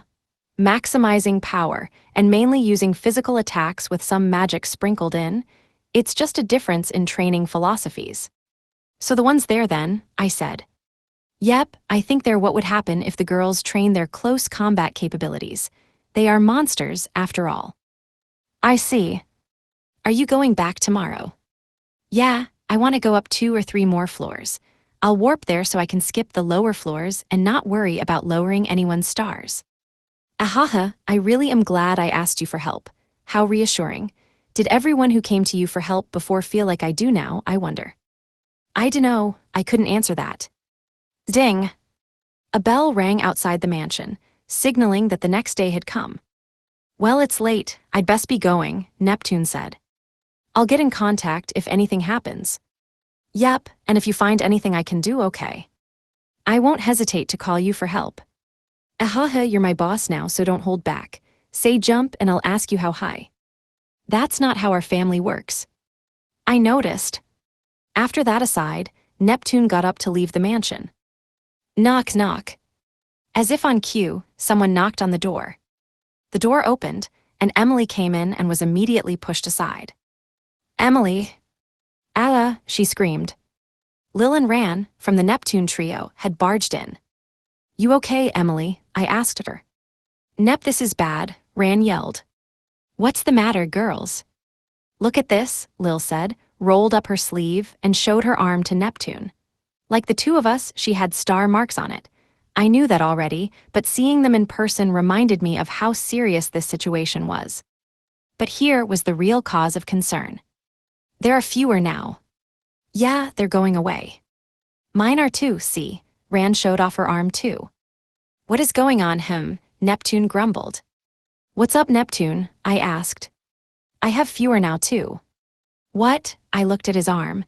Like he'd said, there were fewer stars. One more disappeared than the number of monster kills. Yeah, same with Lil and Ran. Mine haven't gone down. I rushed to look at my arm, but I still had the same number of stars. We all thought to ourselves in silence.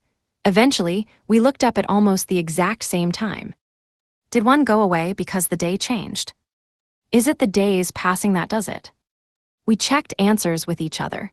Our bounty of experience had helped us quickly analyze the situation. Neptune and I nodded to each other, acknowledging the likely correctness of each other's hypotheses. The question is, was the time between then and now worth 1 star? Or will it start going down by 1 star every day starting today? We nodded again. Our answer came 24 hours later, when the bell tolled once more. The Neptune family's marks had automatically reduced by 1 again. An unstoppable countdown had begun. 299, at star's end. I went to floor 5 of Tennyson for the first time. There, I stood and waited for a friend to come. After a while, a warp gate opened, and the mini-sage Mi'ik emerged from the vortex of light. Mi'ik carried or hauled rather a slime about his size along with him. The slime struggled, but it couldn't escape him. Thanks for waiting, he said. I caught this in Tellurium. Thank you, I replied, accepting the slime and then firing a restraining round at it. Indeed, Mi'ik was the only being in all the world that could bring himself and another monster across dungeon borders, just by touching it. A unique monster, that was the term used to refer to monsters that had undergone individual evolution and obtained powers unique to them. Mi'ik had obtained the power to go in and out of dungeons freely, something that even dungeon masters and spirits couldn't do. Thanks to that power, he always went around with Aurum. He was even spirit-blessed as a result, giving him the name Mi'ik Aurum. As such, I'd had him bring the slime here. What are you planning to do with it, Great Ryota? Check this out. I left the restrained slime there, fired another round just in case, and had Mi'ik leave the area with me.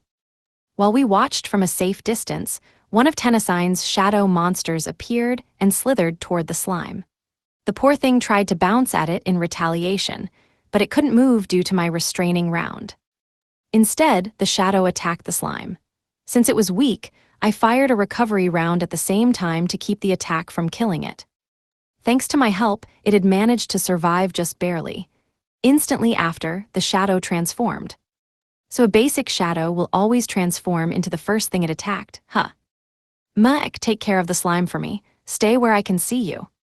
Okay, leave it to me, boss.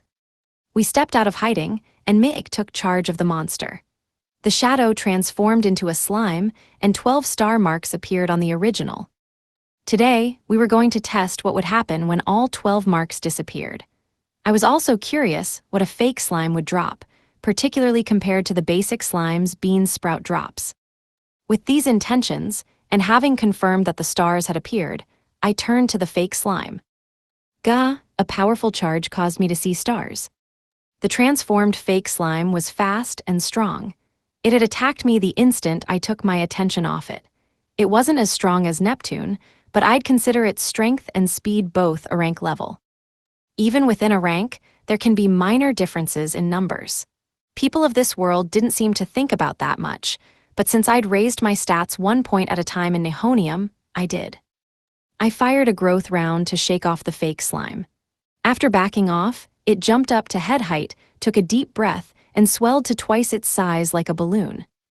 Instantly after, it spewed fire like some kind of dragon. I fired a bunch of freeze rounds with both guns to try and stop its fire breath. Fire and ice collided, creating an explosion of steam. Expecting that, I charged forward, using the steam as a smokescreen to close in. I knew its strength and speed now. It was time to figure out its defenses. Instead of using my guns, I balled up a fist and punched the slime so I could feel it in the flesh. It was tough. A normal slime would have burst to pieces from that punch, but the fake slime just flew away, more or less unaffected. It felt as if I just punched a hard, bouncy ball. About B-rank vitality, huh? That's tough. The slime landed. There was a dent where I'd punched it, but sparkly light glowed around it, and it began to heal.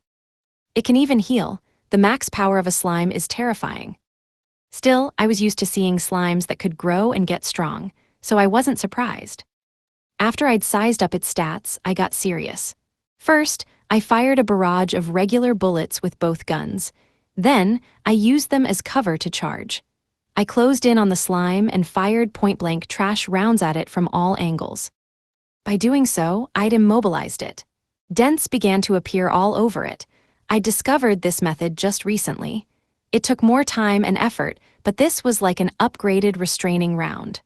Restraining rounds could be torn off, but trash rounds could not be stopped, like nailing it down with 8 nails that couldn't be pulled out. While it didn't last as long as a restraining round, it had worked perfectly. Thanks to that, I defeated the restrained fake slime with ease. It dropped a white lump of something. Now that the fight was over, Mick slowly approached. What is that? I wonder, oh, a truffle? I'd only ever seen them on the internet, and never in their original shape, so it took me a moment to realize, but it was a white, fragrant fungus. This only strengthened my hypothesis about this dungeon's drops. Anyway, how are the slime stars? One went away. Okay, keep following me, okay. Got it. Mick and I walked around floor 5 of Tennessine. When I saw fake slimes, I killed them with repetition. As we knew already, each kill reduced the stars by 1. I steadily killed 11, leaving just 1 star. Repetition. With repetition, I killed the final slime, reducing the original's stars to 0. We watched the original in silence. I'd braced myself for something to happen, but nothing did. We waited and waited, but there was no change. Another fake slime even came by, and I killed it with repetition, but it did nothing to the original. Was it all a bluff? I think it might be. But it can't possibly be nothing. I found it hard to believe that such a big, grandiose effect could lead to nothing. The number 12 seemed significant. With each kill, it went down by 1. Even if you stopped killing monsters, it would go down with the passage of time as well. The stage was perfectly set, but nothing was happening at 0. I couldn't accept that.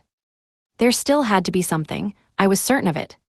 Nothing's happening. Let the little guy go. Okay. When Mick released the slime, it attacked me with an angry look on its face. I guarded. Its offenses hadn't changed. It was just the same as any old slime from Tellurium. What's going on? I wondered aloud. What should we do about the slime? Oh, taking advantage of Mick's distraction, the slime ran away. Wait! He chased after it desperately. I decided to follow. When I found the 2 of them again, they were at the staircase leading down to B4, which the slime was trying to headbutt. It headbutted it over and over, only to be bounced off every time. It was as if there was some kind of invisible wall in its way. Mick seemed surprised by this as well. He just watched without grabbing the monster. Could it be? Hi. When all of your stars disappear, do you end up trapped inside the tower? I hypothesized as I looked upon the trapped slime. 300, relief. As I watched the slime continue to headbutt the invisible wall, I said, Mick, can you try taking it out of here? Yes, sir. He ran over at once. The slime noticed him and tried to attack, but he evaded and managed to get a firm hold of it. In that state, he tried going down the stairs. Great Ryota, it's not working. I can't go down, he reported, visibly troubled. Mick himself was able to go down a few steps, but the slime stayed at the boundary and made it impossible for him to keep going. How does it feel? It feels like the slime is stuck on an invisible wall. I see. Oh, what about the warp gate? I'll try it. He pitter-pattered back up the stairs and headed toward the vortex of light that connected back to the mansion. Then, with slime in hand, he tried jumping into it. It still isn't working, Great Ryota. Exact same feeling. Really? Okay, that'll do. Mick then gave up and brought the slime back to me. I tried one last thing. After taking the slime from him, I held it tight so it couldn't struggle and went to the stairs. I pushed it into the invisible wall, but it couldn't go through. It was an odd feeling when it suddenly slipped out of my hands, making me stumble as it was no longer pulling back on me. Next, I tried firing a trash round at the slime. They often helped at times like this thanks to how they always continued at the same pace, ignoring any and all interference. The slime's body was deformed by the trash round pushing into it, but it still could not go into the staircase. Poofs. Whoops, I overdid it a little. I'd misjudged when to give up, getting the slime stuck between my trash round and the invisible wall and causing it to burst from the pressure. Why, you killed it? Yeah, my bad, I grimaced. What happens now? Mick asked. Now that you mention it. The slime had been copied and trapped on this floor. What happened to the fakes when it died then? Now curious thanks to Mick's question, I walked him through the floor of the tower. The situation immediately became clear, as a shadow appeared before us, not a fake slime, but a shadow. Looks like it's back to how it originally was. I think so. Let's try this again. I'll go catch another then. Nah, this'll be faster. I took out a normal bullet, put it on the ground, and backed off with Mick. After a while, it became a slime outsider. With the slime in hand, we walked around more, ran into another shadow, and threw the slime at it. We tried to make more fake slimes to test, but something went wrong. It's not changing, is it? Sure isn't. Despite my recovery round support, even when the shadow scored a hit on the slime, it didn't turn into a fake slime like before. Could it be? During the third round of testing, Neptune came to visit and saw me among cockroach slimes. Goodness, you never cease to amaze, he said. It has to be the original, and you can't make imposters from outsiders. Nobody would ever figure that out normally. I mean, nobody would ever even realize that you could turn them into monster imposters. It's not me, it's Meg's power. Would he exist if not for you, though? Neptune replied with a smile. Meg was a unique monster transformed by the Bodley Ryota wine, so it was true. If not for me, he wouldn't exist in his current form. So, I see you've been testing. What have we learned today? I arranged the information I'd gained so far and shared. When a shadow attacks a human or an original monster, fakes appear. Defeat 12 and bring the stars to 0, and the original gets locked on this floor. And if they're not on this floor? He continued questioning me. Naturally, I'd considered that possibility, since the 4 people still stuck on floor 1 to floor 4 were my primary concern. I had Mick take a slime back to the mansion after making the fakes. After I'd killed 12, it was forcefully summoned here. I see. But it was a monster, so it died the instant it came. Of course, they still can't move between dungeons or floors. I think it just traps you here if all of your stars disappear, though it might be too soon to draw conclusions. If that's true, Neptune muttered. We may need to recruit people who can accept working in this dungeon for the rest of their lives. Oh, yeah, maybe. I hadn't thought of that. I'd come to Tenasine to help Neptune and now myself. He was here to investigate its potential as a production site. Our differences in position were reflected as different conclusions. Yep, if that's all of the information we have so far, then we just need to hire people with low combat capabilities who can live here indefinitely. I didn't like that condition, but it was a dungeon for high-quality foodstuffs. They could just promise people a good salary. This dungeon should be worth a lot of taxes, so that's not a bad. My eyes went wide. So wide that my eyelids felt like they'd split. "What's up?" Neptune asked. I moved without saying a word, hoping to confirm whether the flash of inspiration in my mind would prove correct. I killed the original cockroach slime in a safe place guarded by Mig, turning the monsters of this floor back into shadows. Then, I brought over a sleep slime we'd kept on standby and threw it at a shadow. This turned all of the shadows on this floor into sleep slimes. I killed 6, cutting the original stars in half. "Mick, bring me that sleep slime." "Yes, sir." "What's the plan?" Neptune stood by me. Just as I hadn't realized it before, he still hadn't caught on because investigating the dungeon was his main priority. I guided the two of them up to floor 6. Dungeon snow fell on floor 6 of Tennessine. When a shadow appeared, I threw the sleep slime to it, turning floor 6 monsters into sleep slimes as well. The original sleep slime's 6 stars became 12 again. 12, the maximum. I knew it. Yeah. Neptune and I ran back to floor 5. The sleep slimes there had turned back into shadows. "Amazing, amazing, my man," Neptune rejoiced. Running out of stars was disastrous, but we could reset the counter by using a different floor. This knowledge took a huge burden off my shoulders. 301, Miracle in the Basement. On floor 1 of Tennessine, a shadow attacked me, resetting my stars. I then defeated the fake version of me that it created and received Matsutake mushrooms. Neptune, Lil ran, and I took turns getting hit by new shadows to reset the stars on us. Now they had 12 stars each, and I had 11. "You've really saved us this time," Neptune said with a smile. Lil and Ran behind him were back to their usual selves, never taking their eyes off of him. That was how they always were. They only had eyes for Neptune. Who knows what would have happened to us if you weren't there? I mean, just losing all of your stars once gets you trapped in there. Yeah. I grinned wryly back at him. I'd tried bringing an outsider shadow from another floor to fight a trapped test slime, but even that couldn't reset the captive's stars. In fact, the shadow's powers only worked on their home floor. Taking an outsider to another floor would yield no fakes. "You've really saved us. Isn't that right, girls?" Neptune looked to Lil and Ran. Despite his appreciation, the two of them hardly seemed to be thankful, or so I thought. "Thanks, Ryota. You have my genuine gratitude." I was dumbfounded.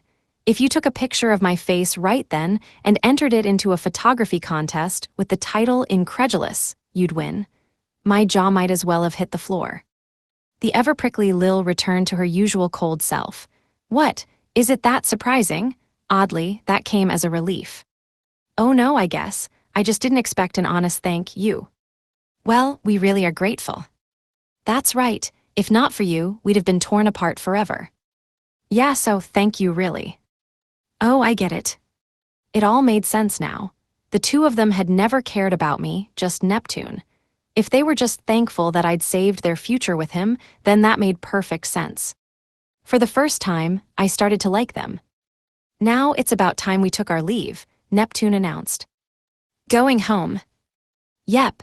Based on my experience, there's a long grace period before the stars start naturally going down. I'm going to enjoy a truly relaxed day with my girls for the first time in a long time."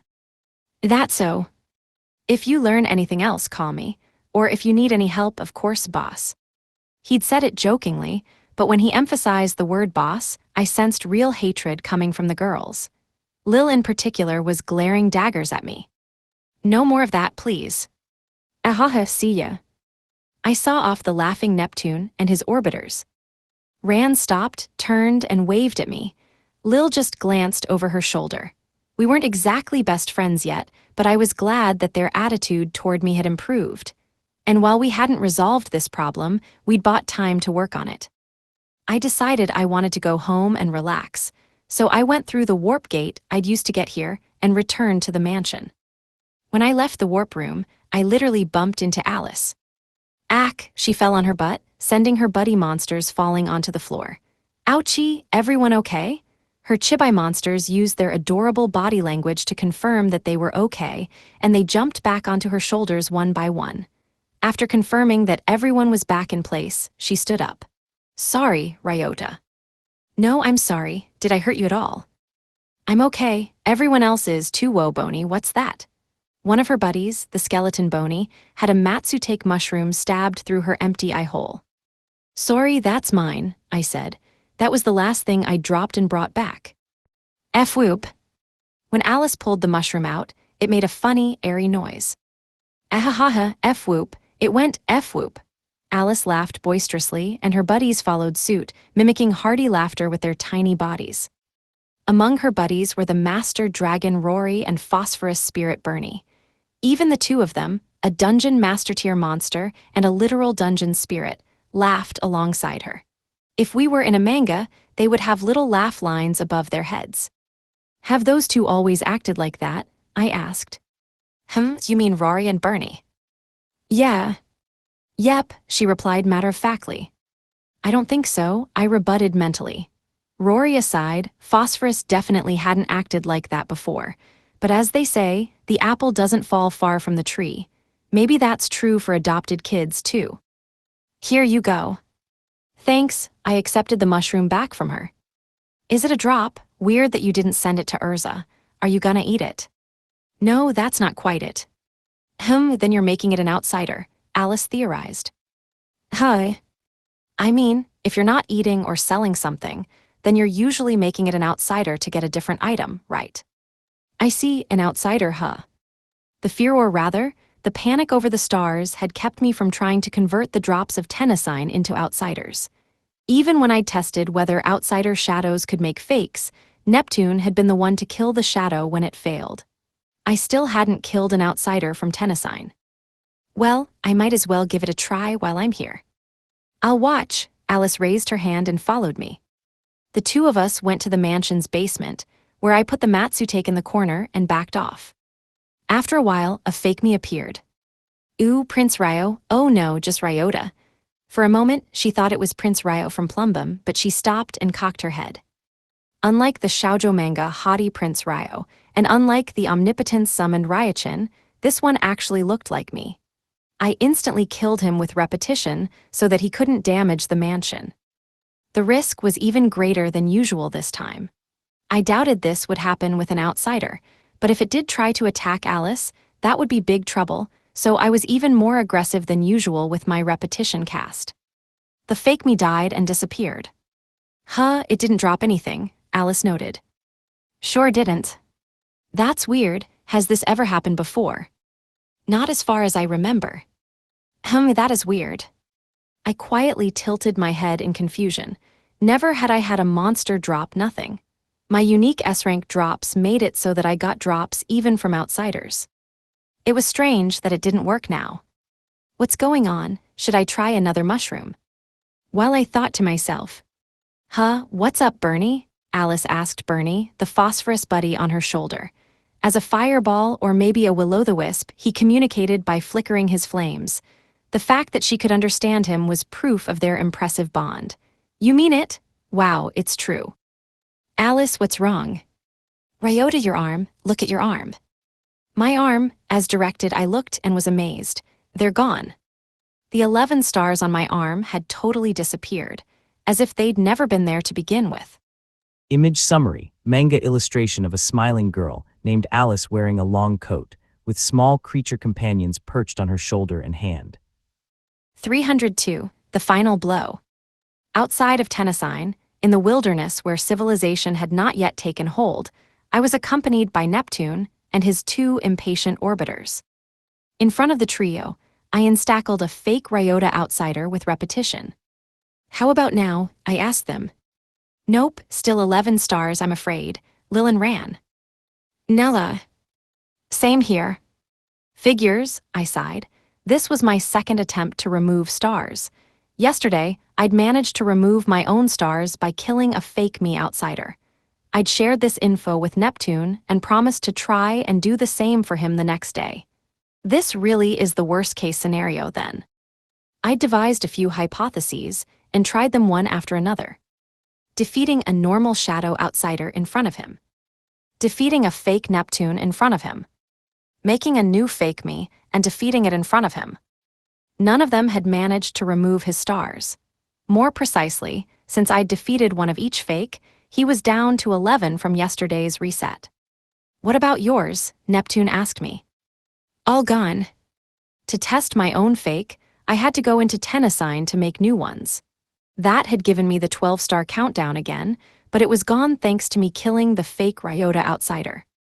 Neptune and I nodded at each other. As two experienced adventurers, we already knew exactly what this meant. So that means you have to defeat your own fake.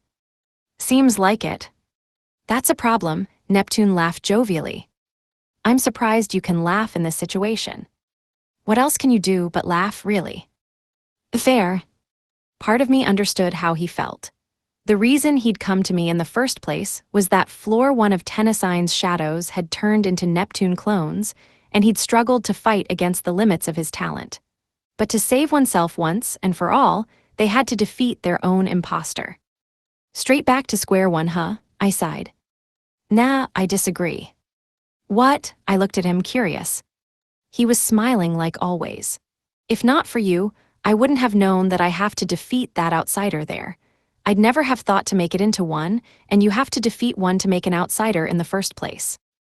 I see. It's all thanks to you, as usual. I was right to ask for your help. Nobody but you could have solved this. Well, that aside, I forcefully brought things back on topic. We need you to kill your imposter. But how? If I could do that, I wouldn't have come to you in the first place.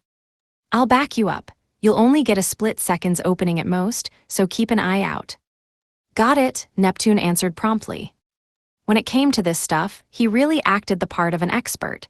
Since he was always dungeoneering, he knew that a moment's hesitation could be fatal. He always made quick decisions. No ifs, ands, or buts. I set up a black watermelon. These now dropped from fake Neptunes, since we'd had a shadow on a different floor attack him in order to reset his stars. Everyone backed away from it. Once we were far enough, we waited for the fake Neptune outsider to spawn. After a while, out popped an outsider. Let's do this. The instant it spawned, I fired an acceleration round at myself. Before it had even fully appeared, I'd stepped into the accelerated world and charged forth. I thrust both guns forward, having already planned where I would fire, and unleashed a barrage of trash rounds I'd prepared. The fake Neptune was strong. The boss of the Neptune family, spirit-blessed and a top-class adventurer, but boosted to the peak of his potential. He'd become a monster even stronger than dungeon masters. So I took utmost care. I fired trash rounds at the fake Neptune from all angles, covering him in projectiles that would ceaselessly push into him. An onlooker might think he was wearing lead plate armor.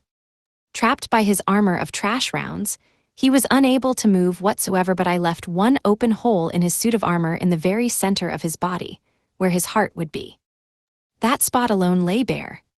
I looked at the real Neptune, but I didn't tell him that now was the time. I was accelerated, so he wouldn't hear me, but he didn't need to hear it in the first place. He'd already gotten into an offensive posture. Lil and Ran began singing behind him. 2 wings sprouted from his back, and he began to charge. I chuckled. He came charging. Normally, he would seem fast, but he looked slow to me in this state. That gave me time to read the words on his lips. Thank you, he had said. That's not necessary. I watched him pierce through his imposter with one strike. 303, a city within a dungeon. That night, after a big day of work, I enjoyed a rare break with my friends in the mansion salon. The Emily-managed home remained bright and warm even at nighttime, soothing my fatigue with ease. 2 best friends, the Swallows' returned favor girls, came in. Oh, Ryota, good work today, Urza greeted me. Urza. Yep, here you go, Ine did likewise. Ine too, huh? I replied. Ine handed me a glass and Urza smoothly poured beer into it. Oh wow, thanks. No problem, Urza smiled. Oh, I tried chilling this beer the way you taught me. How is it? Oh. Now that she mentioned it, I realized that it was ice cold. As it turned out, people in this world didn't drink beer cold like people in my old world. You could have bars serve it to you cold, but normally, people just drank it warm. The beer itself tasted good either way. I just called it European style in my mind and ignored it for the most part. You chilled it just for me. Yep.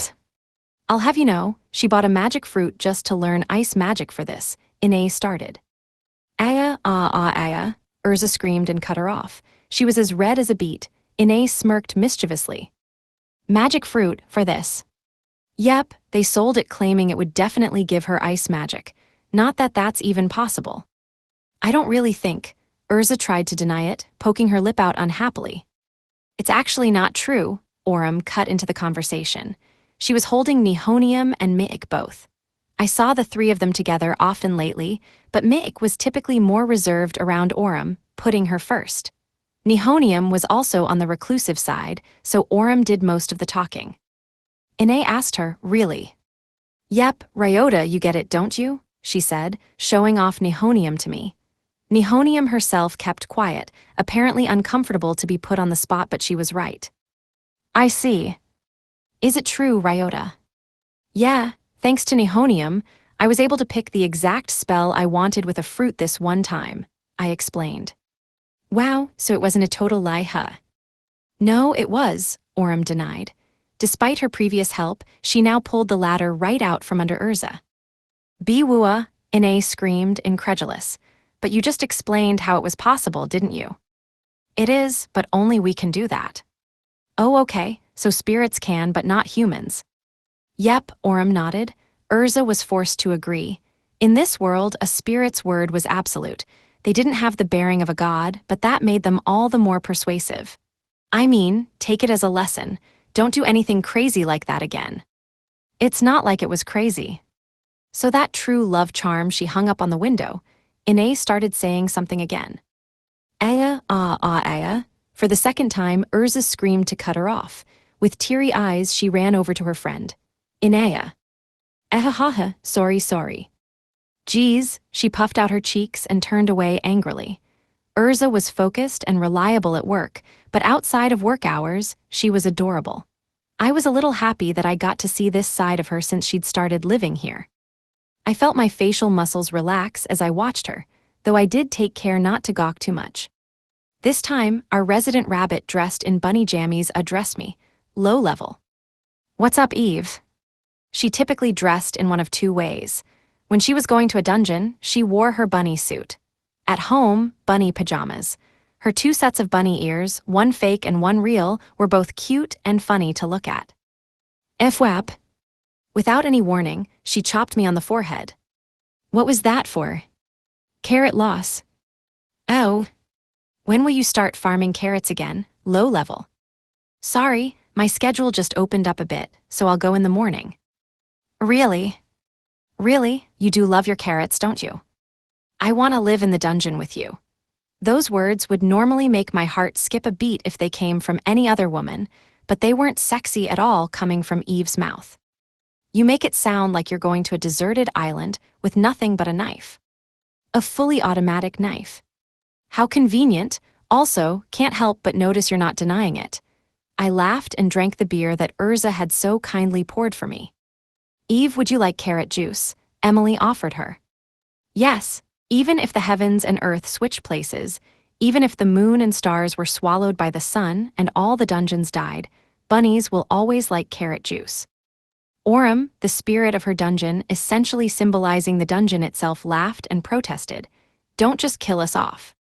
Here you go. Emily smiled gently and served Eve carrot juice that was no doubt freshly squeezed. Eve always got talkative when it came to carrots. I'd joke about it before, but I was so used to it now that I didn't even comment. I noticed Celeste glaring at some kind of notebook, so I walked over to her and asked over her shoulder, "What's that?" "Hiya, oh Ryota, it's just you. Don't scare me like that." "My bad, so what do you have there?" "I collected the information you brought back from Tennesine in a notebook." "Ooh, you were asking me about it, weren't you?" "Yep, I thought having detailed notes would come in handy later, though I'm always happy to answer any questions you have when we're together." Our mage, Celeste, had the best capability for wide-range destructive magic in our whole family, but that wasn't all. She had a ton of dungeon knowledge, too. She knew everything about not just Cyclo's dungeons, but all of the dungeons I'd been to now. Even now, she collected knowledge. She took very helpful, digestible notes like a top student's. "Huh, that's great," I complimented her. You're really good at summarizing info. Oh, and it's not just Tennesine, huh? I've collected all available information in it. Ooh, impressive, a new voice chimed in. Just what I'd expect from a friend of yours. The person who'd slid so smoothly into the conversation was none other than Neptune. How long have you been there? I groaned in irritation. He wasn't alone. His H2O friends, Lil and Ran, were here as well. They were over with Emily, drinking some of her carrot juice. Ahaha, this is a nice place. It's clean and calming. Neptune also accepted a drink from Emily and expressed his gratitude to her. Oh, why thank you, great matriarch. No problem. What's with this great matriarch business? I asked. That's what everyone calls her. You didn't know? Great matriarch Emily is super famous these days, the secret puppet master of the Ryota family. I knew she was famous, but I looked over at Emily, who smiled nervously. It seemed she knew. First I've heard of that name. But it fits, doesn't it? Sure does, I agreed wholeheartedly. Any place maintained by Emily would end up as warm, bright, and temple-like as this mansion. I could only agree with the title given to her. Hell, call her the divine matriarch for all I care. I'd agree with you. It's a lovely place, he said, and amazing at that. Amazing. Even excluding the amazing adventurers living in it, it's almost unbelievable that two spirits live here. Nah, Alice stopped playing with her buddies and came over. What's that? Neptune asked back. Bernie, too. Oh, he raised an eyebrow at the fireball, sitting in the palms of her hands. Bernie, too. Ahem. That's phosphorus right there, I answered for him.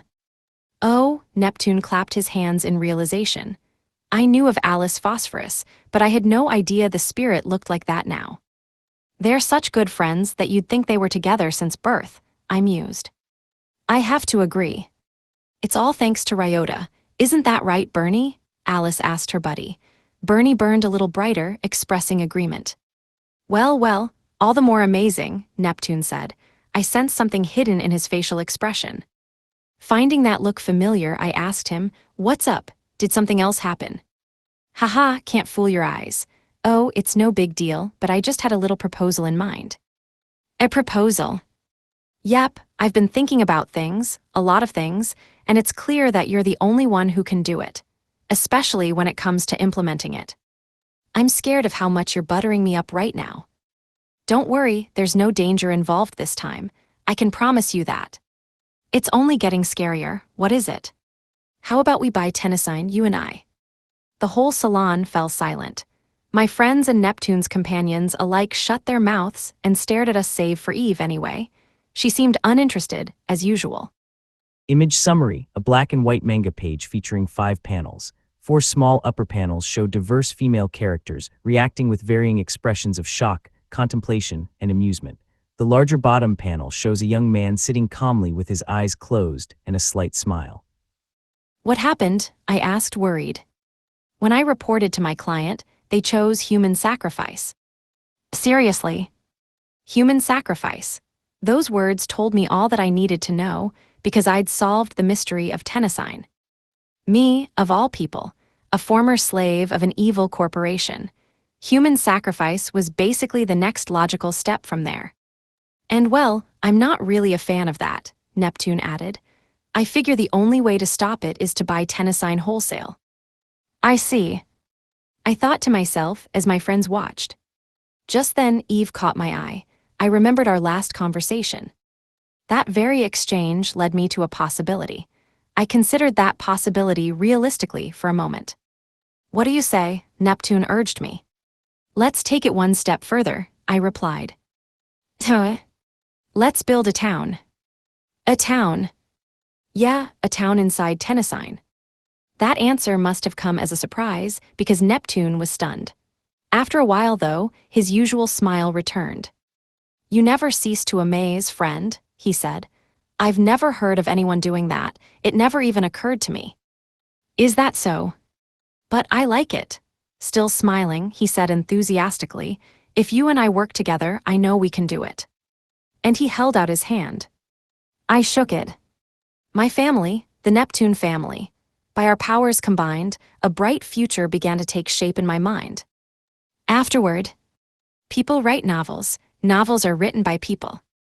Nice to meet you all, or perhaps good to see you again. I'm Nazuna Miki, a Taiwanese light novelist.